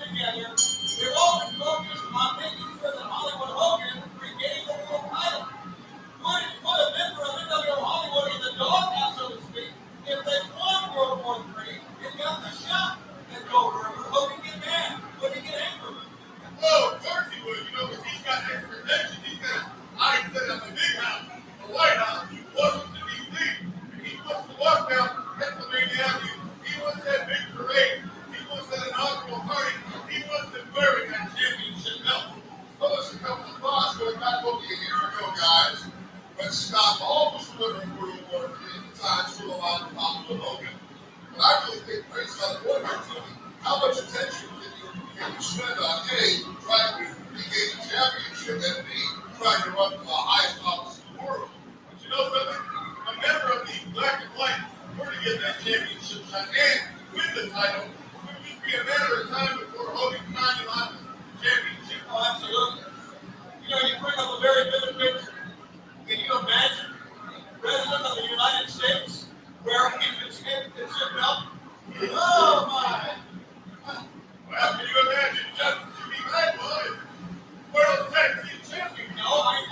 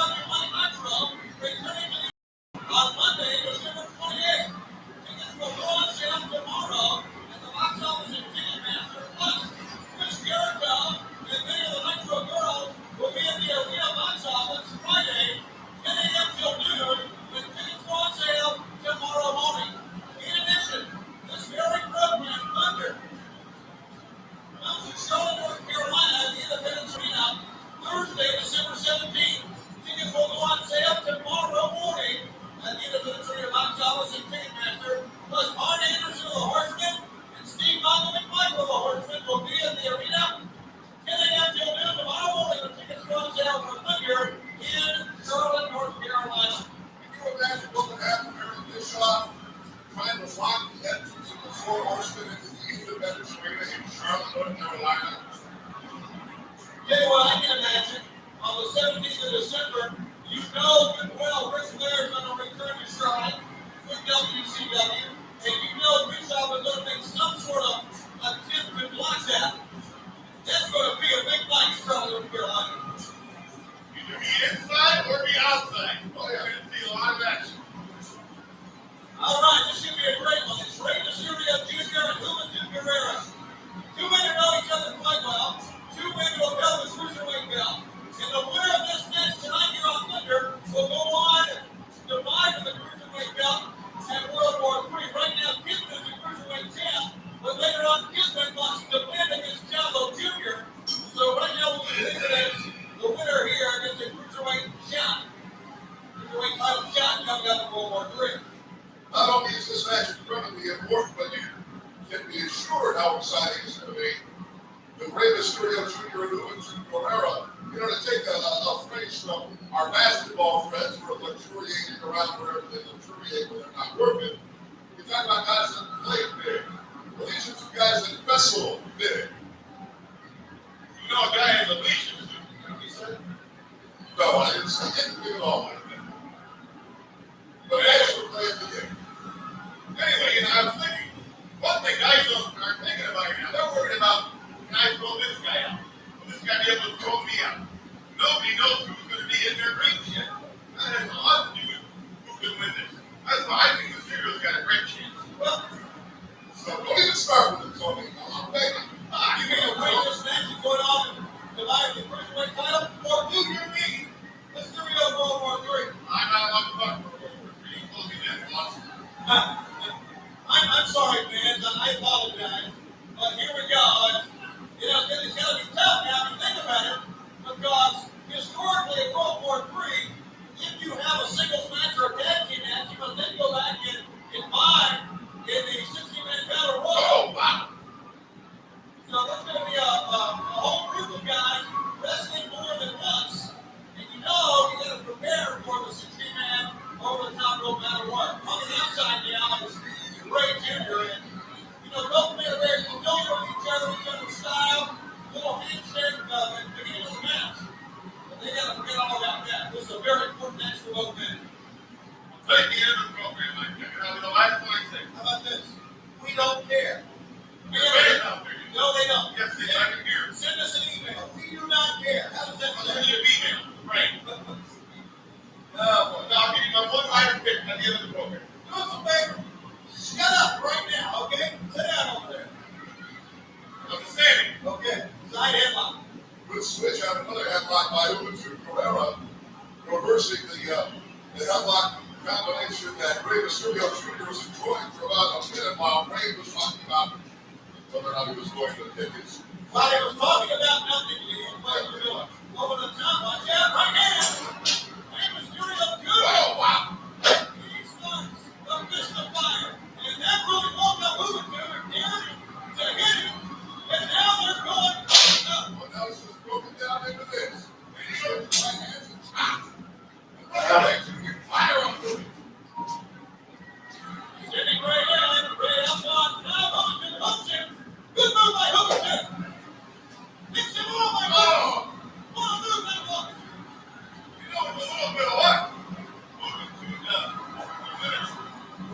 This match, I mean. Yeah, good. I'm glad you said that. I'm glad you clarified that for us.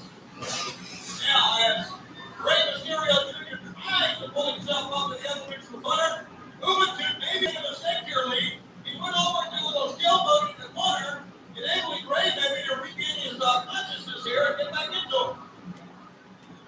Something else you Juventud Guerrero do often at all, Tony. I'm trying to think about the last time I saw Juventud Guerrero muster around the ring after something like that. But, you know, when you're in there with something like Rey Jr., and you get into a compromising position, whoa! You gotta feel pretty good about yourself. But suddenly the momentum turns with a spectacular move by Rey Mysterio Jr.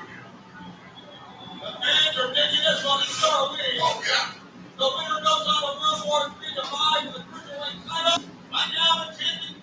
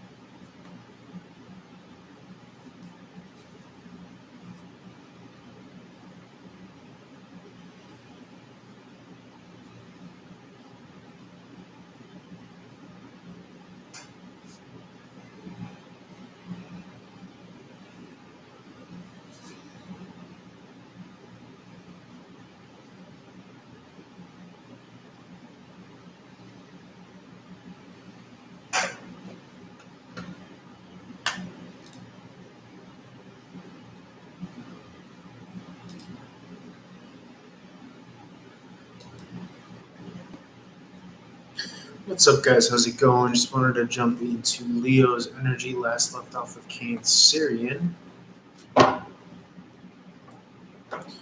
Spirit of gratitude, your love and light, highest possible messages at this time. Feel free to reach out for a one-on-one reading as always. Check out LeonTarot.com for all contact info, payment info.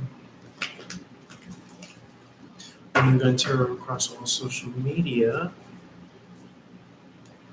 It's just going to be a general energy. Feel free to take it if it resonates for Leo. If you're not Leo, crosswatcher, feel free to apply this. Or if you're neither, feel free to apply this to your fifth house. You don't have to be any sign in regards to Leo. Just take this for what it's worth and apply it to your fifth house. You could Google that and see what characteristics and attributes pertain to that. Okay, so you got the Star card here. This is about wish fulfillment. It's very positive, hopeful energy. Hangman in the reverse. This is a freed up energy. Okay, putting down any bitterness or resentment. Two of Wands in the upright is about looking to the future. Pardon me as I adjust.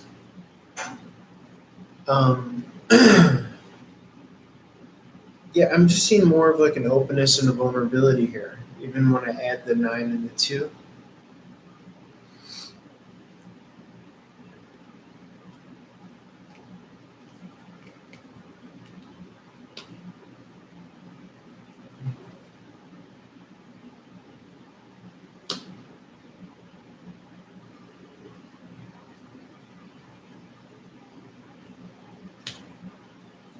At times, you could feel like you're not being given your due, and yet I'm still seeing a resounding amount of happiness here, despite whatever it is that you're feeling.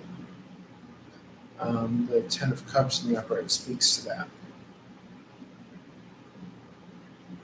And to be honest, I'm not getting that you're woe is me. I'm not getting that you're giving so much value to a narrative of woe is me.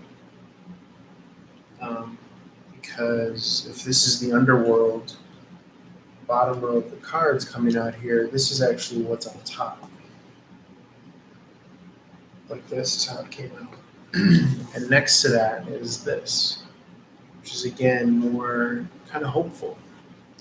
And again, despite feeling as though maybe your worth or value is not being reflected at this moment energetically, you're still kind of peachy keen. You're still feeling good and hopeful about what it is that you need to do.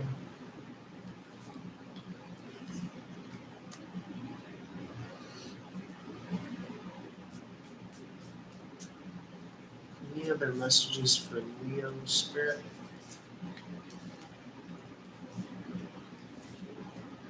And what fifth house?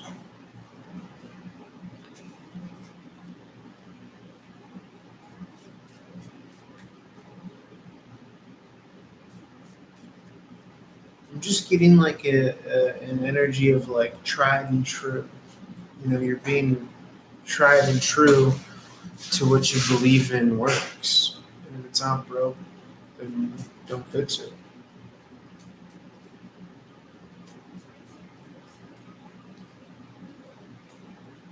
A lot of lifestyle energy is coming through here.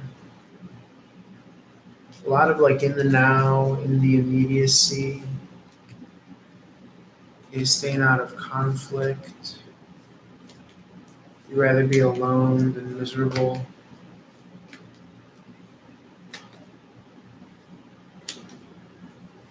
And you are waiting. I'm just picturing like a surfer waiting to catch his wave, essentially. Despite, high points or low points, you're still patiently waiting to catch your wave. And I think because you understand that it just takes one to break on through to the other side. It takes one swing of the sledgehammer to send everything tumbling down.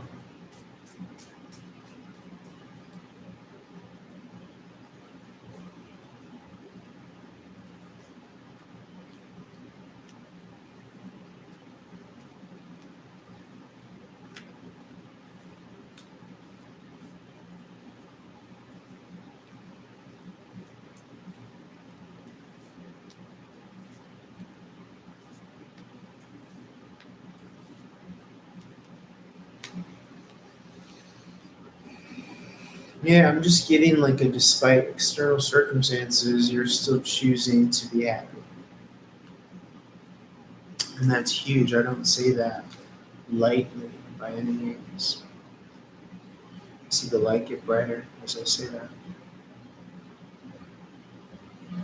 There's still understanding of no matter what transpires, you can tap into the energies of feeling happy, whole, and complete. You understand that that's an internal thing.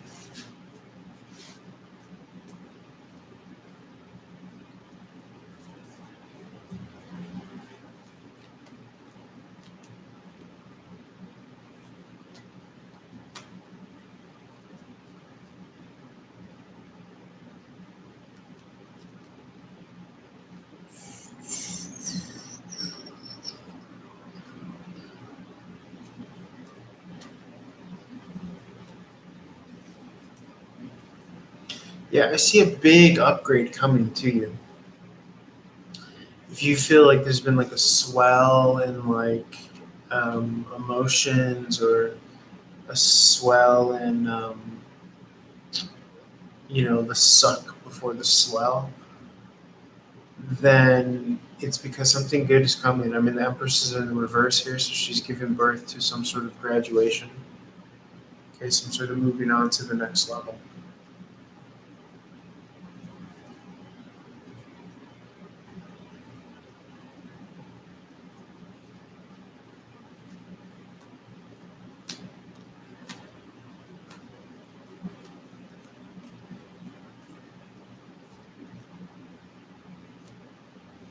Yeah, I'm really getting this kind of partnership energy coming.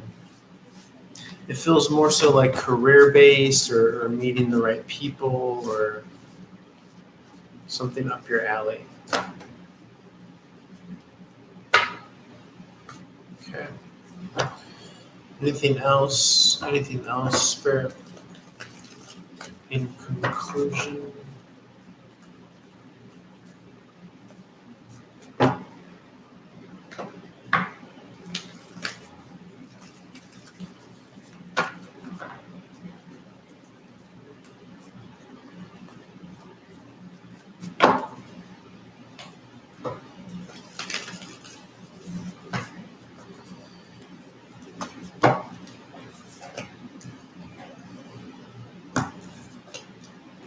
Union and victory here coming out of worry, coming out of concern, endings of cycles,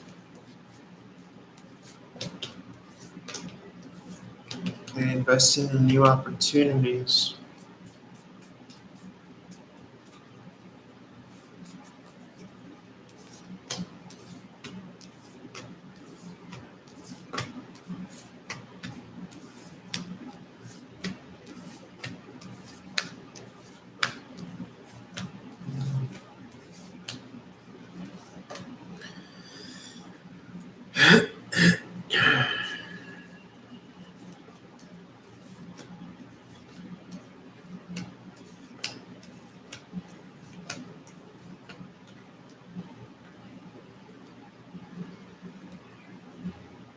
I'm getting a new start here, like some sort of like new refresh.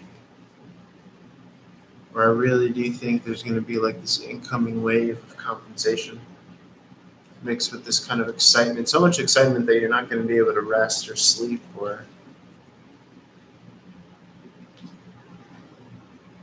so you just have a lot of runway is what I'm saying. Is what I'm seeing here.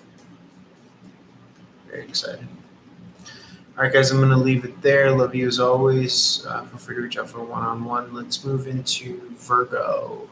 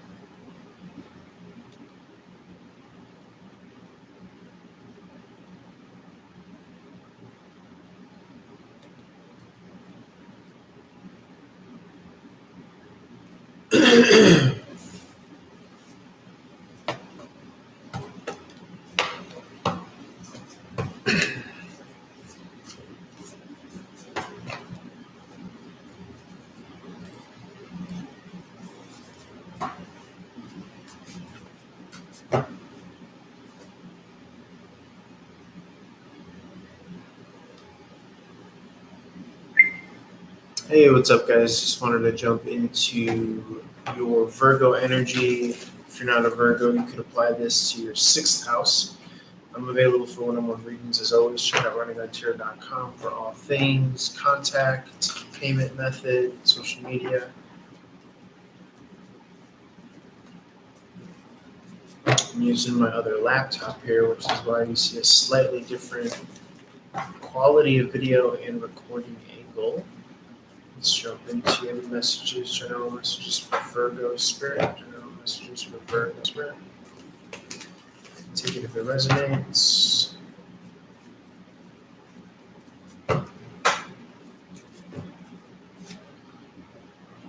you have the Wheel of Fortune in the reverse position here. Star card in the reverse. I feel like you're left on this level because you're being asked to lighten your load energetically, is what's going on. I feel like the next level is still being prepared for you, is how I would read this. Okay, the 8 of Cups in the upright. It's almost as if you're ready to move on, but the level, as it were, is not loaded yet, or it's not prepared for you yet. And yet you feel like over it or ready to move on to some capacity. You feel like you've learned your lesson enough already.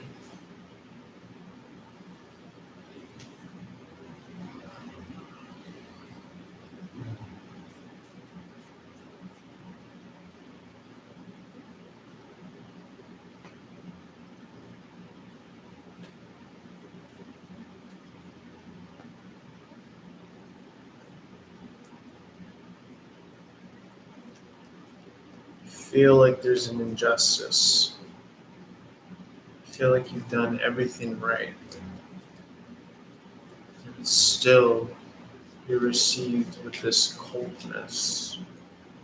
And it's quite heartwarming because it's like your answers are always to remain emotionally open or kind and compassionate in the midst of imbalances. So, and because of that, I do feel as though that, again, there's going to be this swell of incoming, options for you, so much so that you're going to have to try to slow down and wrap your mind around it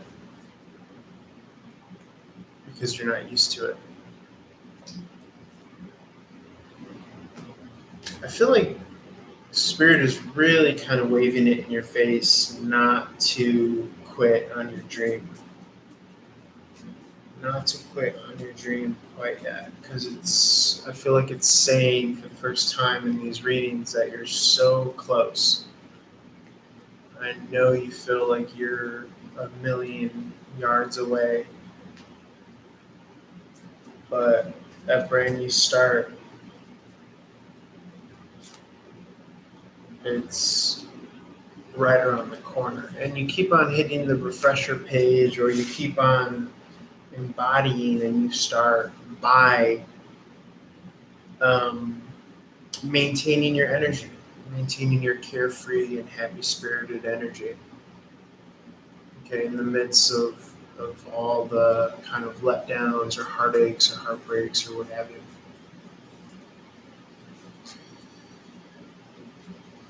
This openness and this vulnerability here.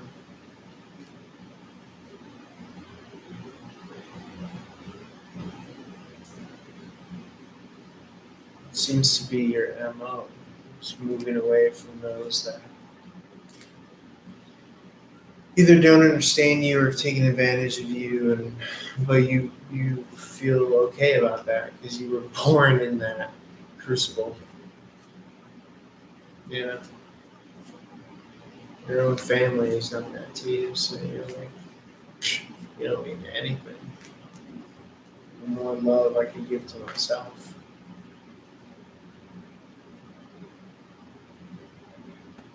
the more I can communicate. Excuse me, love and learn and find out about myself. And I get it, the external seems to hit you in all the wrong ways at the wrong time, but even more fodder for you to prove your point of it doesn't matter. The external doesn't matter. It's the insert. It's what's inside that counts.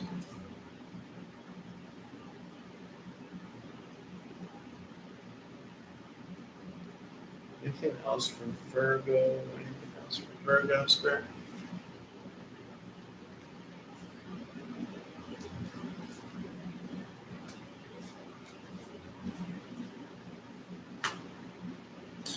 Yeah, it's like I'm seeing that this season is ending. This season of poverty is ending. This season of you not really being the external representation of what you already feel like you are internally. Like that Mulan song, when will my reflection show who I am inside? I feel like that season is.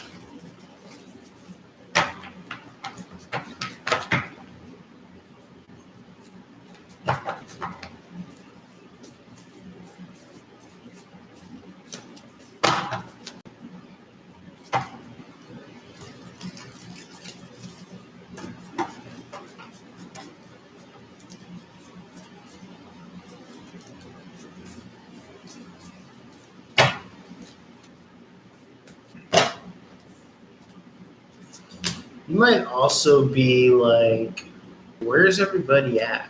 Like, you feel like everyone left and abandoned you, and you're still holding on to what you feel is tried and true and, what you believe in.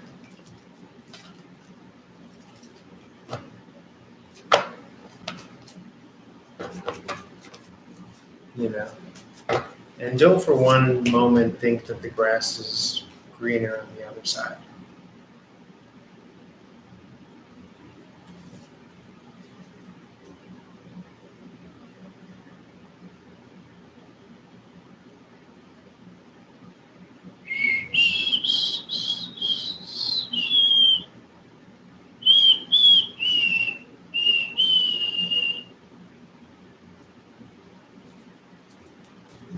Yeah, you're still giving value to your freedom and your lifestyle and your friends where you feel like it really sincerely is.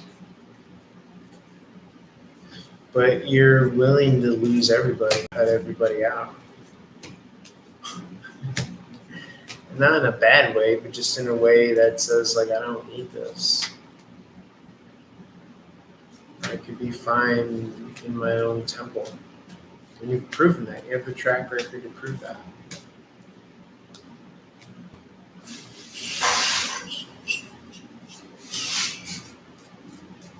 You rather just avoid. They get sucked into someone's bullshit.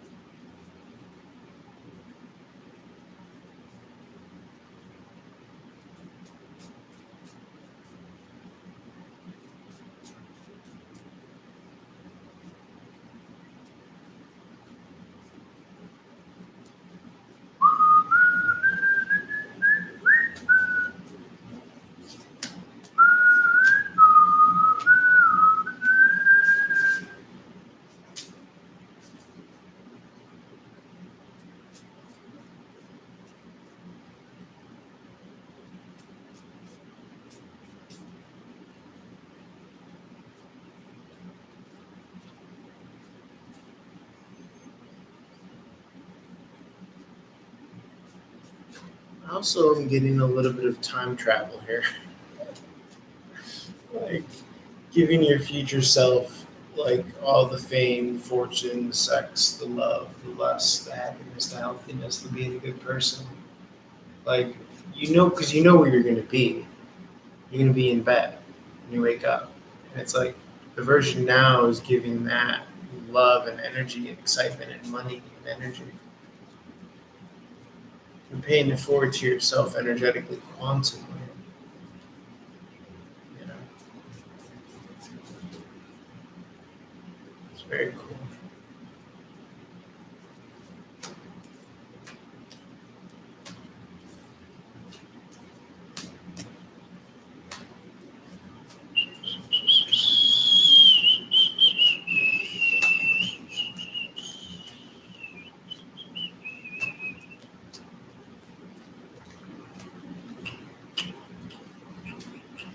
I see marriage, I see a couple, I see union and divine timing.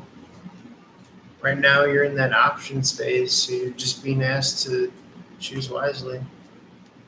Don't settle.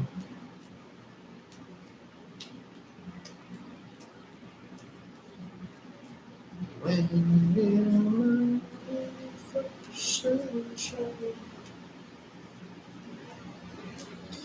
yeah, I think what you're growing and what you're sacrificing now, it's having such a ripple effect in time and space. You can't even fathom the fruits. Oh, like this combo here for the Emperor to have the Ace of Swords? Are you kidding me? That's such an undefeated combo. That's God and Emperor right there. I feel like I've rarely seen that come out, ever, if ever. For fucking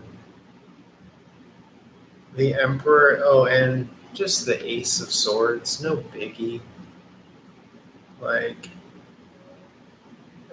it's just so beautiful. I want to like frame it and put it on my wall. But it also came out right next to these energies, which have been coming out in the previous readings. The Seven of Pentacles in particular, speaking to, what you've been growing and betting on yourself and sticking to what you believe in the face of all of its failures. And still finally seeing the fruit bear from that, because you wouldn't settle for anything less. And I don't blame you, because that's the fruit that's coming out here. Okay?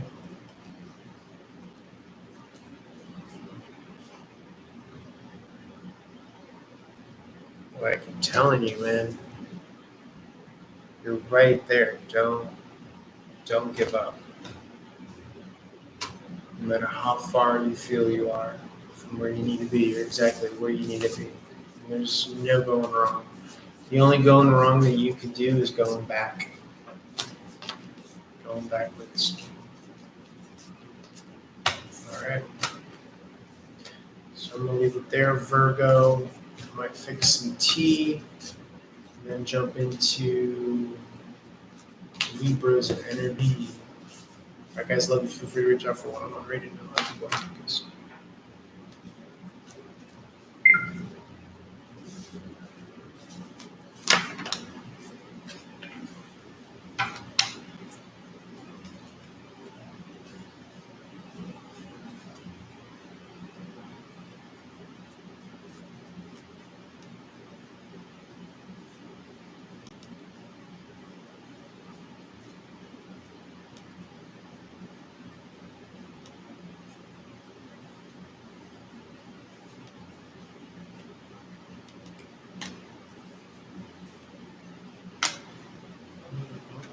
Thanksgiving.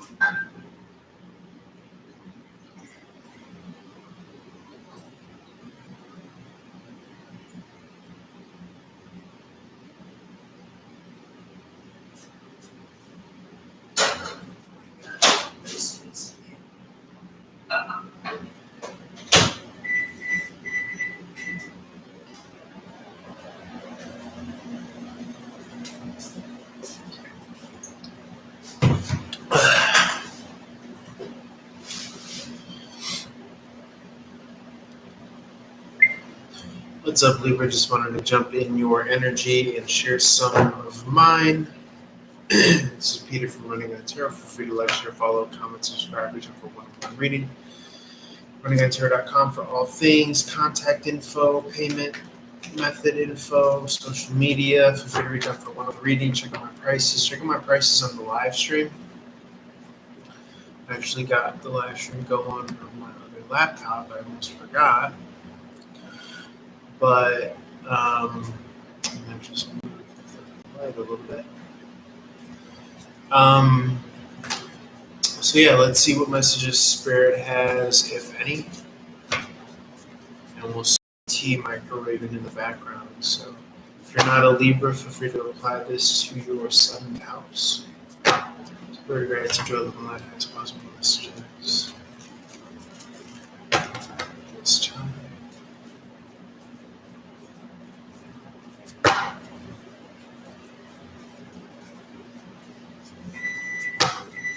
Get that 1 second.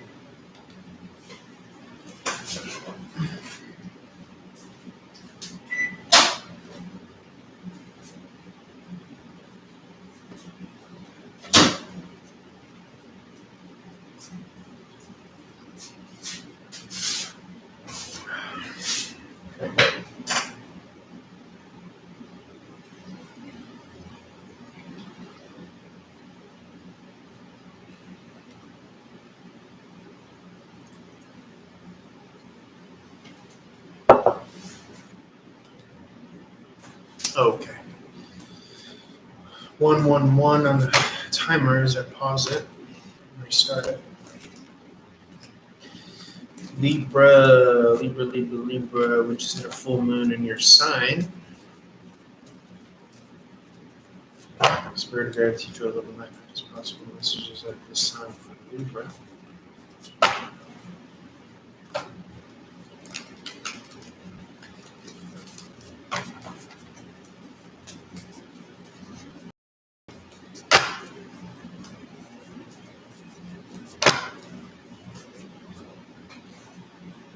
Got the Six of Cups here in the upright.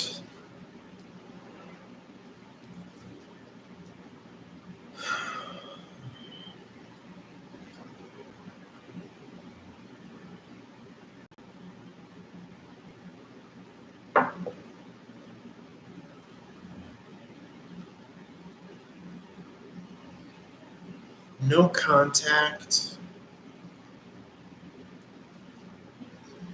No communication. Okay, with someone from your past. Close to you.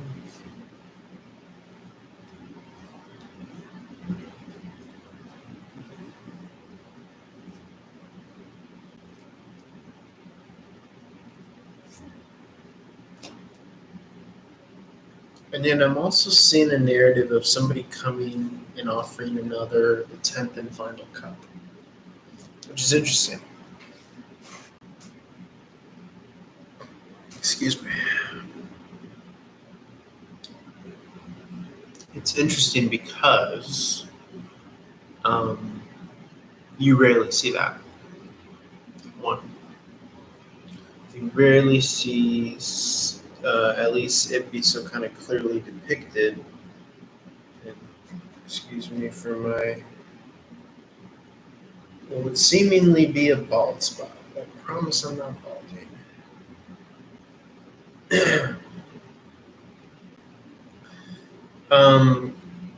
And it does take a little bit for me to not be like caught up in the narrative, because I think naturally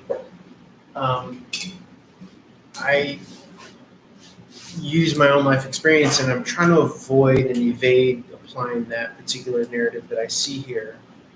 And I want to carve out something else because I think that's more interesting. I see someone coming to you to deliver a 10th and final cup, or you going to someone to deliver a 10th and final cup, someone who's a soulmate of yours. After a long period of silence and being out of the right time and not seeing the future, I see growth and expansion and things opening up. I see the end of a lifestyle or the end of a phase, possibly of being alone.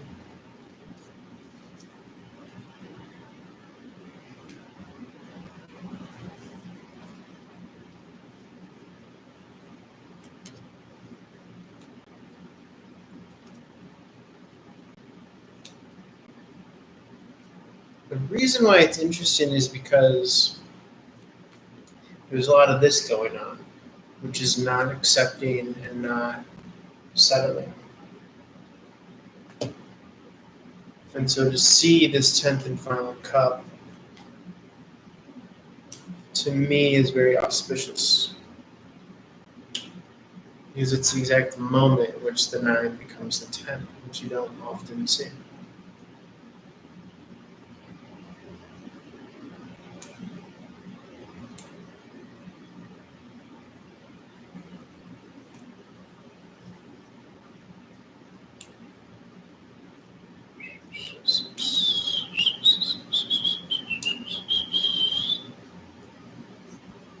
You've decided to fight for your dreams. This is you deciding this is the outcome. And this is what you're fighting for. Your wish fulfillment.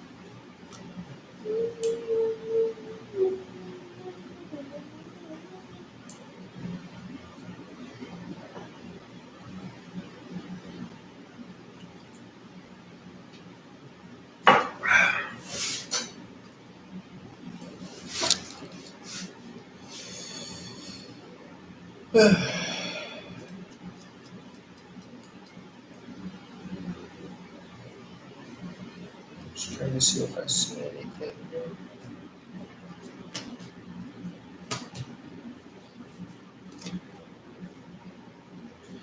You feel still tethered. You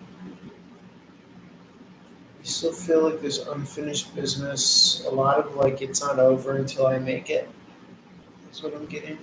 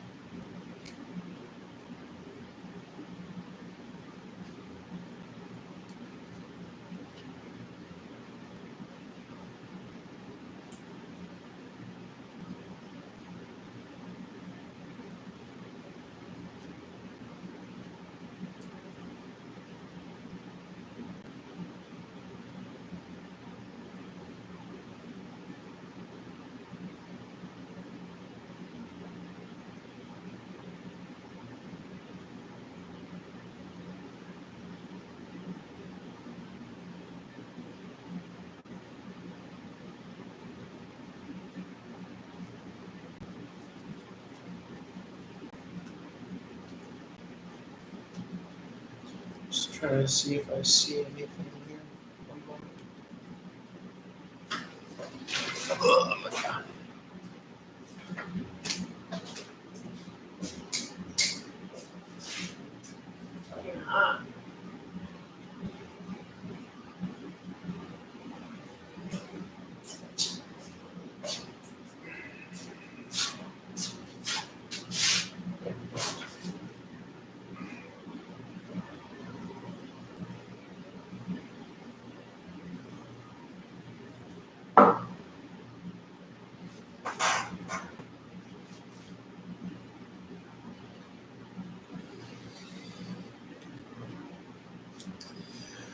Okay, thanks for bearing with me. Yeah, guys, I mean, I read so much. I'm like, it's to me, I'm like looking at lines of code in the matrix now. And I'm just trying to see if there's anything worth anything saying or talking about.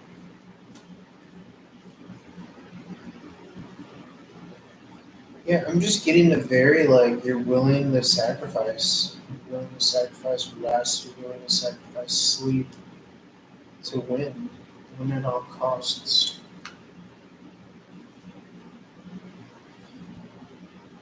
Yeah. Yeah, and I really see that you're going to do that. I really see that you're going to do that. Look, I'll show you.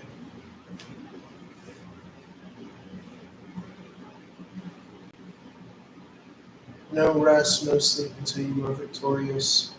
Others walked away and chased the clouds and the rainbows and the faux happiness. You're on the right side of history. Six of Wands in the reverse. It's my morality card. You're on the right side of history. Doing things the right way. Empress, victory. Yeah, we've been seeing that a lot thematically. Going through energetic deserts because you have the divine feminine, Empress, masculine, Emperor, infant child, vulnerable self. sun. Play on words, SUNSON. And, that you could go anywhere with that unity of self.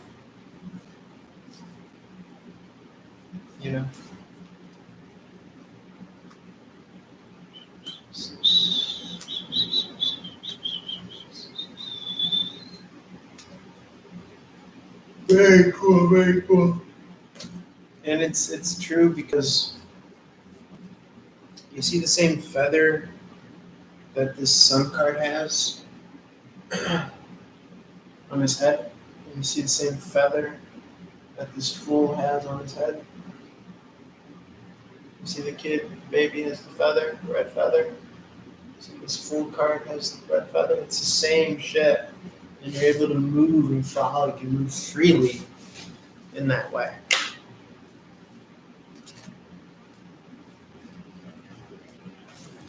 And still you get to see what you're made of. And that might not always be comfortable, but that's the point of this journey, is to not always be comfortable. And still you get to see, all that you could go through and prevail and so it feels really good.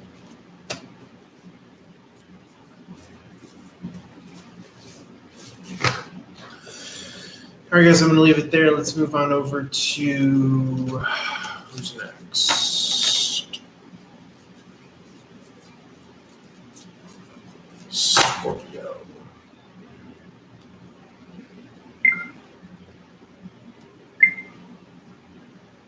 Okay, Scorpio, Spirit of Gratitude, Drill of my highest possible messages. If you're not a Scorpio, you can apply this to your 8th house. Just Google that, see what that pertains to. Feel free to reach out for one-on-one reading. As always, I'm available.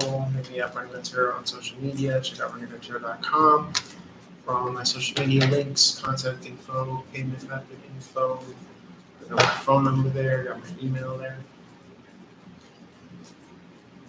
Spirit of Gratitude, Drill, live and let highest possible messages at this time for Scorpio, and or if you're a cross watcher, again, apply this to your 8th house. I know I'm going to apply this to my 8th house. You could just take this and act as if you're Scorpio too. That's basically what that means for me. That's how I treat all of my readings.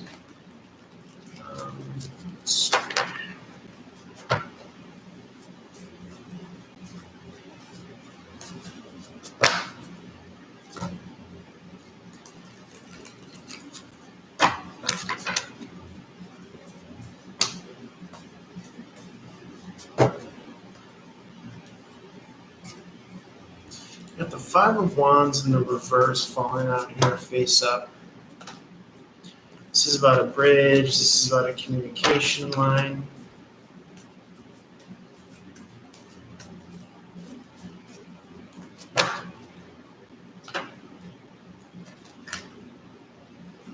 Reconciliation, making amends.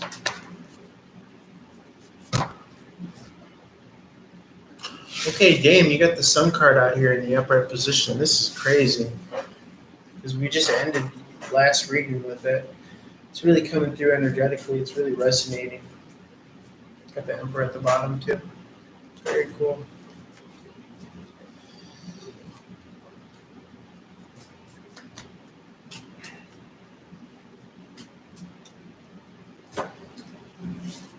You got victory in which you've been growing. Okay.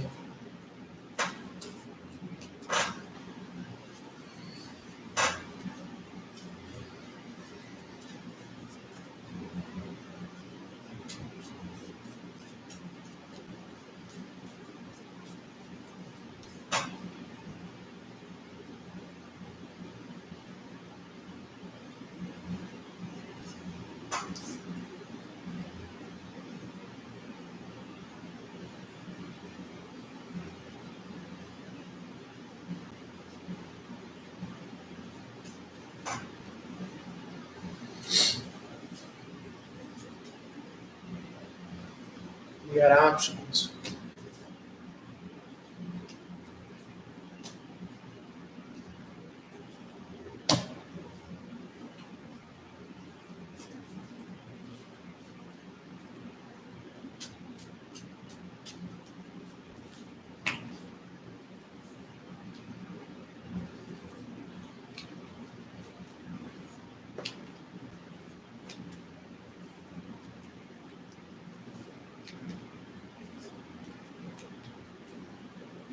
It could be someone from the past coming to scoop you up off the market and or some sort of financial resource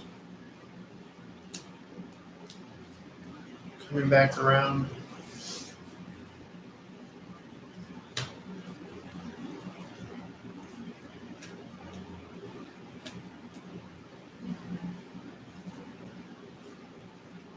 I feel like you're prepared for rainy days. You've seen so many of them. Yeah, this cycle, this season is over. As far as like not knowing what to expect or what have you. Because the Empress is right after the Death card. So a very abundant, fruitful season is coming. Too fruitful in some regards. So do you see the challenging energy here? People are like, how is this guy still doing what he's doing?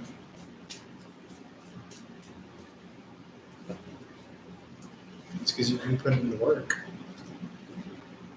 on your own. You've been sacrificing.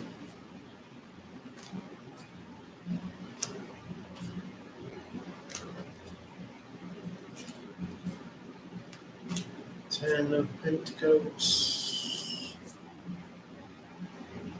Feels as though that you're providing like shelter and refuge for others. That refugee song came into my head, and it's kind of making sense now when I say that. Providing refuge and shelter for others, spiritually speaking. And I feel like life just like, I feel like there's like a compounding interest effect.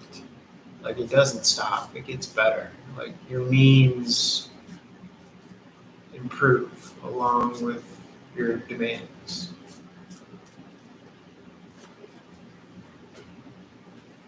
Like life is not going to bring you to a level that you can't sustain.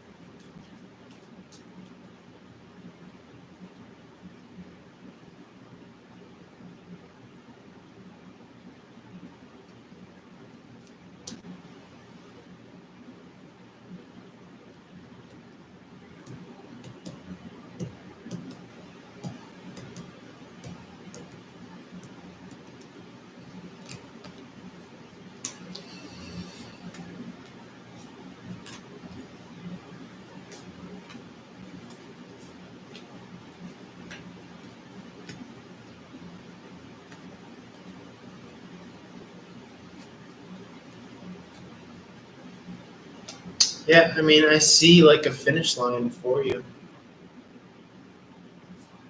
I really do. An action that you could take. I also see marriage. I see union. I mean, this is crazy because these cards never fucking come out, but this is fucking marriage for that ass. Maybe a new sexual partner. Y'all know me, I don't read like that.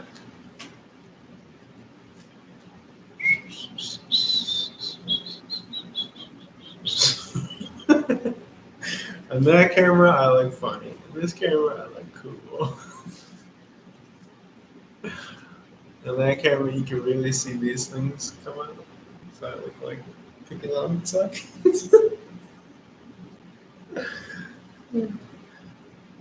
Keep myself laughing. $9 in my pocket.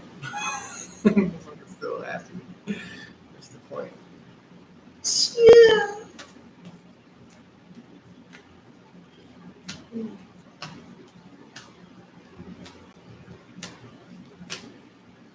Okay. All right, I'll leave it there.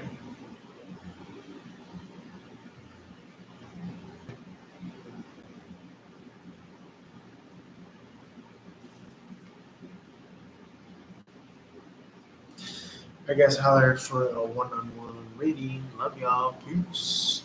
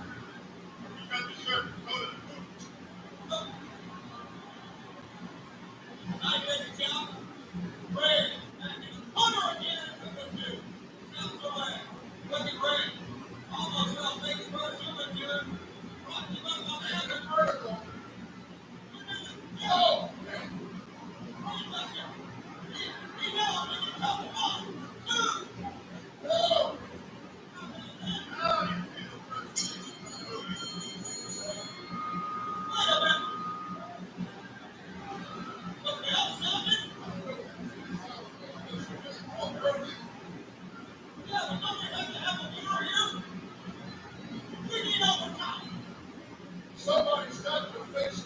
Now, come on, make it easy here, Charles. The television time limit is expired for this contest.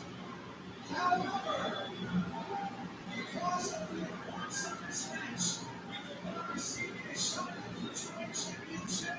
This match must continue. There must be a winner. That's right. All right, well, Charles, there we go. It's overtime. Nobody accept me, and here we go, that's it. We're in the next meeting. We're in overtime. Oh. I suppose it's short of that. I think so. Okay, wait. Against it, pushes down the shove. And okay, ready, going up. What? Move it, pick it up. That was a little bit late. He's going to be a bunch of special games. We will return to the paper now as we are in this overtime. The match is going to decide the challenger to the win title. Good evening, gentlemen. Oh. We don't care what you think, okay? We talk together. Don't change your mind 100 times. That's the attack again. Pick up. Well, each man is giving everything. Both men are stripped, and they're still going at it. Look at Hamilton in the center of the ring. He's ignoring the man in. Raise that cup.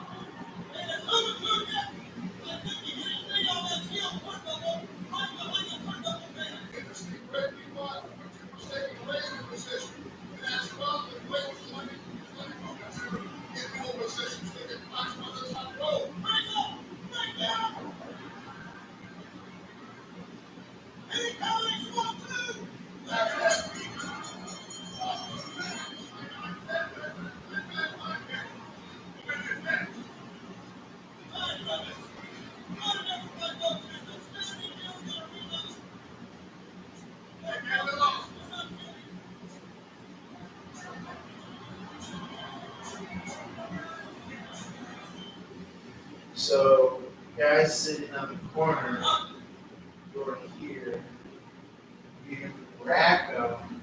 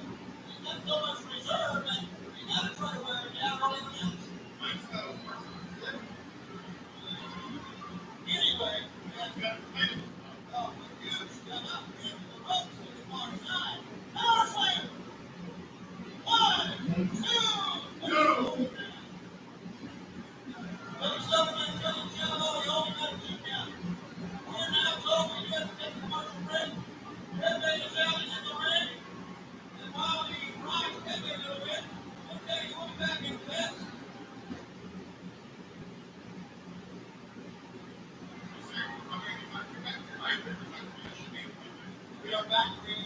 Stop bubbling right now. And still continuing to be Cello. Now using everything that's open here. We know the stay there. You all right? And now let's go to the 100 meter. The first one is Cello. Oh! I'm not going to do your work, please. And he's smoking this. He's talking already on. Another example of that explosive nature is slingshot into the leg rock from the outside into the ring. The momentary distraction of Cello Jr. in the corner is all that it takes because these two wrestlers are so evenly matched now the tide is turned. Kicking back in control just momentarily. Cello will back later by Cello Jr. I'm going to go for the cover. No. Right there.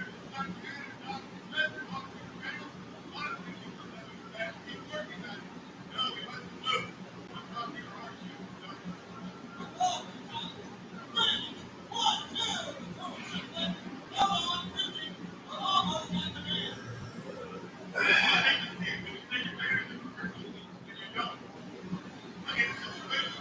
Especially when you have something down. Oh, that's good for Andy. You know, we know so much, we talk so much about the Tito World Order, and of course, Eddie Guerrero, the leader of that group. And Cello, apparently, I'm not sure Cello really wants to become a member of the group. But he's so quickly, but yeah, they get his act together before they even consider him a member of the other club. I can't believe it. Cello Jr., as far as he's concerned with the LWO company, he's out there taking the t-shirt, but we can only something. I thought it was taking a scan for a second. Wait, what? It's not good. Off the wall or nothing. Hey, we're going to get like you. I was there, like, but there was more or something. I'm not real sure about the guy, you know. He wasn't supposed to stand for it. Doing an upgrade. That makes sense to me. Are you saying he lied and tickets were heavy? I wouldn't do heavy, man. Oh, boy. That's getting more reliable. I can only answer what he asked. Look at this combination go here. He has the death block applied, and now Posey also work on the head again. When he's trying to get back on the head again. I have a bunch of top over what he can offer. Welcome to a county member like that. No, he got a t-shirt.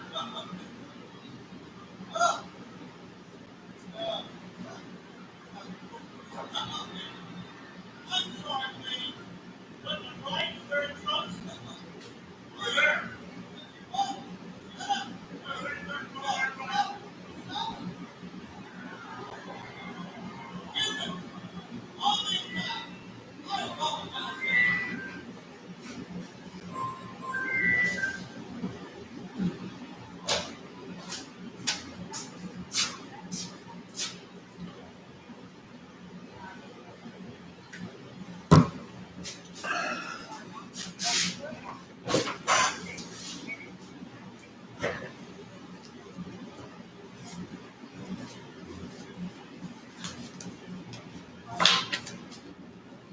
Hi, this is Dylan.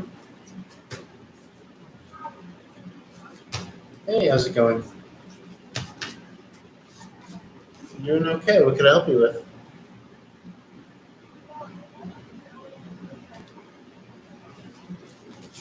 Okay, let me take a look at the cards for you in 1 second. Just gonna shuffle really quick. I'll let you know what I see. 1 second.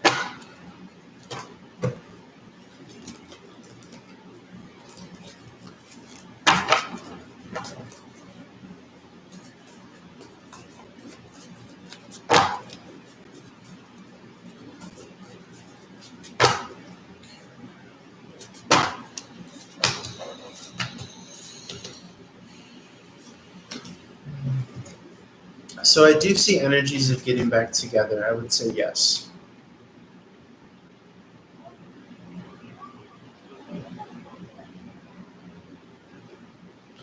Let me take a look.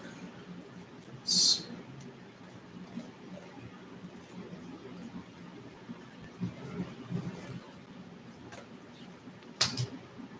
So I could see in Gemini season starts around May 20th. So about that, and it lasts till around June 19th. So that's coming up. Springtime, early summer.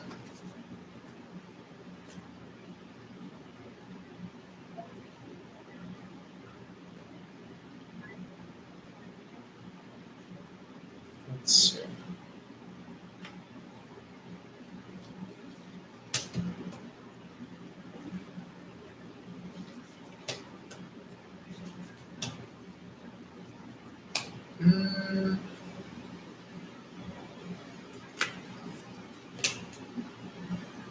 I don't see him being with someone before that time.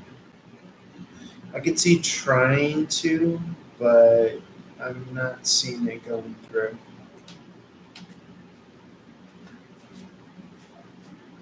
All right.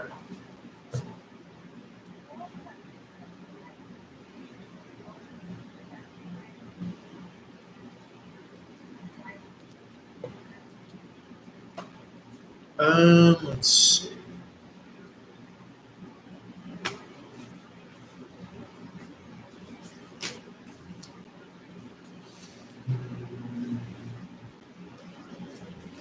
Well, I think that it's coming across as his energy has to kind of see what else is out there or available for him and to kind of, test and see what he wants or if there's anything else out there for him.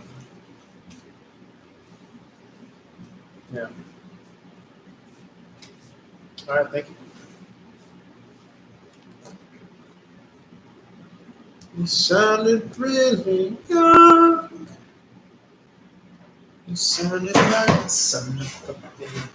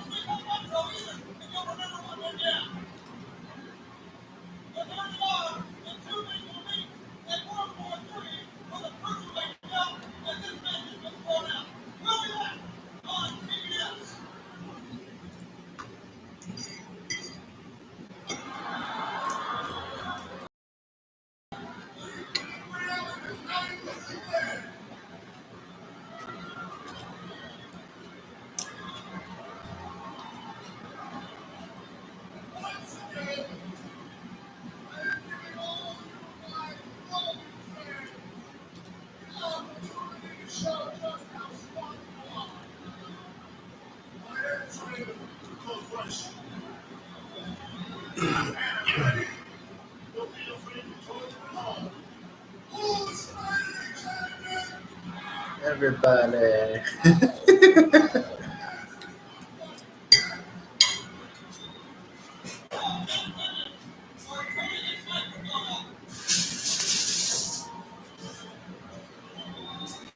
Everybody.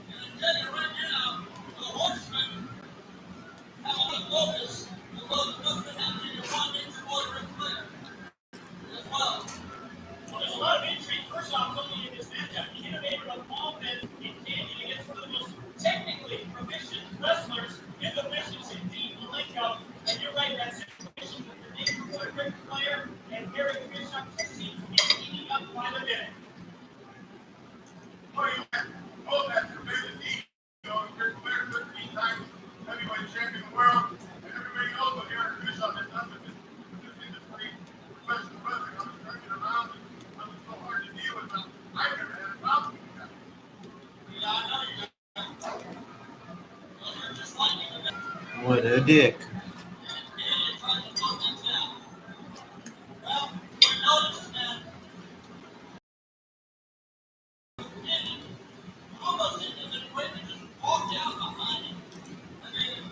Almost like a cameraman or a friend was walking down the alleyway there. Very nonchalant. It's just not the same old thing, is it? No?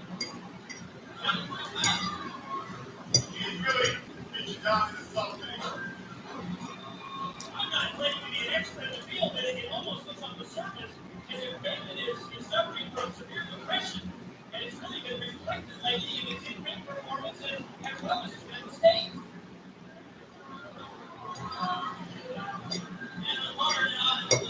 Yeah, you're right.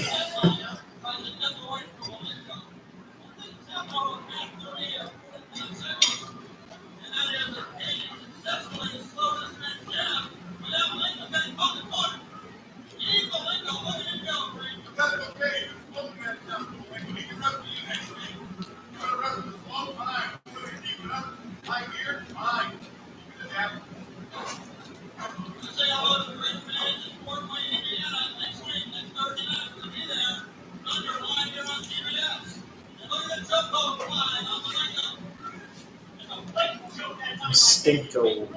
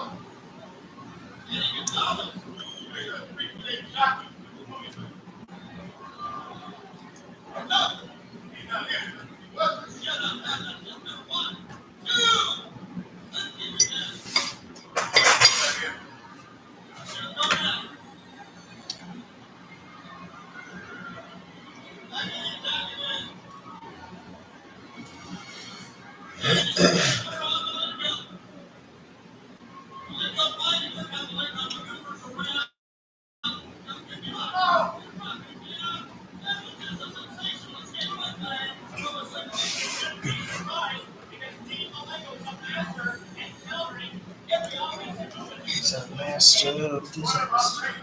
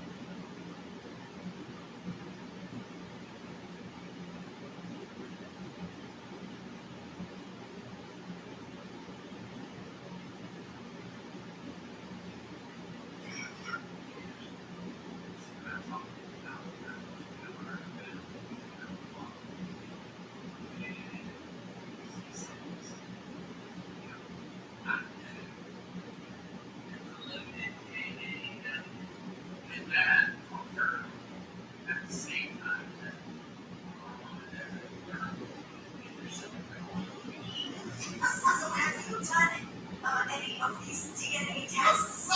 Listen, we're on the precipice. It's a little easier for women to take the horse down. I see that every day. Hard for me. You got to be to guess what you're going to tell me. I mean, I asked him really.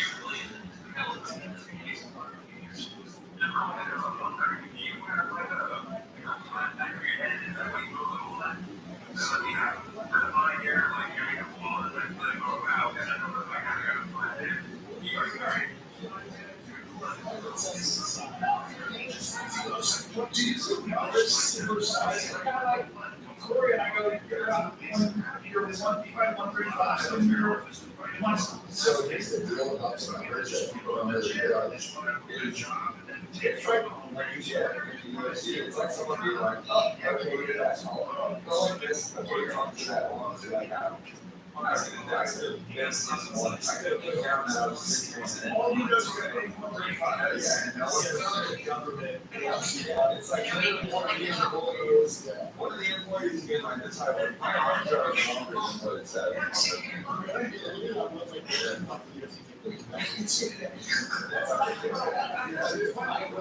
about like the stuff I've done when I went to high altitude, and Corey has the best amount.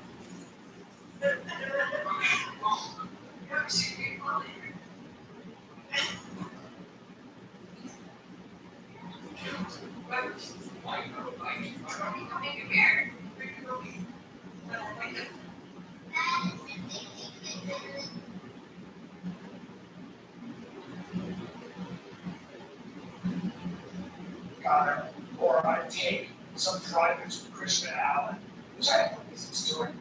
But I will say this stuff you talked about. I went back to the gym. Actually, it really hurts. Yeah. But also, You believe it's not enough. I think it's hopefully for a picture, right? one for a picture. Well, and I so it gave me a fun. But yeah, that's all I'm put on Facebook.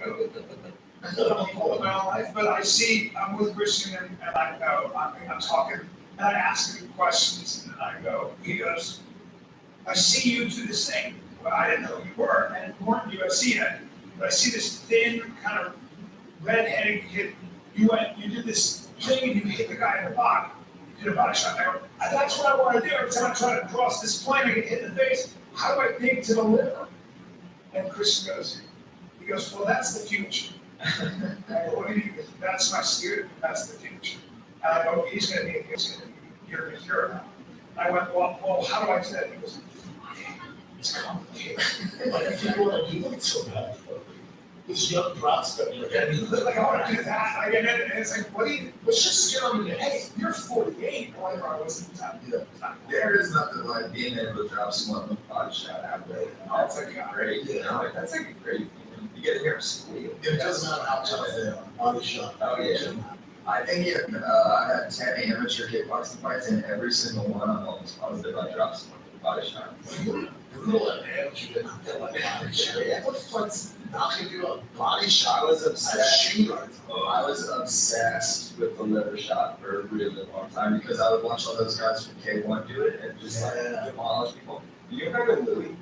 I do remember like 4'8". Yeah, tiny little. Yeah. So there's this guy. There's this dude Louis.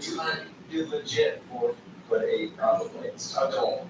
And he would rip people to the body. Rip people to the body. And I was like, I want to do that to people. Yeah, it was his thing. It was his thing. Well, I said to Christian, I showed I literally showed Christian what Bernard Hopkins did to Oscar de la Hoya when he dropped him the body shot. I brought him up on like YouTube or something. He was like, and then you did the exact same thing. I go, I want to do this. It's like, I mean, okay. Yeah, the guys in the UFC are a little bit too tough to drop with those now, but in the early days, I would drop people with that. You don't see a lot of, like, some kids, you see some kids get through that fight some guys up in the body. You don't see a lot of punches that drop in these days. Guys are too good. Yeah, it's too good now. They're weird. Why is that? They just don't even get out themselves open. I think adjustments. So once you know your body's like a little compromised, like, and you know it's only gonna take 2 or 3 more to drop them, and I think that they like start to address that. If I get kicked in the leg, I know that I need to adjust the leg kicks long before my leg starts to hurt. Yeah. I think yeah. You don't wanna like start switching your stance and addressing that thing when it's already. Yeah, it's too late. Yeah. I remember when Cheetah used to literally drill if you got into the body. It was such an issue. You drill him into the body, and then you'd have a whole game going. Cheetah was like, Machida. You know, Machida. He would just drop to the ground, and then he would stay there. A whole thing hitting his guard. It's like a whole thing. Like, this is insane. How else do you get into the body? Really? He's involved. Yeah, I do. I think, yeah, I mean, it's definitely evolved a ton, but I mean, I like watching those guys because I think that if something's tried and true, it's tried and true through all of history, and a lot of those things that when I'm trying to learn something, I'm like, well, if it worked 10 years ago and it's still working, like, that's like worth some investment of time and learning and all of that. It is crazy to go back and look like, you know, when I was fighting, if you look, the heavyweight hasn't changed too much, but the other divisions, like 185 and under, you look at like the top 10, like, well, 5 years ago, 1 through 10 all the champ, Yeah. like 1 through 15, like, especially in bantamweight, it's like the level that these guys are working at. If you back 6 years ago, you're like, oh, a number of these heavyweight champions. Yeah. Just the game's advancing so damn fast. But what's interesting about it also is that you start to see, in some ways, as it advances, it also simplifies. Like you're not seeing, like you don't get away with a lot of stuff, right? So the better you are at your division, you guys, there are low kicks, okay, but you better be careful. Double. There are, but you're exchanging with a ton of stuff, and I think that the person that's able to figure out the best system sooner than later. Yeah, I mean, that's exactly. So when you say that's wrestling, when you say like Bo Nickel, for example, his wrestling has been such a problem for him. Yeah. So people figure that out. But what makes Bo special is Like you all Romero, he never really used his wrestling. He's so baffled. you also got to tell because he's such high level, but there's gonna be guys that, but they have a takedown that can nullify certain wrestling. So that's being forced to strike. But what makes Bo Nickel special is Yeah, because there have been a lot of high-level wrestlers that yeah. now. Well, we're probably 3 or 4 fights from now. But again, if it was a wrestling match, it's fucking behind it, right? But they're gonna be able to do enough inside that cage where they can nullify which can be forced to strike. That's what I love about it. But see, I think it's the hardest sport of others. In terms of what you have to, how versatile you have to be. So if you're in the NFL, you have to be an amazing athlete. If you're a wide receiver, you run out for passes, there's a pattern, you catch balls. That's always tough, playing with pain, 1,000 things. But, aside from quarterback, being a high-level MMA guy, there's never enough time to work on it. The biggest problem, I mean, Troy, we're talking about this off the camera, but I think the biggest issue in mixed martial arts, everywhere, but UFC especially, is the judging.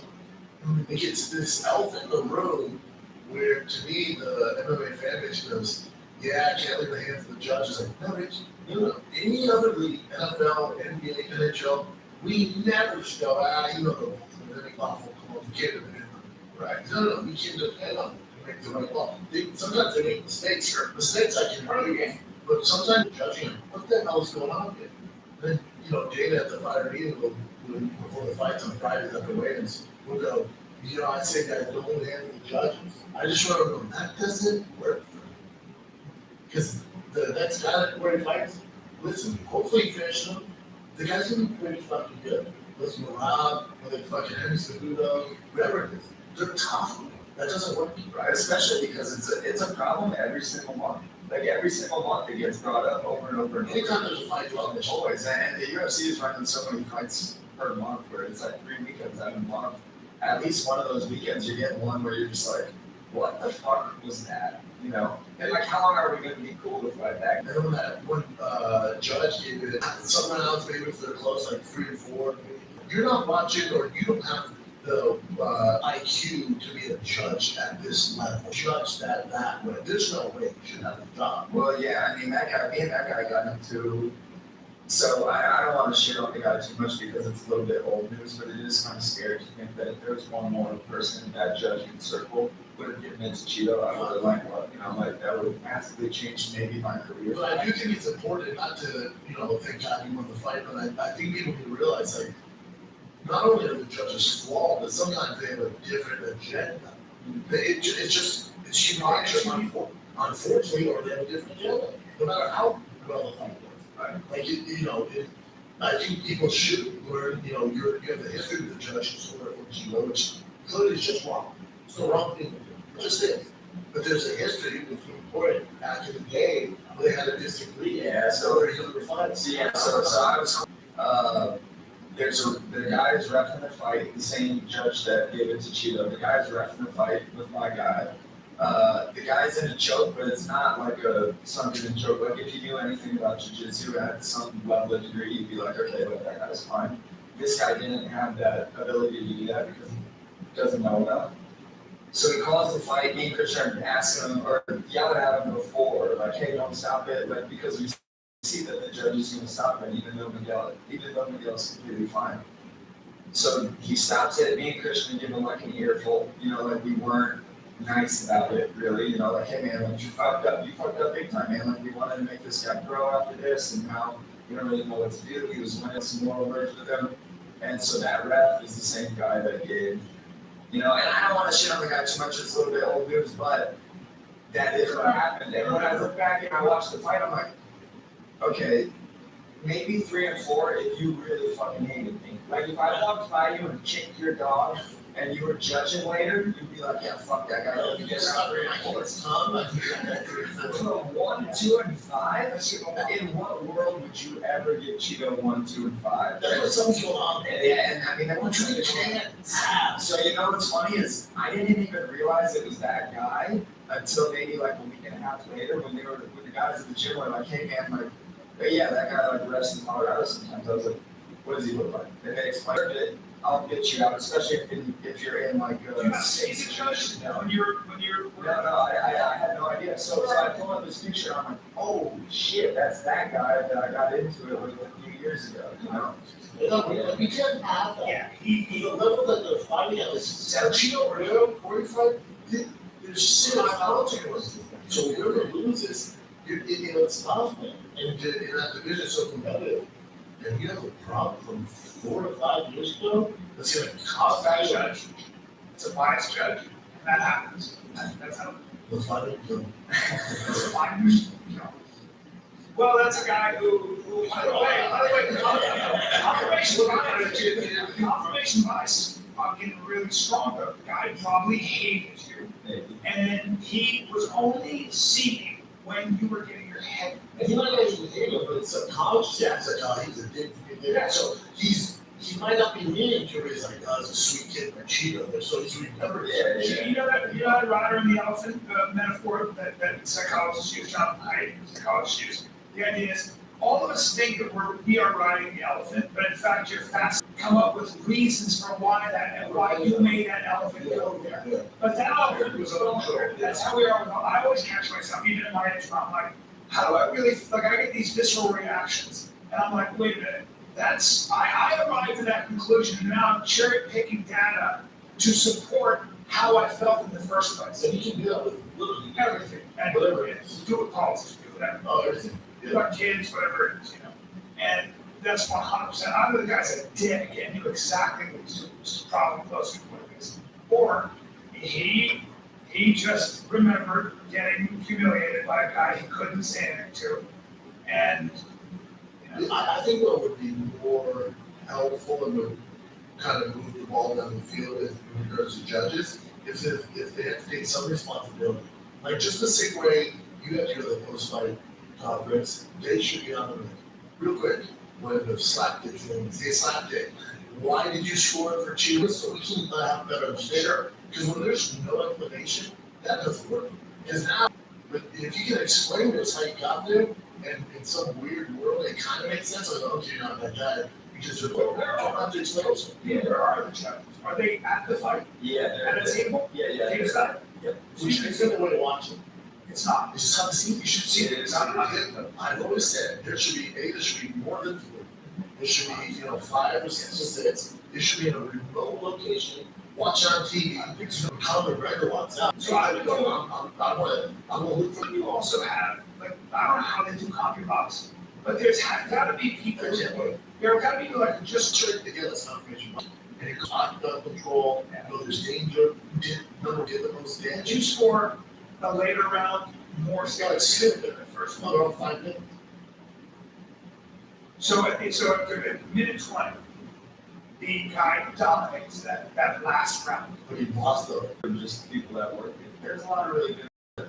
I do think that if they did have to take some responsibility, I wonder how many on that day that decision was made would be like, imagine how many there would be because They have that social media. What are you doing? Honestly, it's not 2 down the road, 5.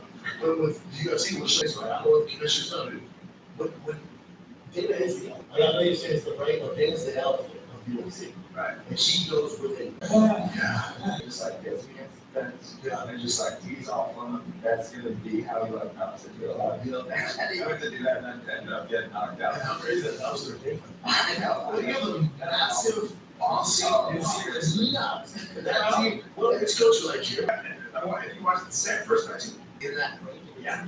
Right. Supposed to work it. Dude, Israel have us all. Good, brother. The guys that I was watching it with even were like, get the fuck up. Yeah. You know, like, what are you doing? He had this all cool. And he had the whole rope. I was on my way. Joe, you got to look at this rope, put Joe in here. We're gonna love each other inside. And then 2 strippers show up. Didn't we have to do this? He's like, what's up, ladies? Like, slaps her ass. He's really. people's champ, what are you gonna do in this business? Like he's done a great job of separating himself. He backs it up. He trains his ass off. Everything about it. Yeah, look at this. Awesome. Jeff White does it like in a funny, joking way. Then Kobe was like, all 3 different things. I was like, I'm going full Trump. Yeah, that's what I think. Put out the way. It only works if you have these skills. Yes, Kobe is it.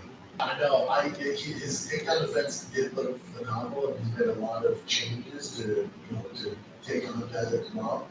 I think Kamara's best days are behind. I think Kamara more, and then the other work on his takedown defense. I think Kobe isn't on a hot second, but Kobe's not at his prime yet. I think with Kobe's tenacity and the way he can mix it up. How was that a great fight? Great fight. Yeah, I'm excited about that. It's a legit. But certainly wrestling and putting that kind of pressure I on. always think it's volume. Yeah. And the volume and not cardio, volume, doing it on the outside. And Kobe really got played. Kamara played again, and we got knocked out in his first fight, or his second fight. He'll play over. Hold on, shot the vegan. Also, 15 years removed. That's hilarious. Yeah, vegan, and he has a moving mushroom business. I think, yeah. Yeah, I'm actually a part of that business. It's called Umbo. Are you a shoe fan? Not the ones that he's talking about. Which ones are he on? Are you talking about like one of those mushrooms? Or you? I'm sorry. Shiitake. Yeah, but Shiitake mushrooms. Like mushrooms. I'm about shrooms. I think Rashad's really into that stuff, but the You're in the mushrooms. That's the real mushrooms that we got with the steak and Pizza and stuff? no. Like this company called Umbo. It's like a mushroom supplement company that me and Rashad are. Oh, that's cool. Yeah. It's just like lion's mane. but like the psychedelic research stuff that they're all doing. Yeah, I said before I was eating I can't move. Stealing your girl. Start stealing your girl. Yeah, Full head. I don't know when I started looking so fucking dorky, but it started happening. I think it started happening about like 4 years. Dude, I seriously, My brother's your name of jiu-jitsu coach. What's his name? Ryan's. No, Ryan's fucking super balls actually, but neither one of us know how to dress. No, what the hell he's talking about. Well, Chris Bowers, I don't know, he's the ultimate freak to me. I don't have his experience, of course, in 2000, but he's really. Hey, what's up, guys? How's it going? Just Brilliant. Dude, It's kind of, he's almost Metro. Like, he's an absolute assassin, but if you saw him, you'd be like, that guy is clearly something, like he dyes his hair, he's adorable. You know, I don't know if he's called adorable. He's like, He's a cutie pie. he's like the prince. He's like Yeah. Prince or like Queen. Yes. Like, He's, or you like, know what he is? If Christian was like, I'm a pansexual ninja, I would be like, that makes all the sense in the world, sir. He should be on the cover of All Mushroom. He's a psychedelic. Yeah. He's actually a walking psychedelic. it's kind of a shame that he's not like a lot more popular in the MMA community, but he doesn't want to be, but also he's just like, oh, dude, those are great pictures. Look at him. Shredded out of his fucking mind. Yes. There he is. Yeah. Yeah, that's I would be the like, opposite, there it is. He should be an ice skater. He looks like an ice skater. And we have no idea how old he is. No. No one knows. And no one does. We go to Woodward and we like look at his license and Yeah. he could be 60, Yeah. might be 20. That looks like a gay cruise, and you guys are just finished the step class, and that's fine, and it's 100%, I'm correct about that, and he led the class, but he was pulling your heart out of your body. The guy on the left is Carrington Banks. That's my wrestling coach. He wrestled JUCO in Iowa. Oh, Carrington